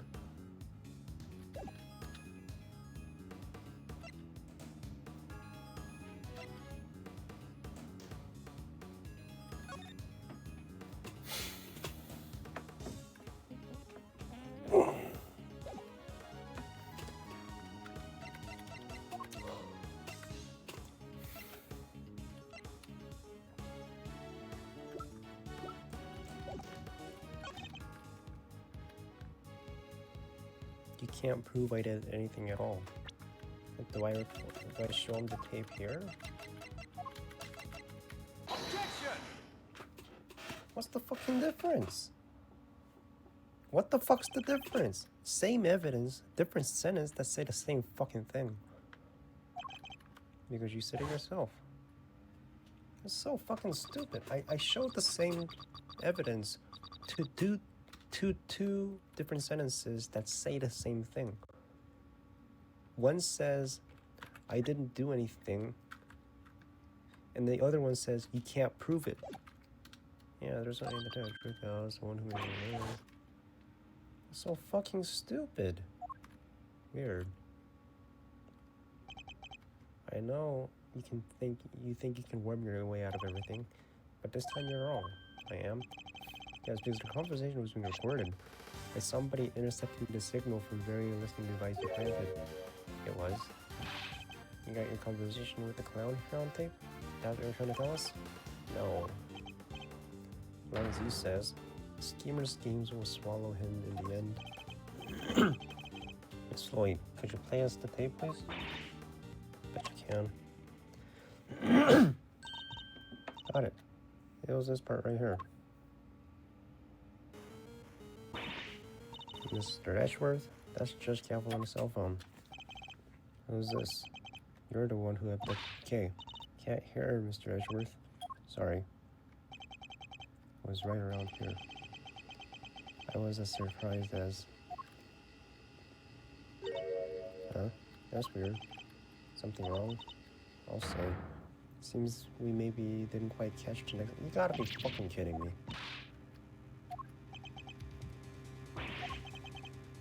Poor babies. Do you think I'll leave myself wide open like that? Well, think again. There's something a little special about this bug, you see. It can be turned off and off remotely. I never need to make those. Remote control box? Sure, they exist, but you switched it off to avoid being recorded. You know. But how? You would have had to know you were being recorded in the first place. And I did, of course I did. It was so obvious that someone was eavesdropping. That's because Miss Lloyd, was it? You knew about the kid prosecutor's kidnapping without any prompting. I did indeed, pal, but I must say, I thought you would have figured out much sooner. Now, where were we again? Oh yeah, the part where if you couldn't prove incitement, it was game over. You still have the phone, right? Like, we were talking on Miss Cavill's phone, and that should have recorded. Ah, shucks, my tape gonna be of no use after all. Come on, I must have recorded something I can use. If only that were true. Hey, Gaming Sir. Yeah? The old buggeroo, it was hitting your pin that whole time, right? That shake anything loose from the old brain string? I don't know, give me a second to think. You're the one who's been in contact with me before. So sad.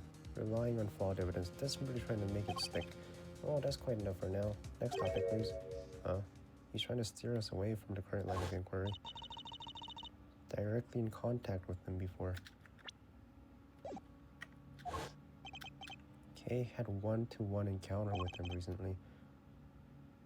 What if the sound from that point in time had been recorded? Ms. Lloyd, how long were you recording the intercepts from the bug for?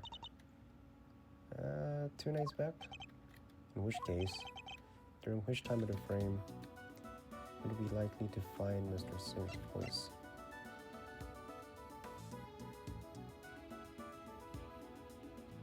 When was he kidnapped?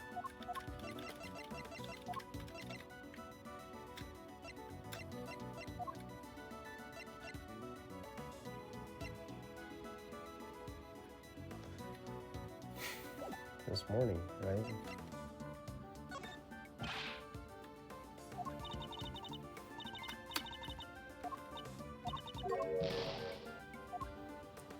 When was he kidnapped? Last night? 2 nights ago? No.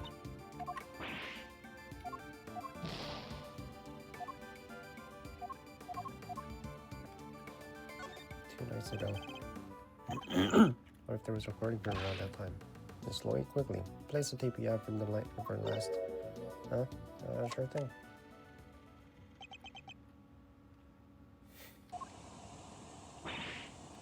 That's the sound of the balloon. At around that time, I imagine Mr. Say would have been transporting you in it.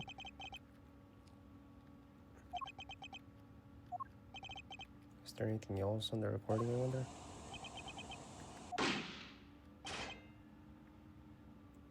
Bang.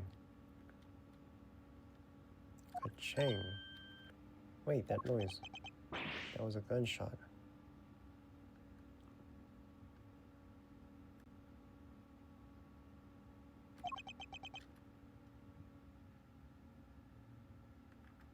Bang and a gunshot.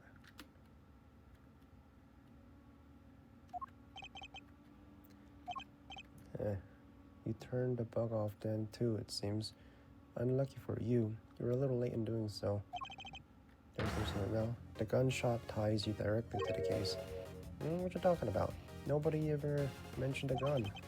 He's wrong. Somebody involved with the case discharged a firearm.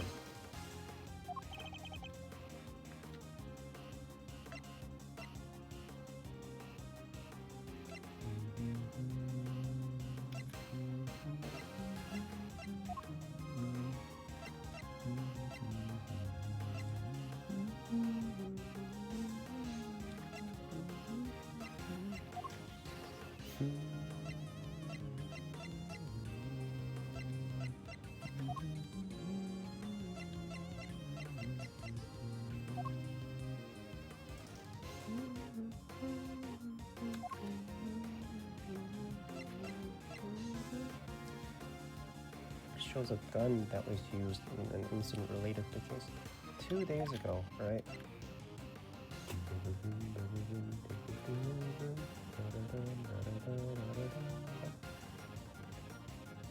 The plushie.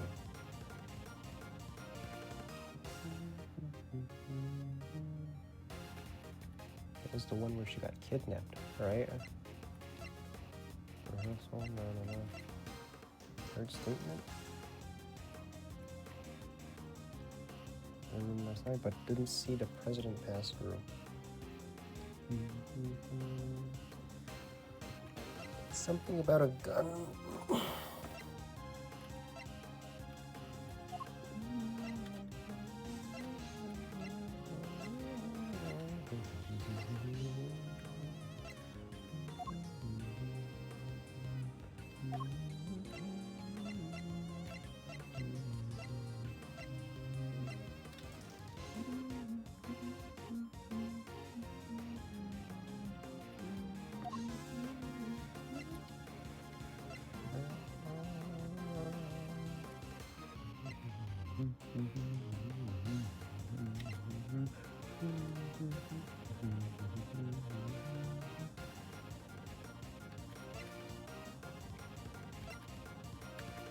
What?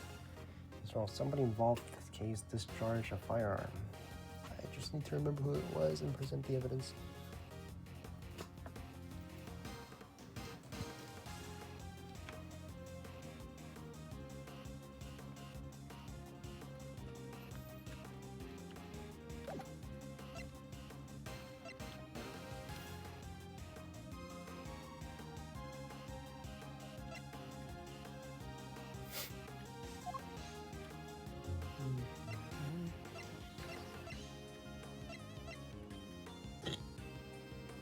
I think Take I that!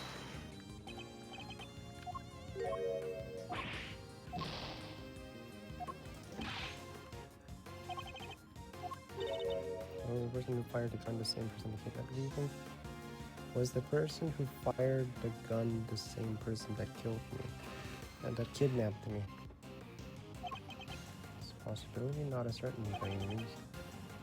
Trying somebody involved in this case. Tying somebody involved in this case to a firearm.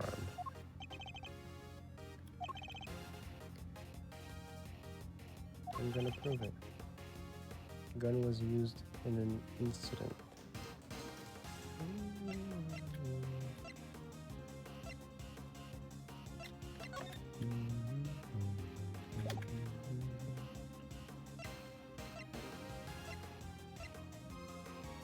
combination lock.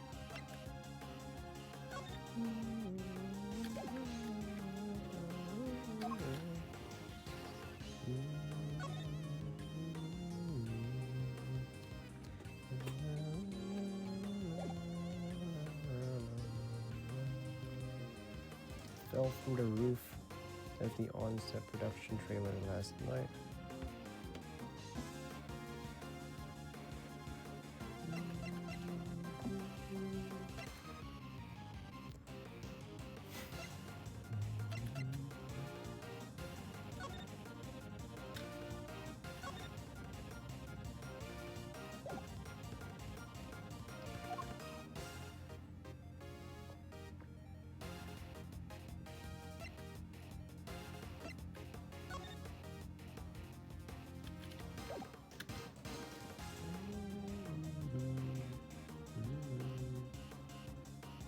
From 2 days ago, right?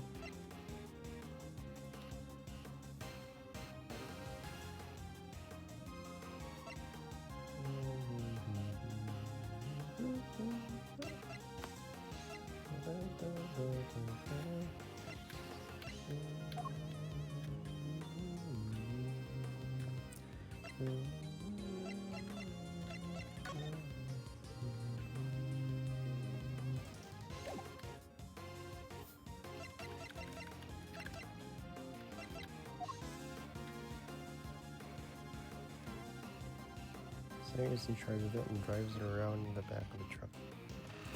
A bang.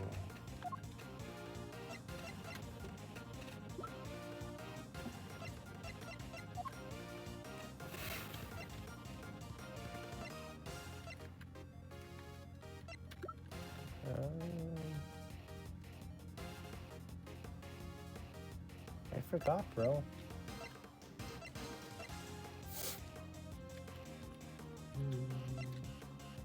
No photo taking that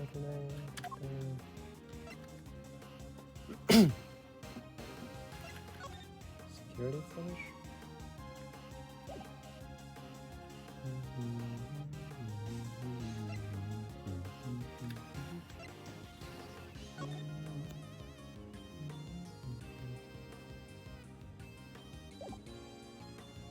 Two days ago, when Kay was kidnapped. What happened back then? She died, right? Killed while attempting revenge of her down 12 years ago.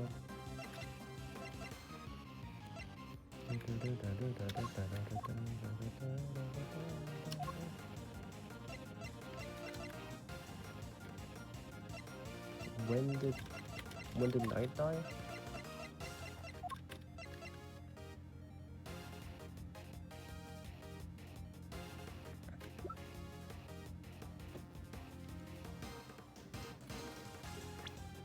I don't remember, bro. Was the person who fired the gun the same person that kidnapped me, do you think?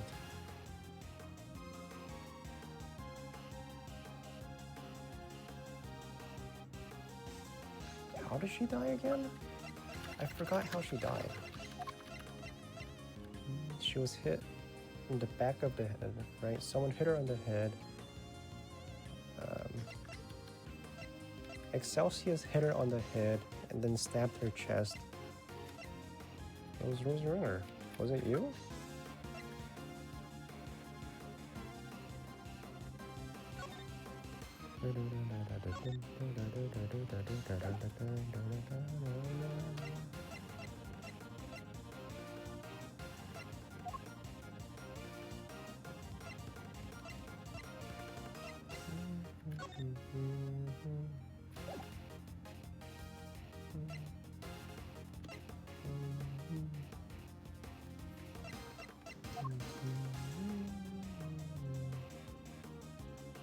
Which piece of evidence shows that a gun was used?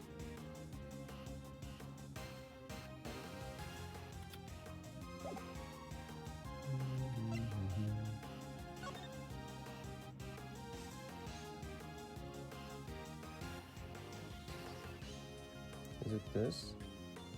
Is there a bullet somewhere?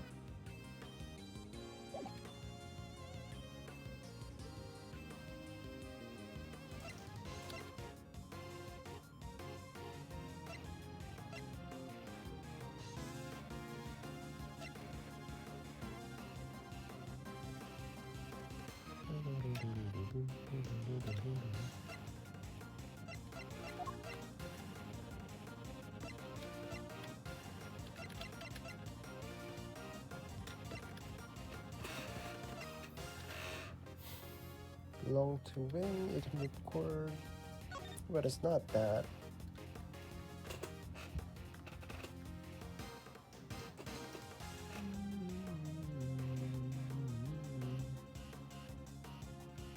Maybe this.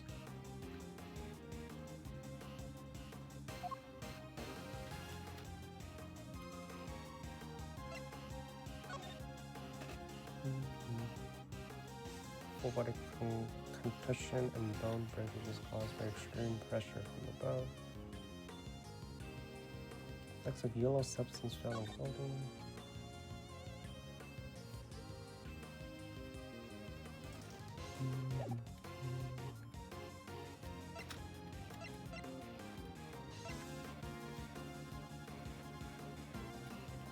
I don't know, someone shot it maybe?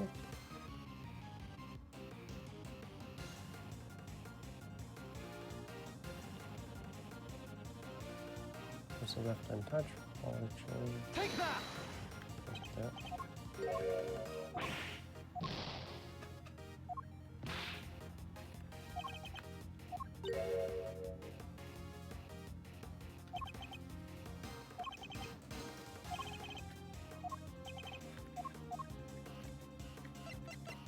If it's not that.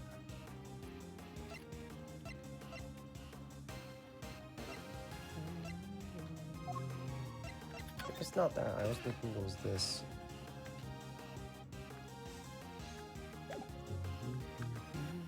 Take that! Try it.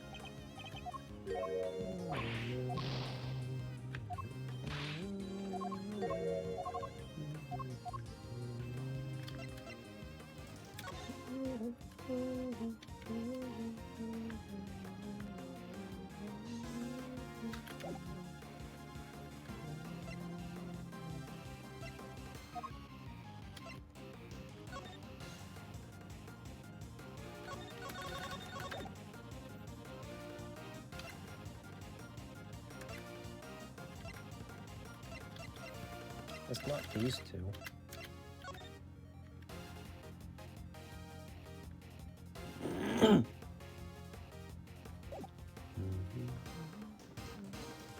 Nope.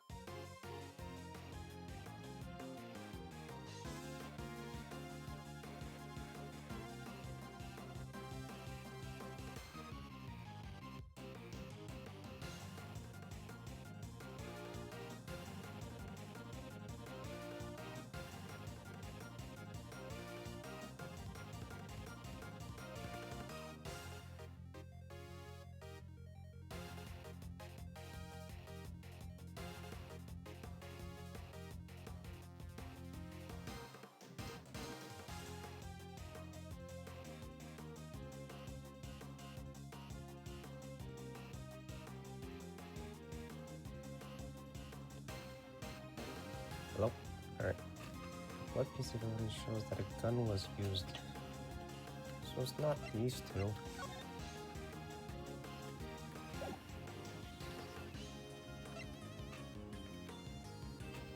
In an incident related to this case? There was a bang, right? Take that! One of those cases?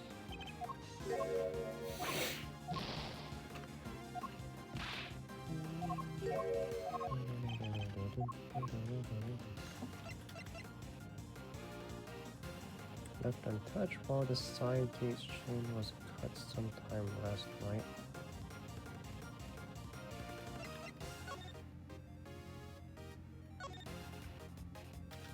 Yeah, there was a dent here, right?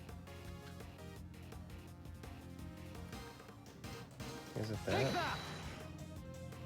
Oh, it is. It's written right here in the president's autopsy report. Traces, gunshot wound, okay.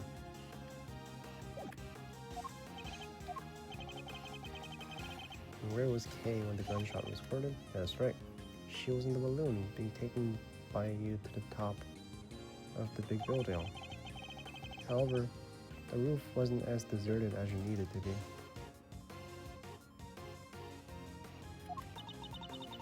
Yes, I was there with the president.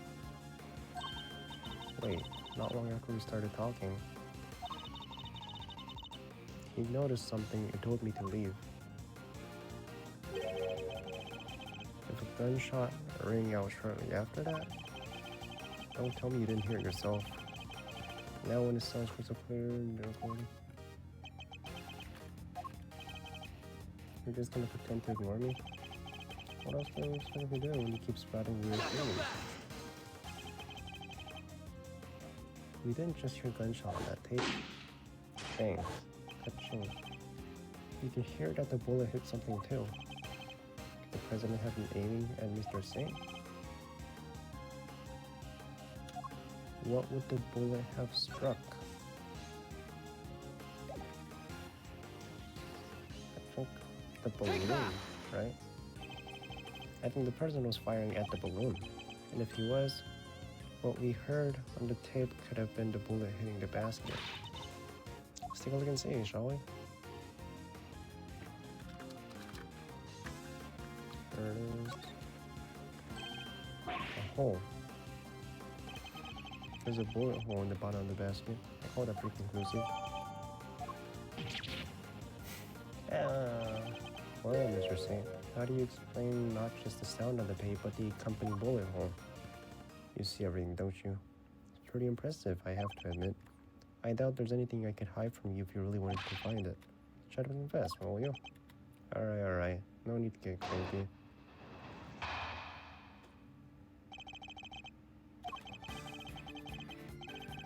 I admit, I flew the balloon to the top, and when I arrived, Judge Gavel and President were already there. That came as a surprise, I have to say. Only the president noticed me and made the judge leave right away.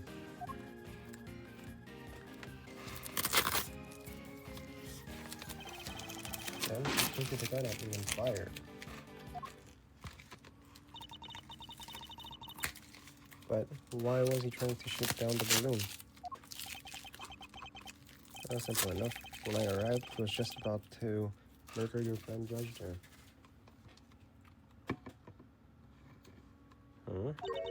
Me? Yeah, you. You told him about Sean. What did you think would happen? Why do you think he met you in the first place? He thought you were going to expose him as an imposter because he knew the truth about Sean's parentage. He was afraid. Afraid? Yeah, you could say that. The man was a total coward, as we know. His hands were shaking so much when he tried to get rid of me, he couldn't even shoot straight. You see? I just happened to be in the wrong place at the wrong time. I was an innocent bystander.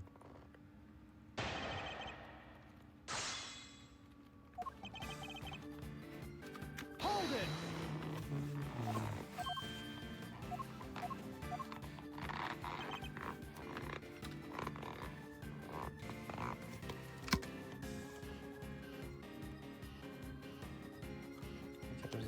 Hold it! So you didn't expect him to find the two of them there? Of course not. Why would I? But if it's lucky that I got there when I did, we all know what would happen if I'd been many later.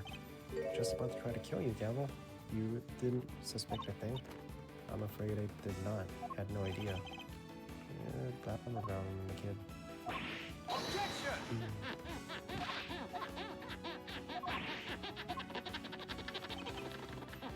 Only the president noticed me, and he made good judge to leave right away. You made her leave? Why? Wasn't he planning to kill her? he made her leave. Sure, but I bet he didn't want to do it in front of a witness. Murderers don't tend to like that. Just, I don't know.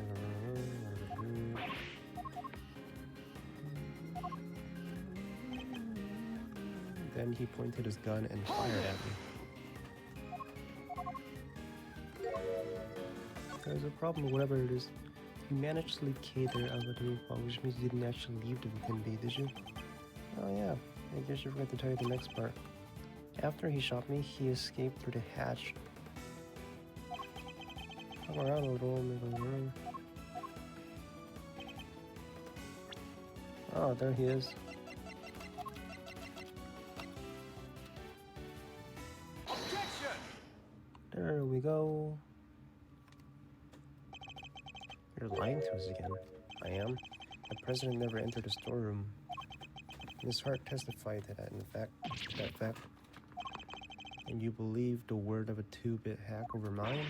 I beg your gosh, beg pardon? Say that about Chief again, I dare ya. I want this hour. So we know Hart was camped out in the 51st floor that entire evening. But if our fake president hadn't escaped through here, how the heck did he get out off the roof? Excellent question, and one that I hope to provide the answer to next.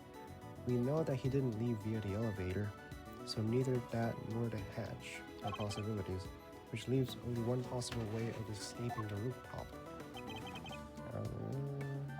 Take that! Pretty easy. He flew. He flew? Yes, in Mr. Saint's room. Whoa, quit fooling around, will ya? Why in the world would I give a guy a lift in my room?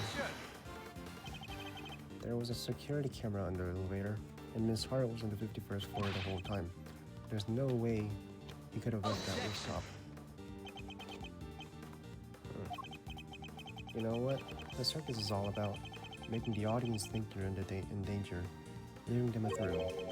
But it's time to bring this act to an end. It's not in danger here, even if you think I am. I'm not in danger. What do you mean? Watch and learn. Miss Hart, can I ask you something? You were keeping guard on the 54th floor, never even blinking for a moment? You bet your toe I was. I done so said much in my testimony. Huh. So the noise, the sound of Miles' faithful assailant falling through that hatch. That didn't scare you so badly that you fainted? Oh, he knows that she slept. That she fainted. Passed out unconscious.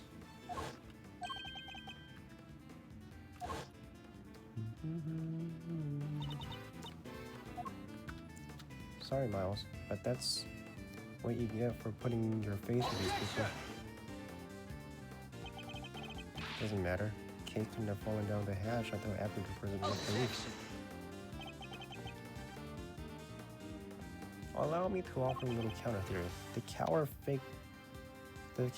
fake president fired his gun at me and hid in the shadows until after your friend fell down that hatch. What if you did? What would that mean? Come now, surely even you can see I'm reading here. It's elementary. If the president hid until after Miss Hart fainted, could have passed right through the 51st floor undetected. No. And there we have it. Your little theory about secret storeroom falls apart. No, it doesn't. There were people in the 50th floor.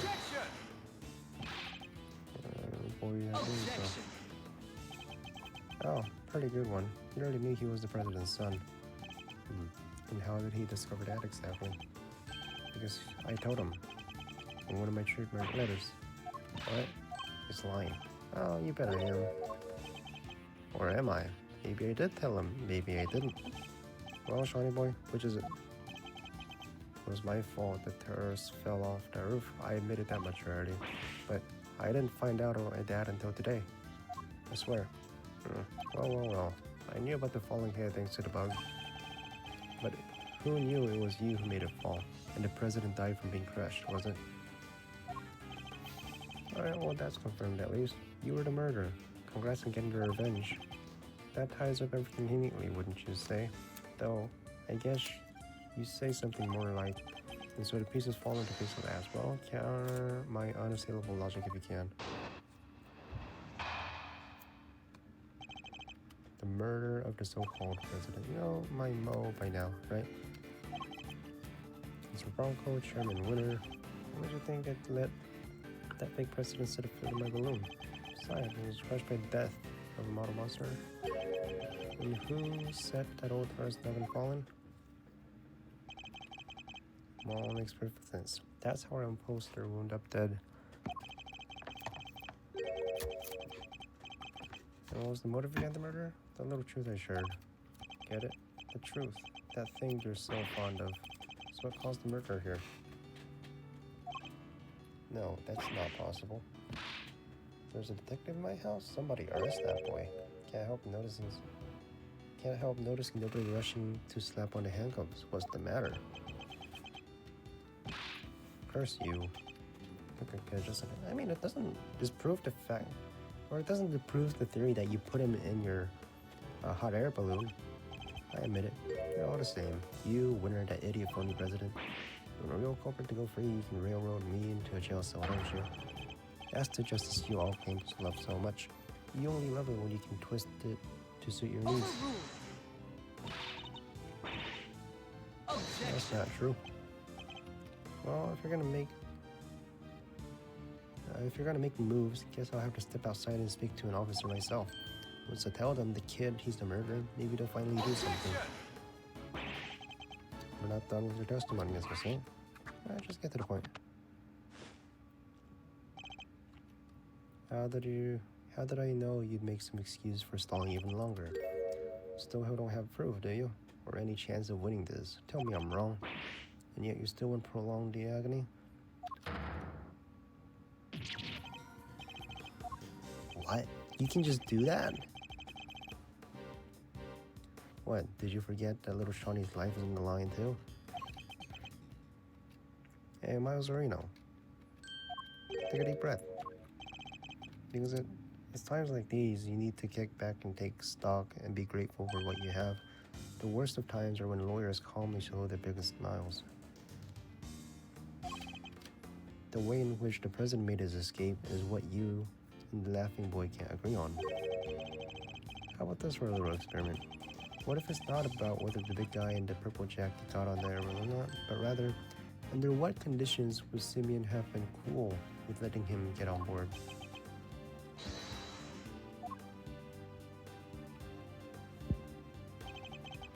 Forgive the interruption, just my 2 cents worth, or your old man's, I guess I should say. Maybe Gregory's technique can still prove to be useful. He's right. Under what circumstances could the body double have been allowed on that balloon? He was a physical imposing man, and what's more, he was carrying a gun. Could he have been drugged? No, there were no traces of sedatives. Surely not. Are you ready to continue, Miles? And don't forget, this is what we're playing for. Like, how the fuck do you do that? You can just impose a bigger punishment? Hold it!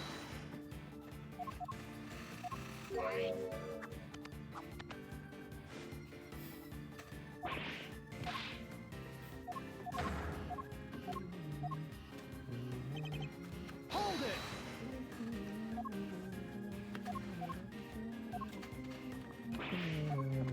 No.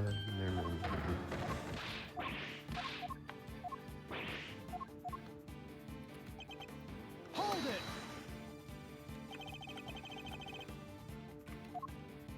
Objection!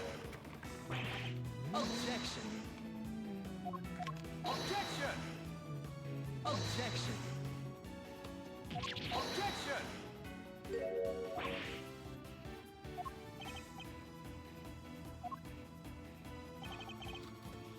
He was crushed to death by that model monster. Hold it! Objection! Objection! Objection!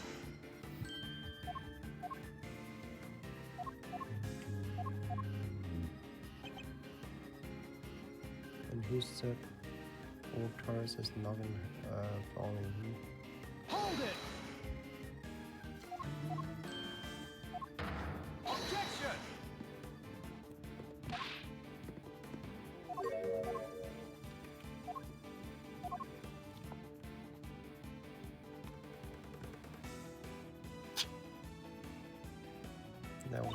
was killed.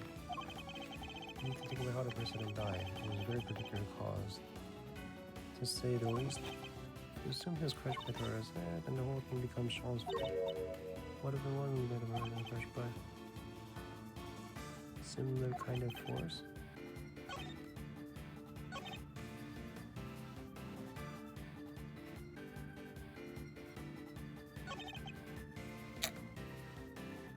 It's nice. I thought he was crushed to death like a Model Monster him. Hold Alright. it! See if this system improves. Objection! Objection!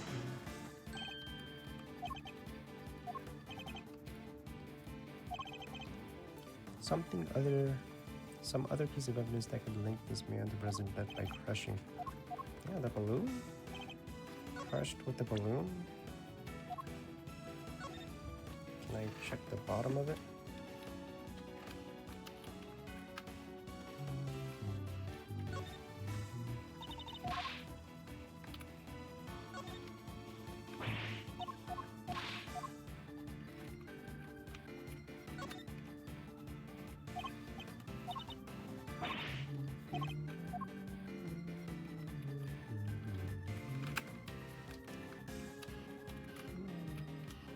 Probably this, bro.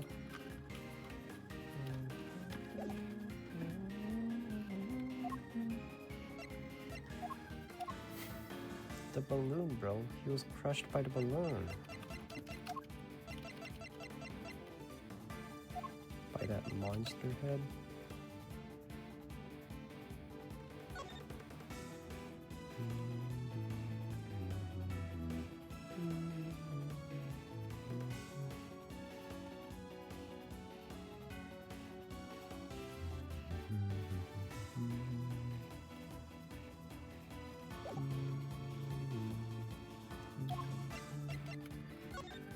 Crushing.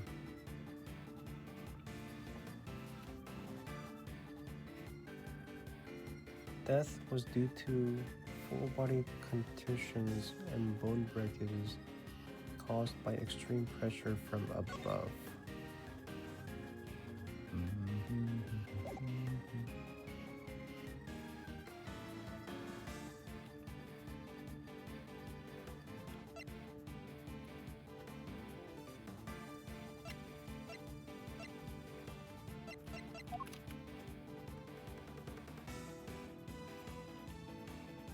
It fell from a roof. The on-set production trailer belonged to President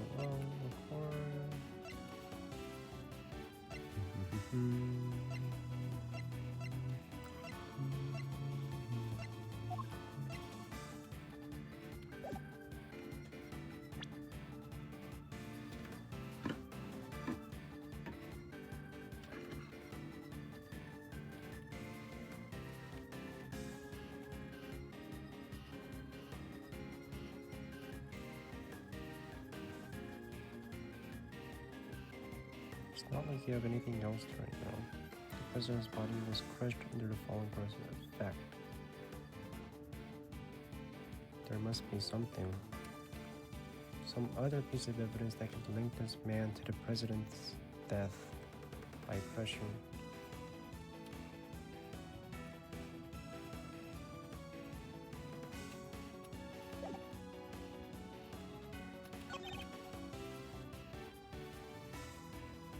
And who said,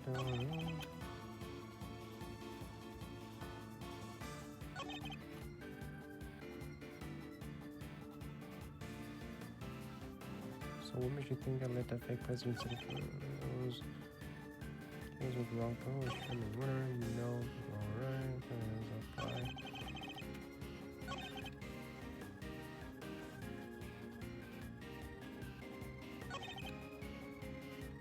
That was the kid with Bronco, chairman winner. I said I put him in. Do you press this part? Objection! Objection!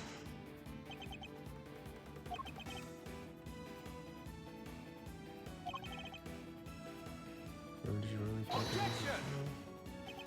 Objection! Objection! The the autopsy sequence sedators?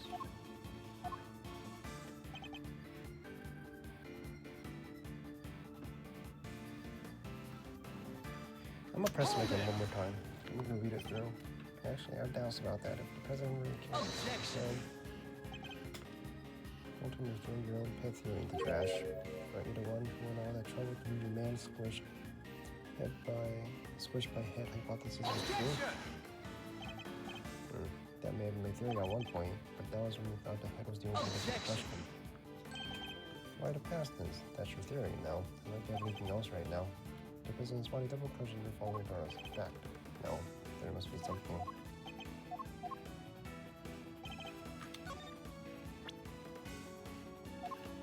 Objection. Okay, so I was right. He was crushed by the balloon.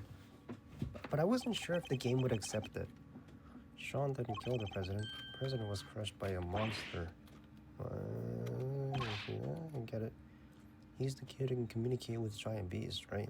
Did he use his special powers? The only person in communication with monster was you. Sorry, but that must have mixed up with somebody else. No monster powers here, I'm afraid. Objection. Why the false modesty? You're very close with at least one such creature. In fact, you can make this particular monster do exactly as you command. It was you who killed the president, and I can prove it. You're talking about the lion balloon? Yes, a quivering mockery of a monster filled with hot air, but a monster nonetheless. Not entirely unlike Mr. Sam himself. Sorry, you lost me. What were you trying to say? Objection. You seem very keen to stick to the story about having manipulated Sean and the president. No matter how true you may have wanted to be, there was nothing more than a desperate lie. Even the most skilled animal gamer can't make the dead do his bidding. The president was dead long before he left the roof. Had been killed by your balloon. Oh, I get it. That thing may look lighter than air, but it weighs a few hundred pounds, right? When the president attacked you from the roof, you had to think quickly in order to protect yourself. The method you chose? Landing the balloon on top of him. You didn't need to let him ride that balloon, and he didn't need to coerce you into taking him. Because what you took away was his dead body. Wait a minute now, Miles. If what you're saying is true, the president would have been killed 2 nights ago, which would mean the time of death recorded in the autopsy was wrong. It would? Wow, you're really losing your touch. Look again. It's written right there. Time of death, April 5th, approximately 11 p.m.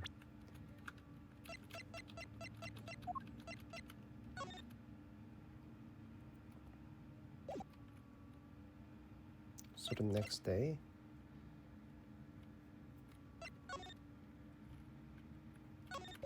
When was this recorded?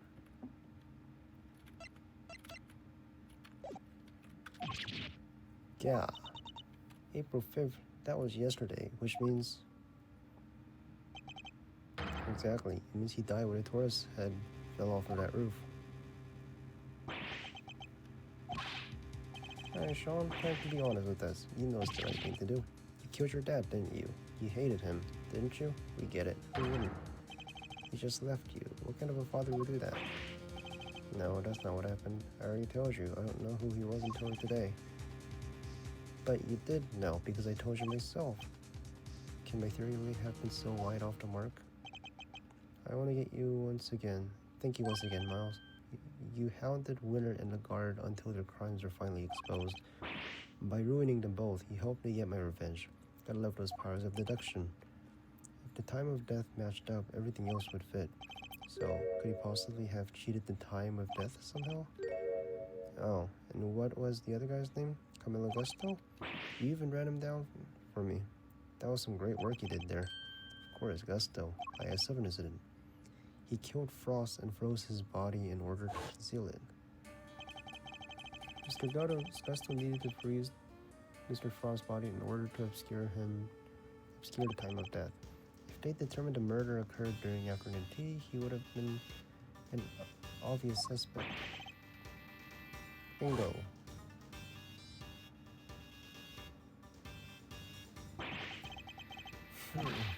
I only wish I could have endured to see his downfall too. How can you say that? He was your father. So scary. Miss Lagarde just kept asking and asking about what happened that day. Where are you, Dad? When are you coming to get me? Please, I need you to come take me away. Is it because I broke my promise? Because I didn't show up in time to help you teach your work? He was no father. He left me all on my own. What kind of person would do that? We may have shared the same blood, but that's it. Father? What a joke. Objection! You may not want to hear this, Mr. Saint, but you share more than blood. Hate him all you like, but you're more like your father than you know. What's that supposed to mean? Fate can be strange sometimes, but this was no coincidence. You and your father were the same, even in the method you choose. You deliberately threw off time of death, just as he did. That's right, we had to rescue him from the warehouse refrigeration unit down by the harbor. Refrigeration unit in the depot? Threw off the time of death. And how did I do that exactly? By hiding the president's body in a very specific place.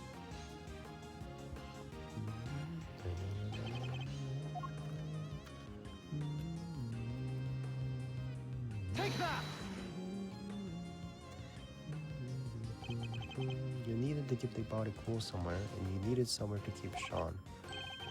Who knew that the two were connected? We're talking about the kidnapping again? Why are we bringing that up now? Because as much as we wish we had forgotten, we know that you kept Sean in the refrigeration unit. The same refrigeration unit in which you kept the president's body. Just as your father froze the body he was trying to conceal 18 years ago. You're saying I'm the same as him? Sad irony, but undeniable truth nonetheless. Shut up. I'm nothing like him. I can never be like him. It's nothing to do with me, and we're nothing alike. Sorry, kiddo, but I think it's pretty clear that you and old Rusto have more than a little in common. You even told us you didn't like sweet stuff way back when we first met. It's not a product of her daddy issues. I don't know what it is. You don't understand. You may have tried to disown your father, but he lives on in everything you do. You think the same way. And you're every bit as prepared as he was to sacrifice others in order to protect your own self. Their crimes were even exposed in the same manner. You couldn't be more similar.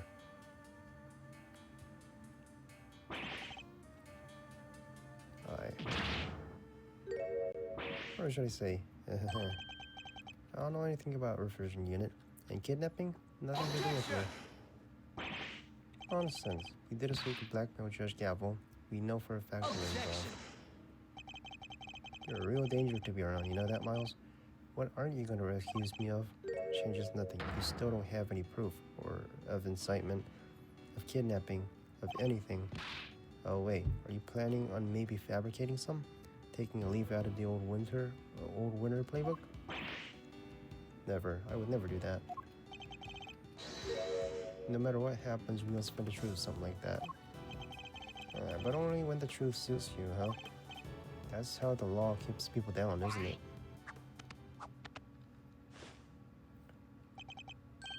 Why I had to get my revenge myself.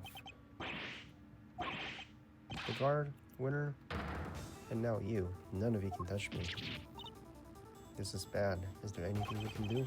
Everything points to this man being a culprit. We need evidence, just one piece. Alright, it's been fun. And it's time we brought this little show to an end, don't you think? Stick around for the main event, won't you? I'll let you in for free. You'll finally admit defeat.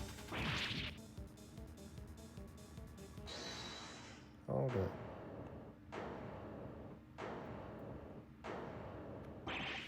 Who was that? Gumshoe? Did you find any evidence of blood? Where have you been? You're doing my job. Detective Gumshoe, do you have anything to report? I looked into a few things, sir, about the refrigeration unit where the kid was kept. It was registered to the very big circus, just like you said. And there it is, just in the nick of time. Excellent work, Detective. Well, Mr. Saint. Must be some kind of mistake. Why would a circus need a refrigeration unit? A valid question, I suppose, but we're no experts on the circus trade. Perhaps we could ask your department manager for her thoughts on the matter. Well, Miss Berry, we hire a unit to store all the food for animals, so I don't know where it is. I leave all that to Simeon. So get at the kind of thing. Fool. Simeon, you're scaring me. Such a shame, but rushing to find a solution after the fact so often leads to mistakes. You knew that if the body was found in a unit, the suspicion would fall on you. So you panicked and moved it to grounds of the big building instead. But you weren't counting on Sean being found in the unit when you kidnapped him. If only you'd known you were looking this great thief and even greater detective. Everything alright? You're looking a little pale. Don't you think you've won just yet, Miles? You're missing proof for the most important. Well, what happened?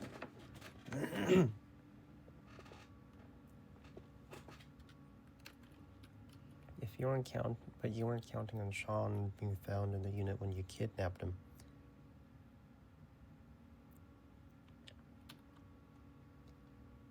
Huh? I thought you put him there.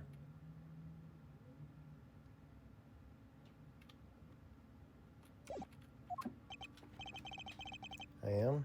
Perhaps you could enlighten us? You don't have any evidence. That I crushed a presidential faker with the balloon. And I know you don't, because there isn't any. I'm afraid there is. Mr. Say murdered the victim as you think he did. There should be traces of your misdeed on this piece of evidence. And the balloon? Analysis of the balloon basket should turn up the evidence we need. The balloon again? You already have your bullet hole. What else do you expect to find? Isn't that right? There is truth to be found. Looks fine and is zero justice. Sure is. We'll find something for sure. Mr. Edgeworth had gotten out of the way of tighter spots than this one. What they said, we believe in you, Malzerino. And so does your pop. He's looking down on you right now. I know he is.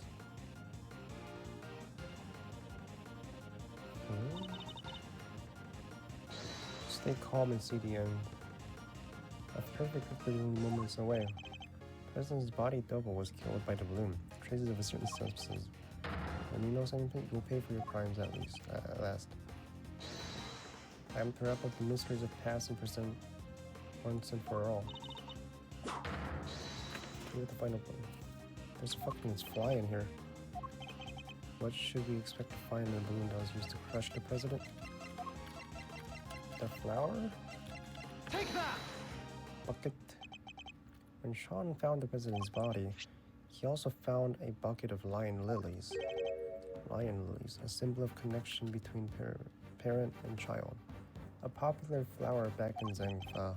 National Grove, a bunch of flowers that will be rotting at the dump by now. A bunch of flowers that Sean threw away. So much for your beautiful symbol of parental connection. Nothing to do with any of this. Ignore him, Sean. You threw those flowers away, that much is true. But the bond they represent remains as strong as ever it was.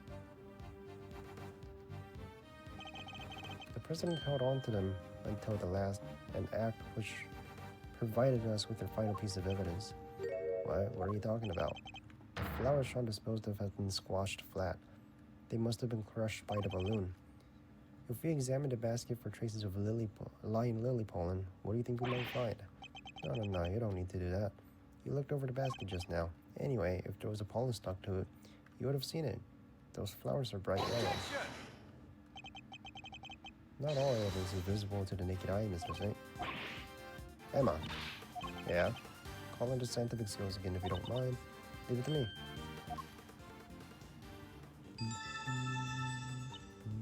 I got something. Bright yellow pollen, just like you said. If it's from the same flowers, it shouldn't take more than another quick test to prove it. And there we have it. You murdered the president, and this murder you carried out yourself. You crushed the president with a balloon. Then you loaded his body into the basket and took him to the refrigeration unit. But why? Why go to the trouble of moving the body? He knew another incident was scheduled to occur the same evening.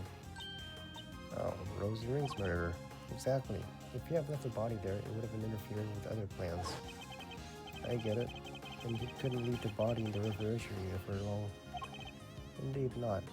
So while returning to the Biggs building to drop the body off again the following night, he must have observed the fire Sean caused and the Taurus head following as a result. The fire Sean caused and the Taurosaurus head falling as a result. That's what gave you the idea, wasn't it? To frame Sean for his murder. You made it seem as if the falling head was what killed him so my son would take the blame. Despicable coward.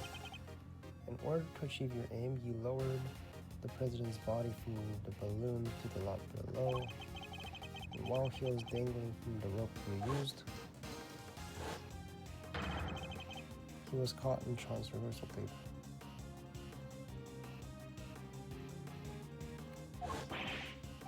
No, how did you? So he wasn't alive back then, right? How did you see through it all? How? You manipulated people and manipulated this case, just as you manipulate animals on the stage. You thought you were all powerful, but your reign is at an end. Animals look like they're mad at you, Simeon. Even Monkey and Asia. They thought you were their friend, but they're not. They're sad and mad all at the same time. Stop it. Stop looking at me like that. Perhaps the role where you finally stop clowning around. You're not cut out for comedy. Your tale is destined to end with a whimper. Get away from me. Leave me alone. Dad, where are you? I'm scared. Why, Bronco? Why did you stop me from going to see my dad? If only none of you knew, I wouldn't have had to. I couldn't trust the police. I couldn't trust anybody.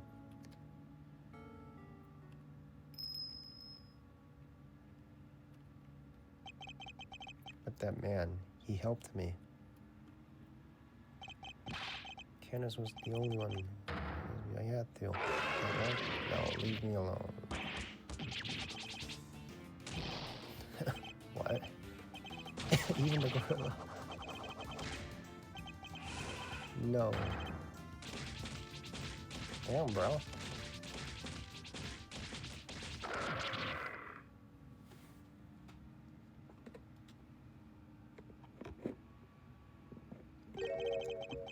Seems the game is up at last. Shelly the killer. The killer. Mr. Edgeworth, congratulations. You had unmasked the person behind this entire sorry affair. Now I'm free to... No. Guns are clumsy, don't you find? I don't have a gun. Please.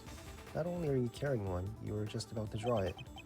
He must have stolen it from President after murdering him. This gentleman betrayed a bond of trust. He knew the so-called president was an imposter, and yet he employed me to kill him nonetheless. There's nothing more dangerous for an assassin than to be lied about the nature of one's target. If one does not know what card one's opponent is holding, one can be very unpleasantly surprised. But that was not your true crime. No. Thinking you could deceive me, manipulate me. That is the crime for which you're about to pay. No. Assassin versus assassin? You. It's been a while, the killer. Step aside, Kenneth. That man is my target. I would politely ask you call this off. That you call off this particular job. He'll pay for his crimes, but in prison, not at the end of your blade. There's your father. And if I refuse, Let us just say that I might not take the loss of the one life that I ever saved too well. You save a life. Bodhidharma Canis, the blind butcher himself. Preposterous, I know. But yes, I, who have taken so many lives, once chose to preserve this one. That of an innocent young pup. And he, in his turn, saved mine. Something of a bond formed between us. Laugh all you like, I know I would. But I would respectfully request that you spare him. As one professional to another, I ask that you let this particular target live. Very well. The boy must mean a lot to you. Damn. I feel like there's more to this. Thank you. I'm in your debt. You need not thank me. I simply see little point in the two of us killing one another. Now then, I bid you all good day. No, get back here. You have my thanks, Mr. Edgeworth. This young pup needed to be shown the error of his ways, and you have done just that. Alright, I suppose we better be getting back. Our ironclad enclosure awaits, doesn't it, Helmet? Yes. Hold it. Oh, hello. You killed my dad, didn't you? Old man. I will not lie, I did. My victims deserve to be remembered, at the very least. But I sense a great hatred for me from you, horned pup. In that case, Sean, no. You must not falter, little one. Here, you may use my knife. Take it and cut my throat. I was growing rather tired of carving my little statues anyway. I want revenge, I want it so badly. Don't do it. Please, Sean, I beg of you. You can stop them. At least, I did until now. I would have done anything to make you pay, no matter how long it took. Oh, but you should make those two who have wronged you pay. I'll make you feel so good, trust me. You should make those who have wronged you pay. All the pain, all the suffering, it all goes away. It drowns it all out, numbs it. Maybe it does, and listening to you, I thought maybe that's what I wanted. Sean. But it's not just about me. Say I get my revenge, how does that help anybody else? My mom suffers 10 times more than I ever would, and so would all the people I work with. They're counting on me, and they worry about me. Thoughtful words indeed, little one. Yeah, well, I get it now. I won't ever forgive you, but I shouldn't be the one who gets to punish you.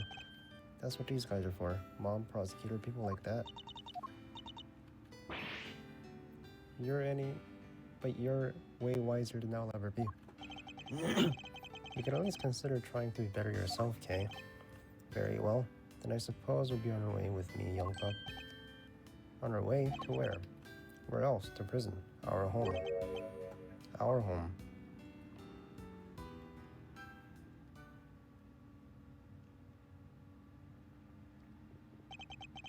And with that, our case came to an end.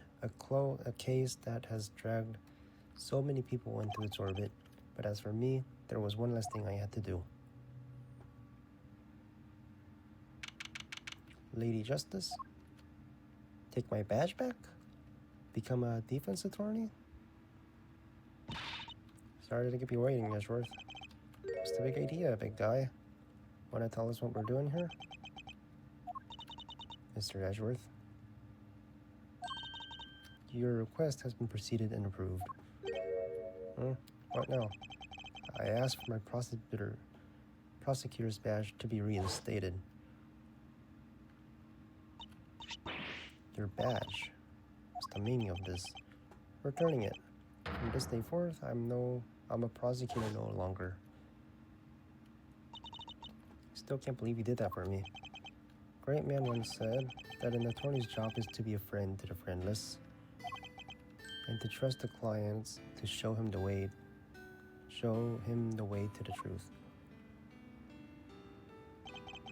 That man's image will be forever buried into my memory.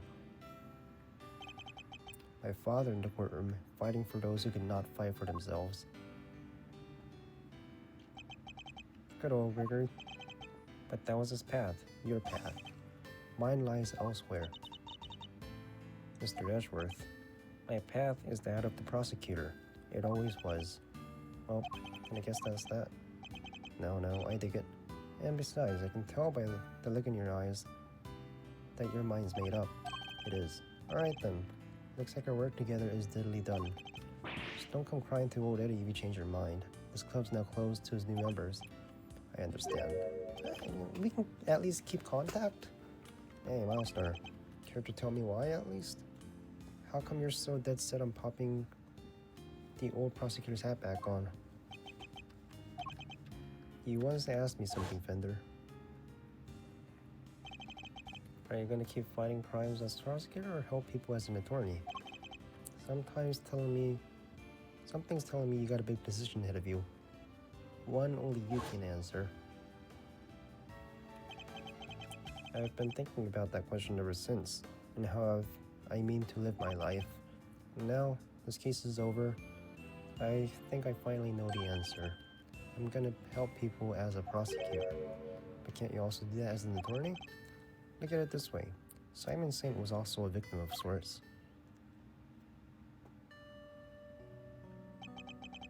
He lost his only parent all those years ago, and with him, his ability to believe in a just world. I know how that feels. To lose somebody so important to you, to lose faith in everything. To doubt everything and be utterly alone. To fight and fight and fight. All that I can hope to do is get every defendant declared guilty, so I make that my policy. But I was lucky. Somebody was kind enough to save me from myself. Phoenix, right? Mr. Saint had no body. He had no faith in the law. He felt that seeking revenge himself was the only option. Winter was around, no evidence was going to stand. He even nearly managed to ruin things this morning. The guard almost got away with it. I want people like him. I want to help people like him. And how am I able to do that? If he had been able to rely upon the law, none of this would have happened. Chairman Winter made a mockery of justice, and in doing so, drove Mr. Saint away from seeking it. The law is only as good as its practitioners. It can be a shield that keeps the people safe from harm, or a sword wielded to wound them. Just one among many of the law's great contradictions. You can say that again. Yep, it is what we folks in the trade like to call legal contradiction. It's far from perfect. But one cannot solve such contradictions in the law without engaging with it. I don't think an attorney could have saved Mr. Saint. But a prosecutor? Custodian of law? I think perhaps they could have.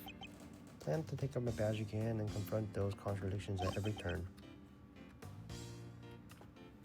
Very Mazzarino, I like it.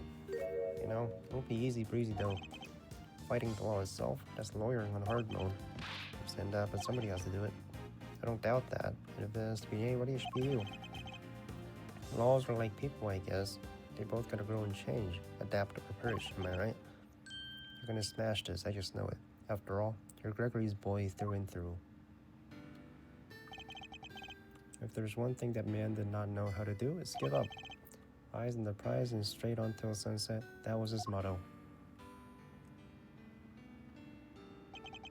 You know what?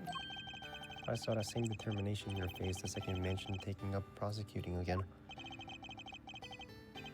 You know what's really grown and changed? Hate to be the great big cheese ball, but you. I only wish your dad was here to see it. He'd be proud as all get out. Fender, thank you. Well, Mr. Edgeworth, if you're ready to begin, we can get the ceremony underway. Please, do you need a ceremony? We don't need a ceremony, right? I, Verity Gavel, do hereby, in sight of the Almighty Goddess, reinstate Miles Edgeworth as a servant of the law. Alright, you're a prosecutor again. Yay! Best news. Well, Mr. Prosecutor, got a scoop. Your pops is gonna wanna know what his kid just signed up for the opposition a second time. Thank you again, Fender, for everything. Don't thank me yet. The next time you see me could be across the courtroom. And this face is a whole lot less roguishly charming when it's not on your side as for you're on your side of the aisle. I would relish the opportunity to face an attorney trained by my father. I hope that day comes very soon.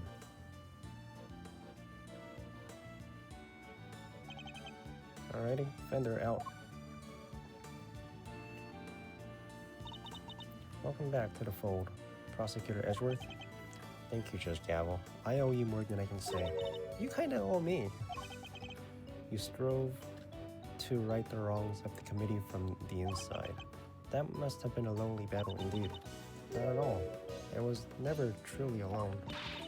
That's right, you had the goddess of justice on your side. Thank you for teaching me that it's possible to fight in such a way.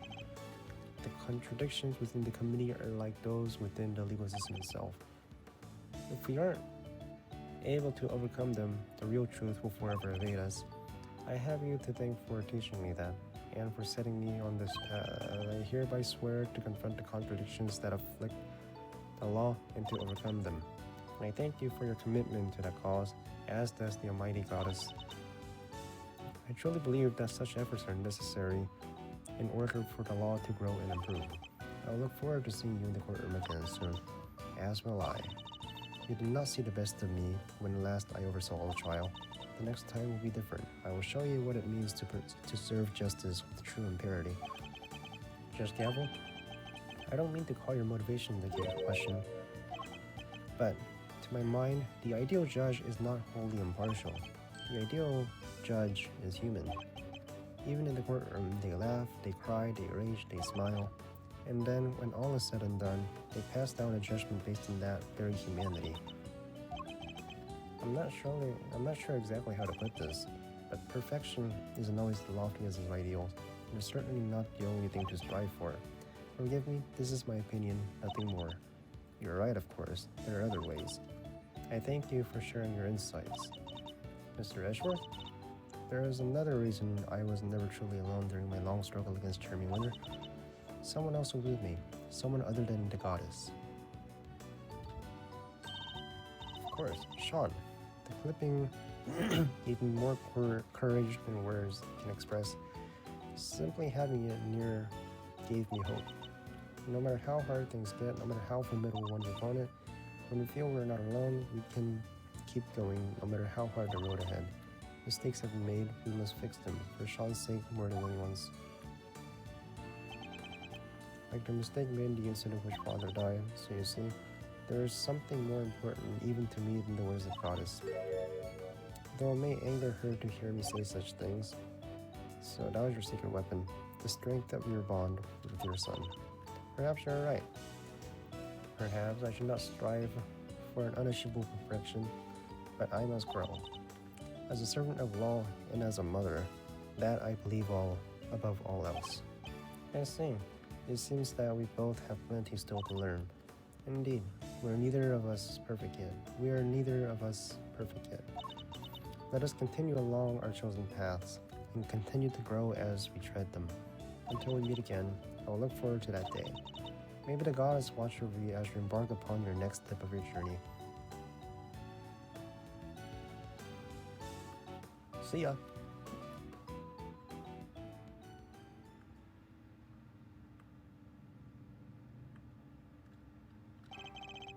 I lost the title of the prosecutor, but now I have regained it. In doing so, I've seen a new way forward, a path to justice, and determined to follow the path until it can leads me to the truth. Wait, I'm missing it. I'll let the voice shout. Objection.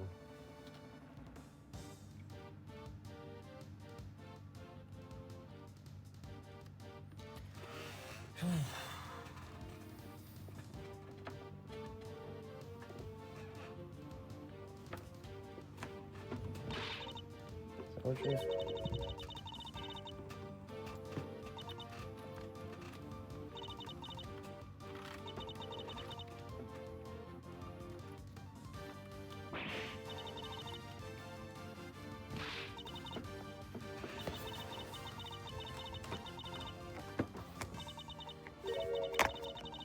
We're done.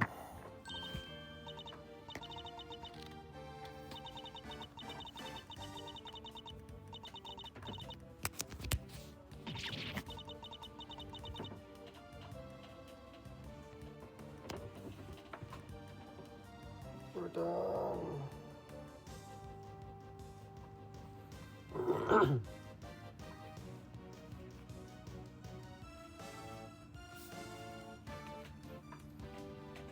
Usually.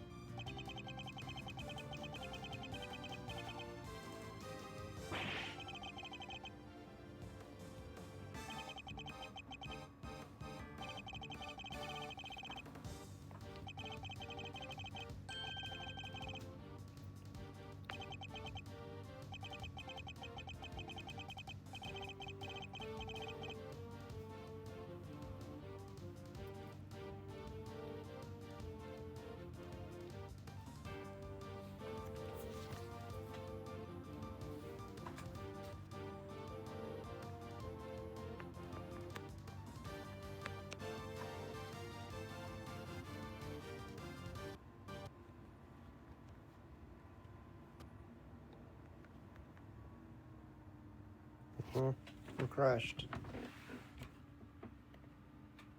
Oh, I was done anyways, right?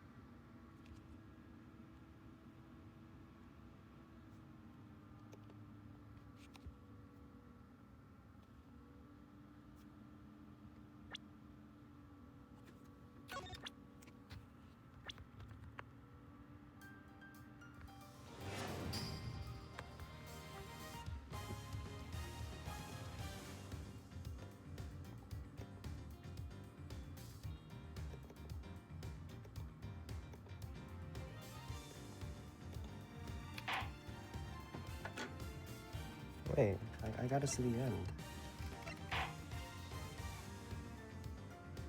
Grand finale. I gotta see the end.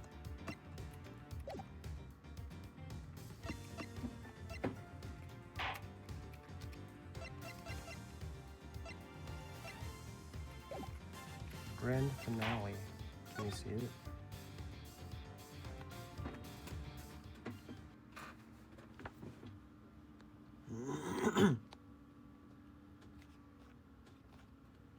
Can we see after the credits?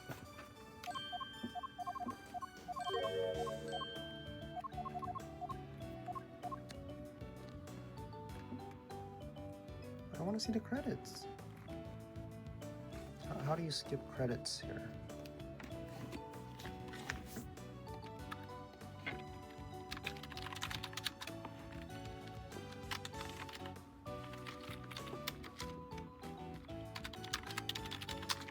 Skip credits.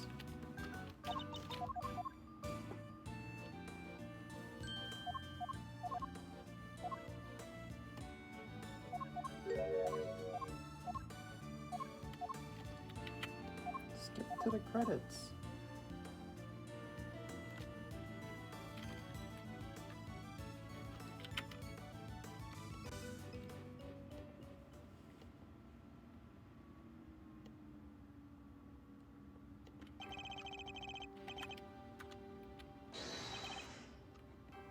Objection!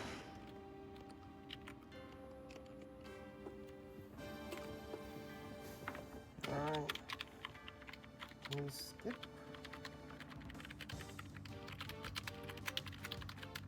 Can we skip?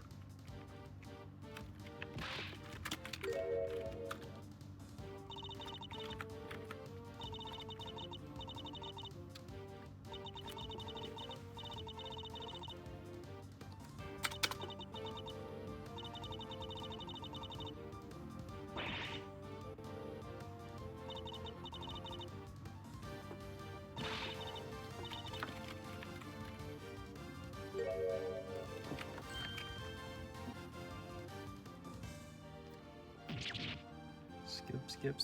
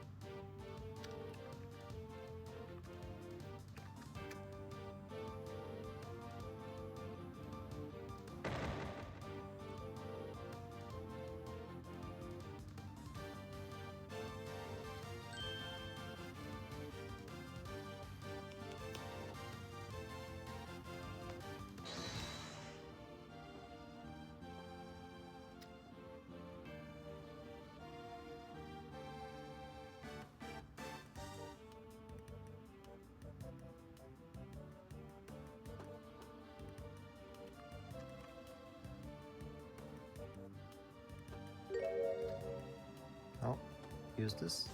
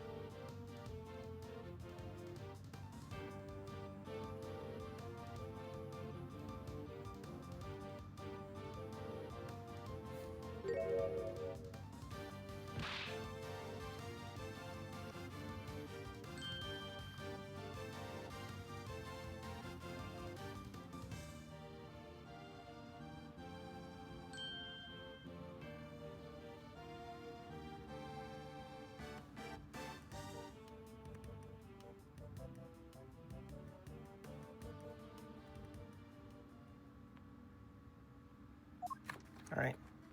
It's gonna be easy.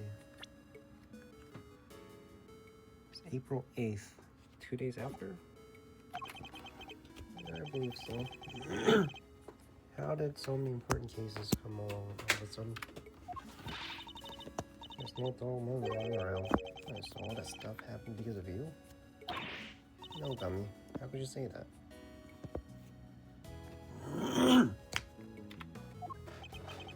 And yet, I just don't think of it as a good detective is entirely wrong. Okay, what now? Will you be returning to your thief practice? Yeah, good question. What? You're not sure? How do I put this? I guess I feel like I've been trying to follow my father's footsteps the whole time, trying to become a great thief just like he was. I got the Garasu. But watching how this all panned out for you got me thinking, maybe I need to get out. Maybe I need to get a life, is what she's saying. Maybe I gotta get a life. Like, what am I doing with this fucking prosecutor? I can't be an assistant forever, right? Just like you decided not to do the whole Tony thing. It's time to make our own fate. Go back to school. She's right. After all, nothing strives in the shade. I'll be my own hero. Go back to school. Go to college. You're not Rindo. Can't not be Yatagarasu, right? Whatever name you pick, you'll always be cave to us. Thanks, Gummy. You'll always be my Gummy too. Betcha I will. I'll be doing my detective thing just as hard as always. I'll be counting on you, sir. Yes, and I'll be counting on you too, detective. Just as I've been counting on you these past few days. You've helped us out in so many times to mention. I think our next salary review may come as a pleasant surprise. Huh? Huh? Wait, you mean... What's the matter? I'm saying I'll see you get a little more. You will? This is unbelievable, sir. No way. Go, Gummy. It's like a dream come true. I can finally leave the Instant Noodles life behind. What have you been feeding him, man? He's been doing all this job for you, and he lives in Instant Noodles. Hope you understand that. Yes, sir. Understood, sir. I'll give you everything I got. Just you wait and see. Yo, Miles Edgeworth. Fender and Judge Gavel set me on a new path in life. A path on which I will face down every contradiction that law has to present. A path at whose end lies the ultimate truth. But can I really do this? I need to give it some serious thought. It certainly won't be easy, nonetheless. Mr. Edgeworth, there is another reason why I was never truly alone. Someone else was with me, someone other than the goddess. Sean Fenn. This clip. We feel that we are not alone, we can keep going no matter how hard the road is ahead. So, that was your secret weapon, the strength of your bond with your son. The strength of my bonds. Are you saying you're gonna start a family? Oh, almost forgot. What is it? I was trying to find other members for Yatagarasu team. I do vaguely remember something about that. I never found a single one. I know. We're gonna be unstoppable in our quest to steal the truth. So much for that pipe dream. You're kidding, right? You already have a dream. A team that can solve any case in the world throws at it. Oh, yeah. Yes, I do. The prosecutor, detective, and the great thief.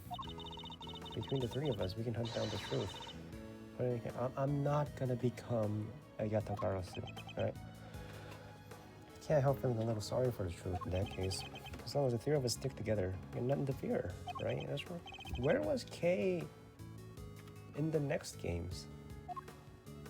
Where's Kay in Ace of 25 and 6? My father followed his path right to the end. Now I followed, not alone. I have some colorful companions. And I won't lose my way. A new path, a new me. I'll be walking as a prosecutor, not as an attorney. My father's path and mine are different. But they're not as separate as they may seem. Though the routes differ, the destination is the same. Because, of course, both end at the truth.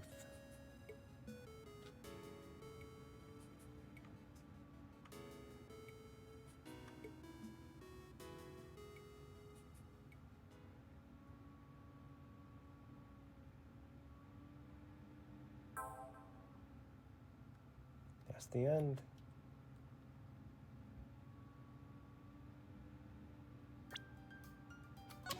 That's the end.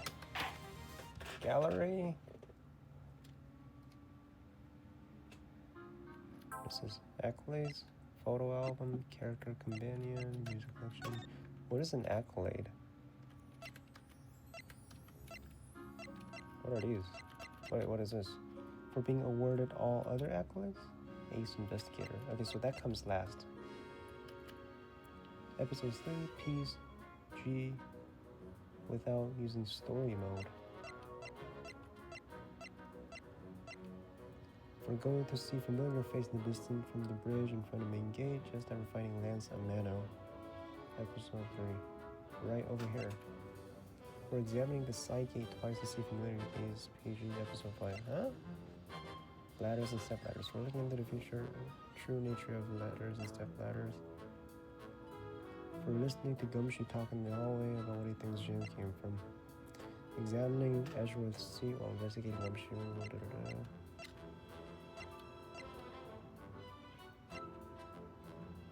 Examining Teapot as both Miles and Gregory. Glass bottle. For listening to MSI talk in his room and how her studies brought her around. Saying the worst thing possible to use this during the mind. What? How could you, sir?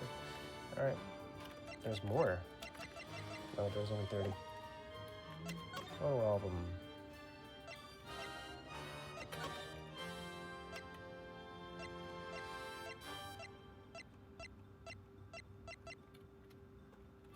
Why is this black and white?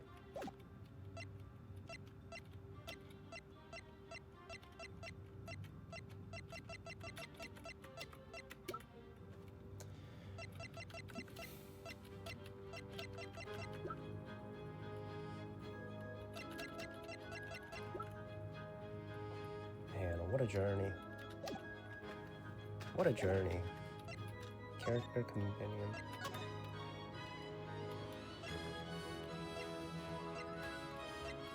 Oh, wait, we can see sprites, right?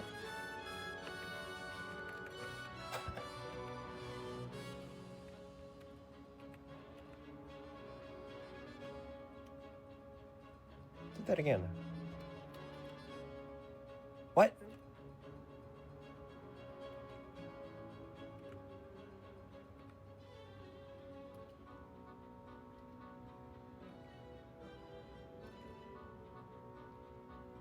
What an upgrade. Alright. Confrontation.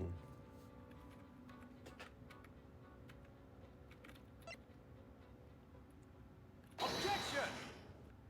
Take that! Hold it! Eureka! Do you have any voices? You don't have any voices. Overruled! Objection! Objection! Alright, who else? Objection! Objection! Objection! Nothing? Investigation. No. That was pretty cool. Case.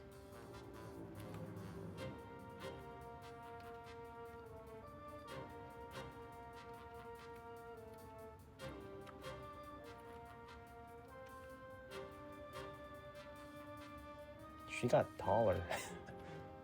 So did he, I guess.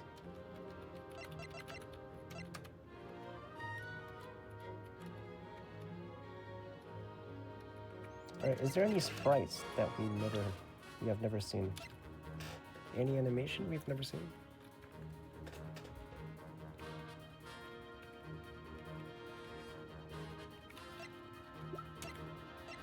Huh? What? What? There's some we missed. What? What? We missed some.